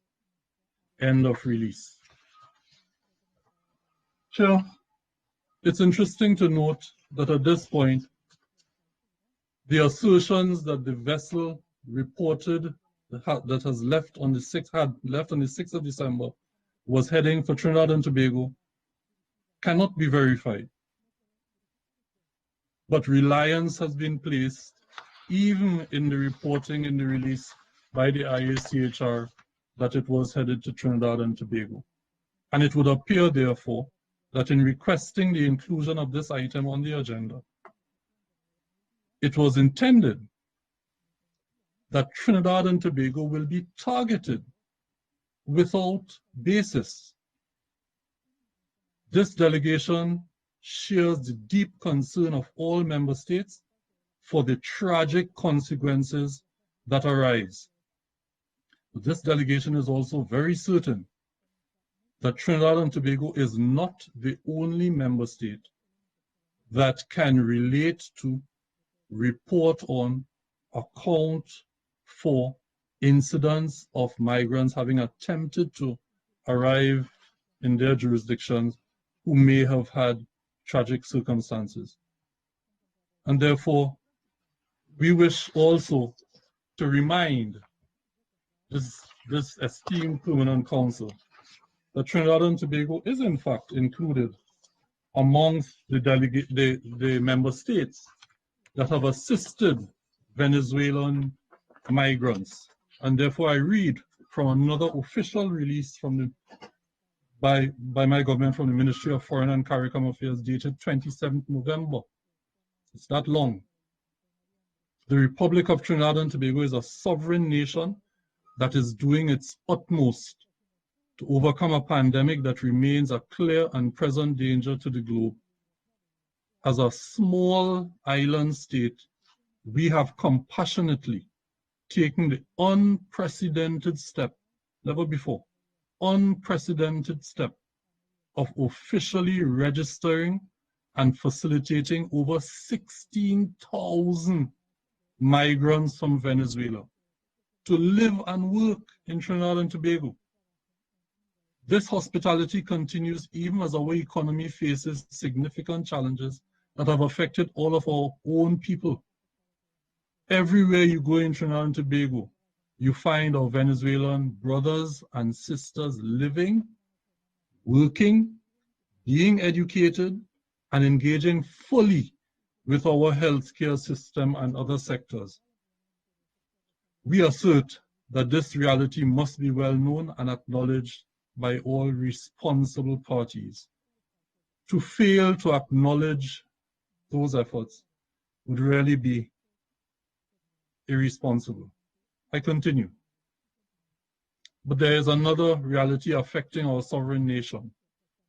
That is the flagrant disregard for our nation's borders by drug runners, gun runners, human traffickers, others linked to organized crime in South America. And just today, Madam Chair, distinguished colleagues, at item 2, we addressed and commemorated the 20th anniversary of the adoption of the United Nations Convention Against Transnational Organized Crime. These are the concerns that Trinidad and Tobago addresses. Madam Chair, as I conclude, in the current circumstances, our nation, Trinidad and Tobago, cannot simply open its borders or reduce protections for the health and welfare of our people. Even developed nations with far greater resources face major challenges when dealing with crossings of their borders, and no nation accepts non-nationals without due process. So egregiously derogated in the remarks made presented to this council. Trinidad and Tobago has always been a good neighbor and hospitable land, and this will not change. We have neither inclination to be drawn into the internal political contest of other countries, nor are we disposed to respond to their various participants. Our local courts are engaged in consideration of recent situations involving the crossing of our borders. We await the full determination of this matter within our sovereign legal system, and we reserve our sovereign right to make the appropriate adjustments in accordance with the law and in pursuit of the best interests of our nation. Madam Chair, distinguished colleagues, I thank you very much for the opportunity to respond on this matter and to reiterate that Trinidad and Tobago is committed to the promotion and the protection of human rights. It is for that reason that we have always been a good neighbor and hospitable land. Thank you very much, Madam Chair.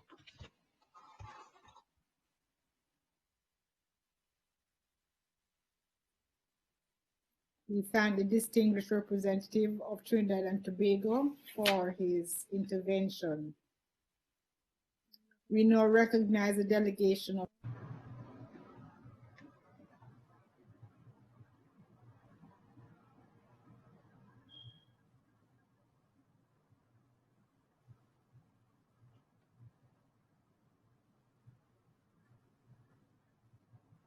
Thank you very well. I was attentively listening and concentrating on what was being said.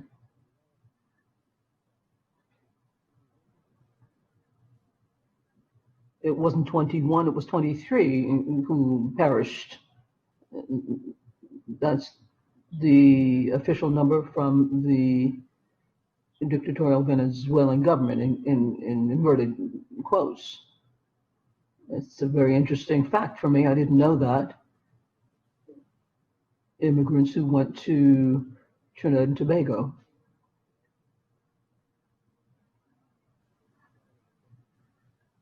The delegate of Trinidad and Tobago told us this fact, and I'm not trying to stoke any conflict. It's interesting to hear that Venezuelans are living in Trinidad and Tobago. So in all due respect, there's nothing ghost-like or there's no fiction about this. Venezuelan migrants, in a move of desperation, went wherever they could. We're talking about thousands, millions. I would like to see that photo. My forefathers looked at this, but I have another photo of the genocide from before and another photo of the 23 that are part of this tragedy. But I wanted to ask what happens to some photos that mirror something, and then there's another tragedy that looks like the same thing. I think that in general terms, under item 8, this is in keeping with the reality. It's not in keeping with something else. It's in keeping with this reality, and we have to be aware of that.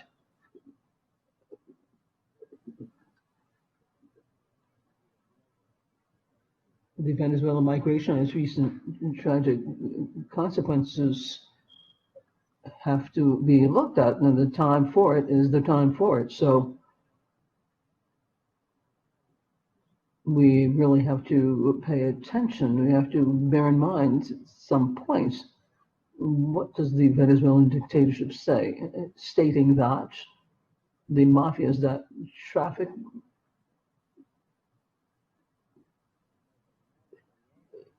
to certain areas where they're going, it doesn't matter where, but this commission, according to governmental note, has paid attention to all of the responsible parties, and the executive looks at the participation.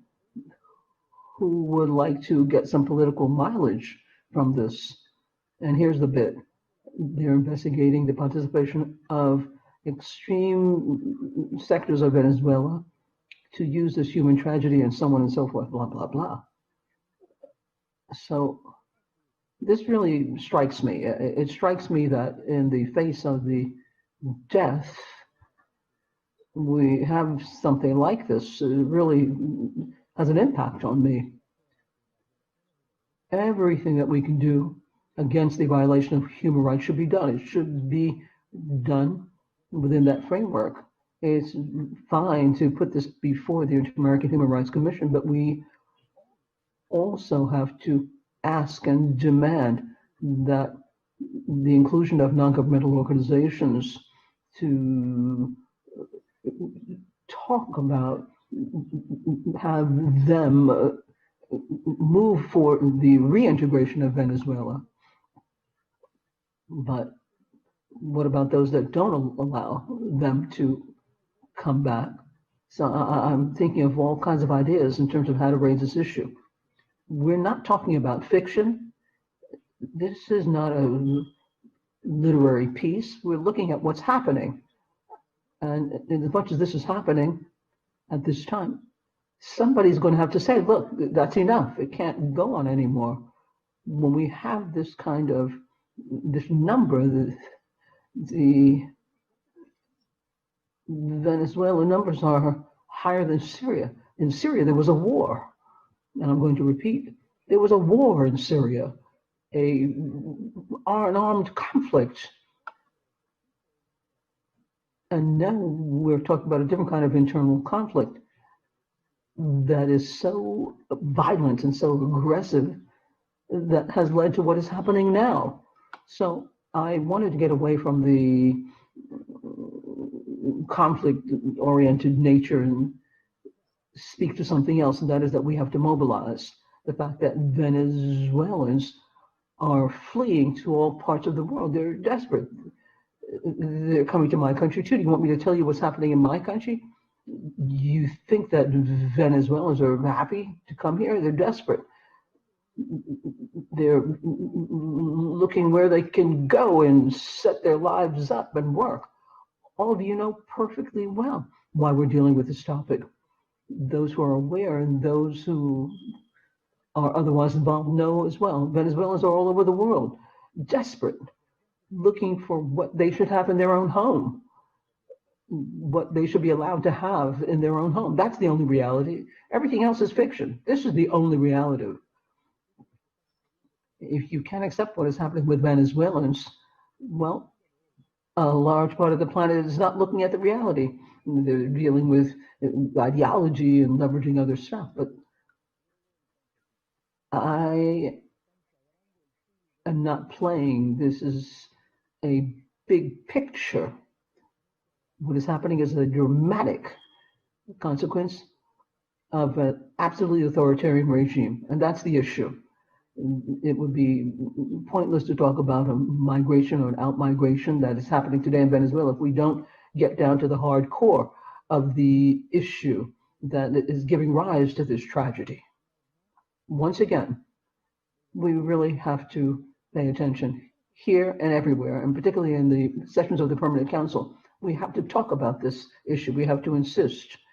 There are no qualms about that, and I'm happy to cooperate here, because this is a cause that obliges us. It's a categorical imperative. It's a moral issue.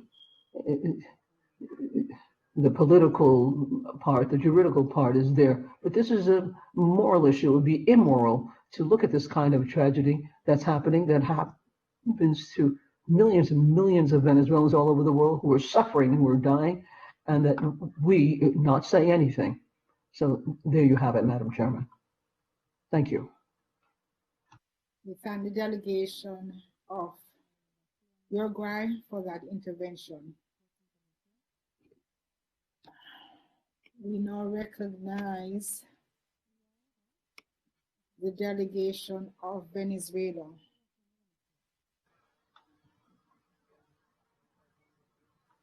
Thank you very much. Madam Chairman, thank you very much for the extra time. I thank Uruguay and the ambassador for those comments.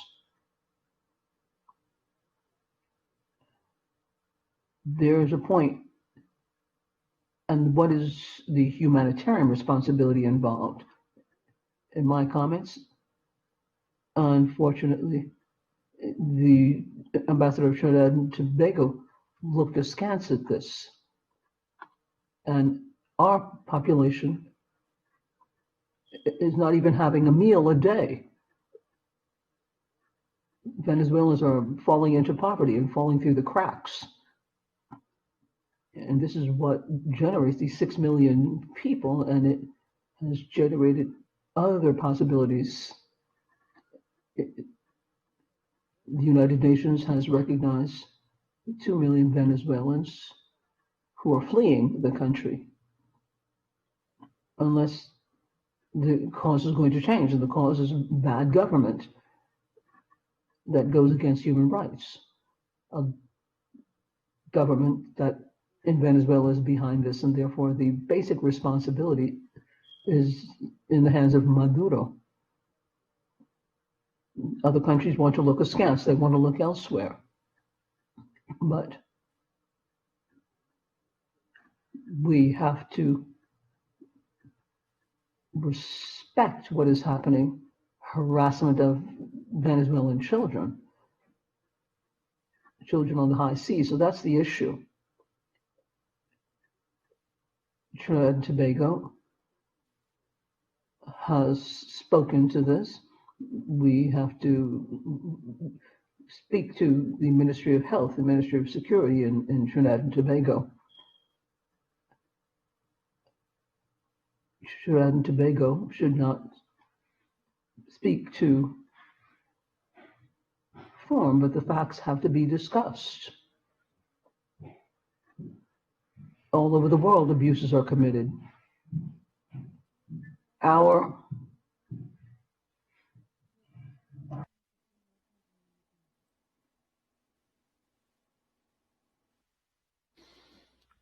Ambassador, Chair, sorry. Madam Chair, we don't have point of order. Trinidad and Tobago is requesting the floor. Oh, okay, sorry. Ambassador Torre, please proceed. I'm finishing up. We're asking Trinidad and Tobago to respect the human rights of Venezuelans who were in Trinidad and Tobago. We have 40,000 according to official notifications. And there's no xenophobia.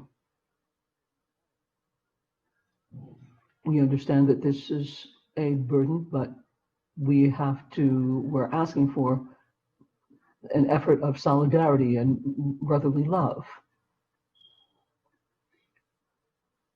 The fundamental responsibility, I insist, Madam Chairman, and I emphasize, is in the hands of Nicolas Maduro. But there has to be a way to have some kind of support.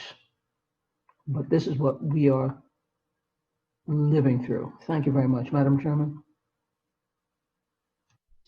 Of Venezuela for your intervention, and now recognize the delegation of Trinidad and Tobago.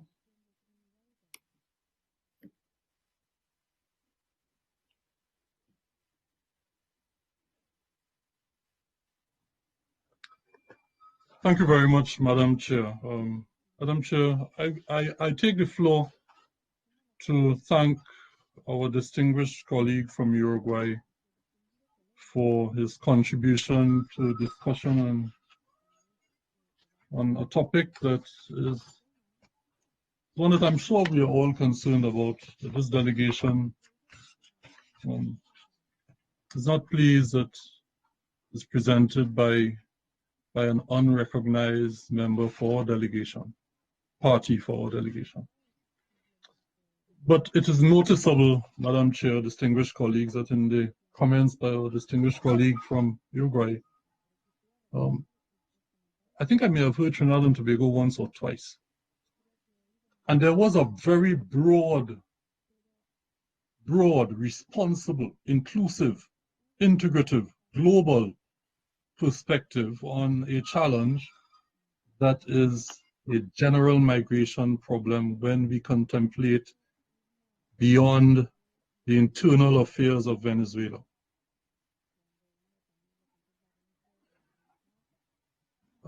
Comments on the internal affairs of Venezuela will be made by others, not this delegation. And so I'm grateful that an attempt was made for bringing some balance to the discussion.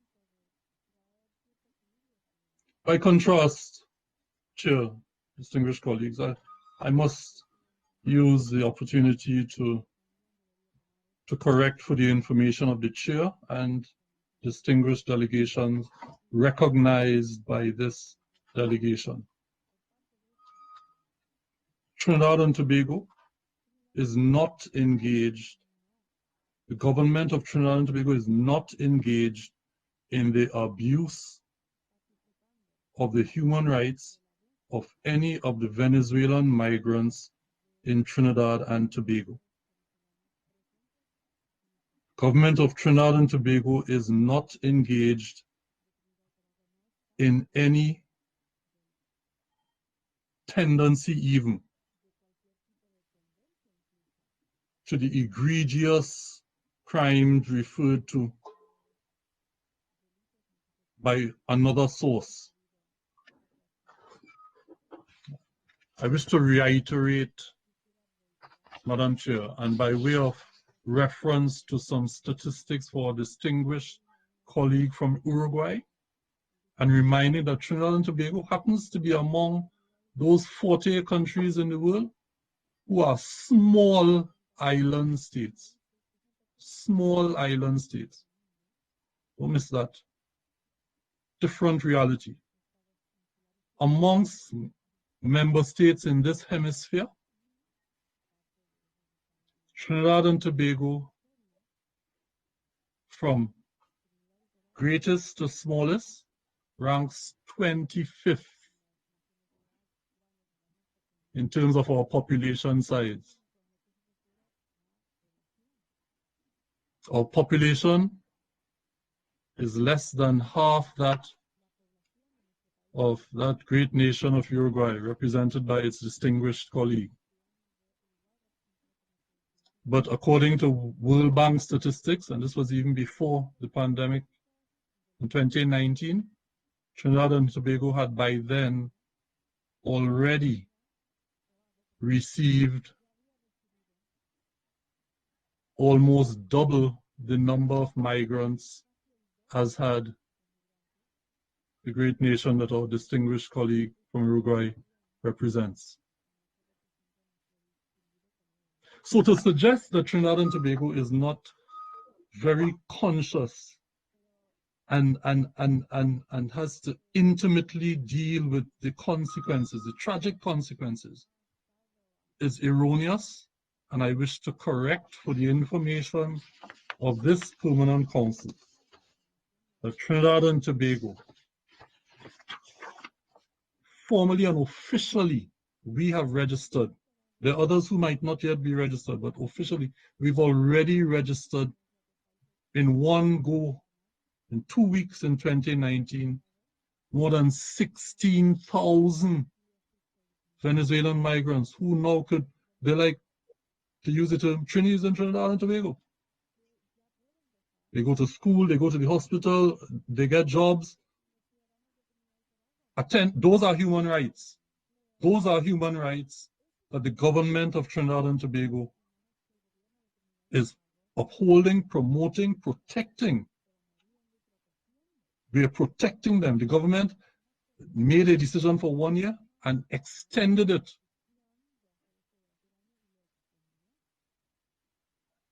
So, again, Trinidad and Tobago is a sovereign nation doing its utmost to deal with this challenge and the pandemic simultaneously. Everywhere you go in Trinidad and Tobago, you find our Venezuelan brothers and sisters. Note how I refer to them. And this is from the official press release of my government. Our Venezuelan brothers and sisters working, being educated, engaging fully with our healthcare system and other sectors.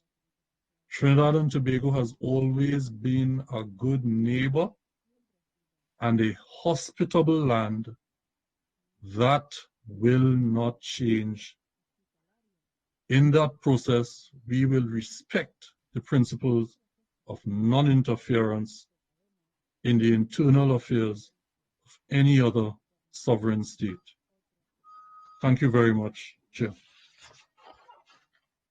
Thank you, the distinguished representative of Trinidad and Tobago, for his intervention.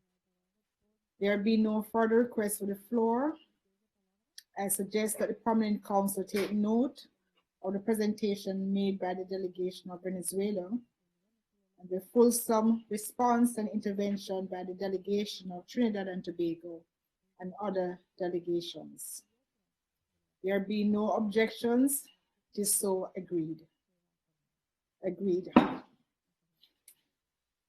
We'll now proceed to the next item in our order of business, which is the adoption of the following minutes.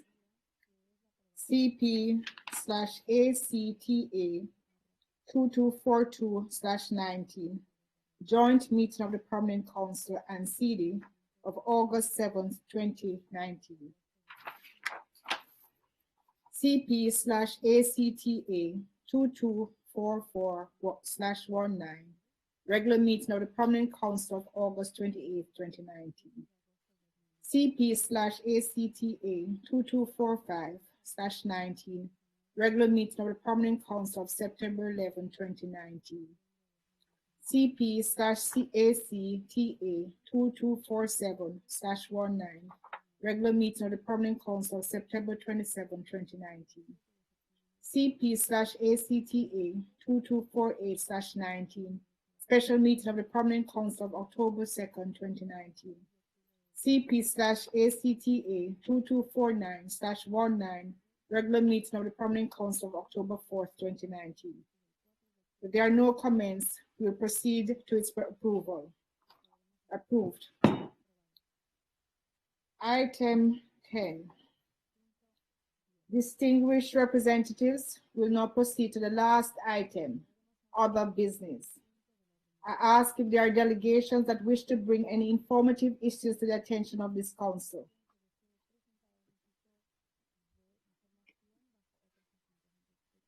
We recognize the Permanent Observer Mission of Italy.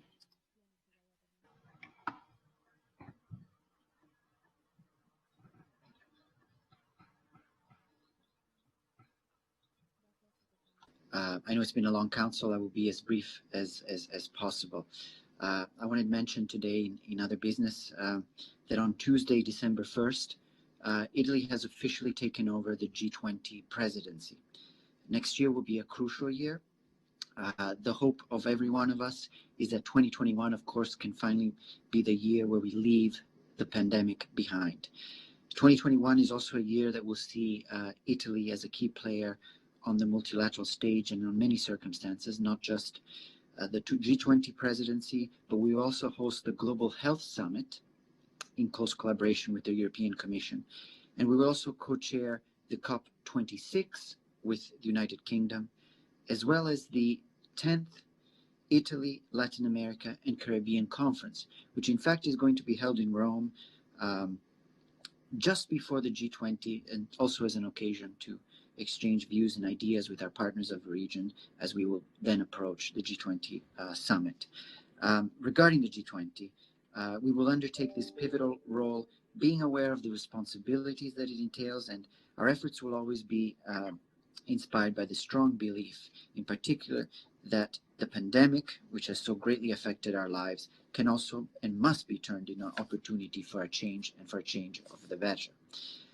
This view is not only one that has inspired Italy in choosing what are the three Ps as an interconnected pillars of our common action for the G20 forum next year. The three Ps are, of course, people, planet, and prosperity.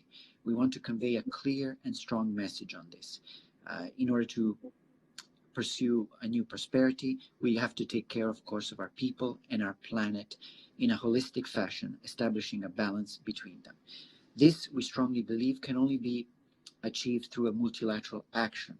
The pandemic has demonstrated once more a clear truth. Local problems can swiftly become global challenges, and global challenges need global actions and solutions. Thus, the G20, bringing together much of the world's population and economic activity, must live up to its role. In the short term, we have to keep working to ensure a swift international response to the pandemic, providing equitable and universal access to diagnostic therapeutics and vaccines. One thing must be clear: in such an interconnected and independent world, the only way to leave the pandemic behind is to eradicate the virus everywhere. Otherwise, it will come back to haunt us. At the same time, we are also called to look beyond the crisis, and we must operate to learn this, to learn from this health and economic crisis so as to build up resilience to future shocks. And we also have to foster a recovery that really addresses people's needs. All of this, and coming towards the end, is translated into a detailed program which will be carried out through 15 working groups, each of them pursuing concrete deliverables that are designed to strike a balance between feasibility and ambition. Many of the key challenges in front of us are still in front of us, but we are aware that the world will look very carefully at what we achieve regarding global health, international trade, climate change, and financial assistance to the countries most in need. Reaching a consensus that delivers concrete improvements on these topics is everything. Nonetheless, it will not be easy, but the cost of inaction is increasing every day. I thank you for your attention to this, and I also take this occasion to wish you all and your families a Merry Christmas and a very happy, prosperous, and safe New Year. Thank you very much. We thank the distinguished representative of the Permanent Observer for his intervention. I see there are no further requests for the floor. Let me just take a minute and take the privilege of the chair to say that I recognize the presence of the former Foreign Minister of Haiti, who has joined the meeting today and will return as the permanent observer, the permanent representative of Haiti. And I know we'll formally welcome him at a later meeting, but just to acknowledge his presence today and to acknowledge that my colleague and Vice Chair, Ambassador Colley, has received a major award from the country of Ghana. And I just want to congratulate him.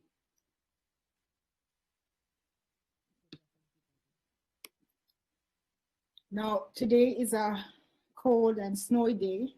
I'm not sure, Secretary General and SG, if we are having any meeting next week. So let me just take this opportunity to wish you all the very best, that you will keep warm and that you'll have a wonderful holiday in case we do not speak again. And to wish all delegations a very, very Merry Christmas and a wonderful and prosperous New Year if I don't see you before. Thank you all for your support and your encouragement as we, together had a very productive term to this point. Thank you all and have a good evening. The meeting is adjourned.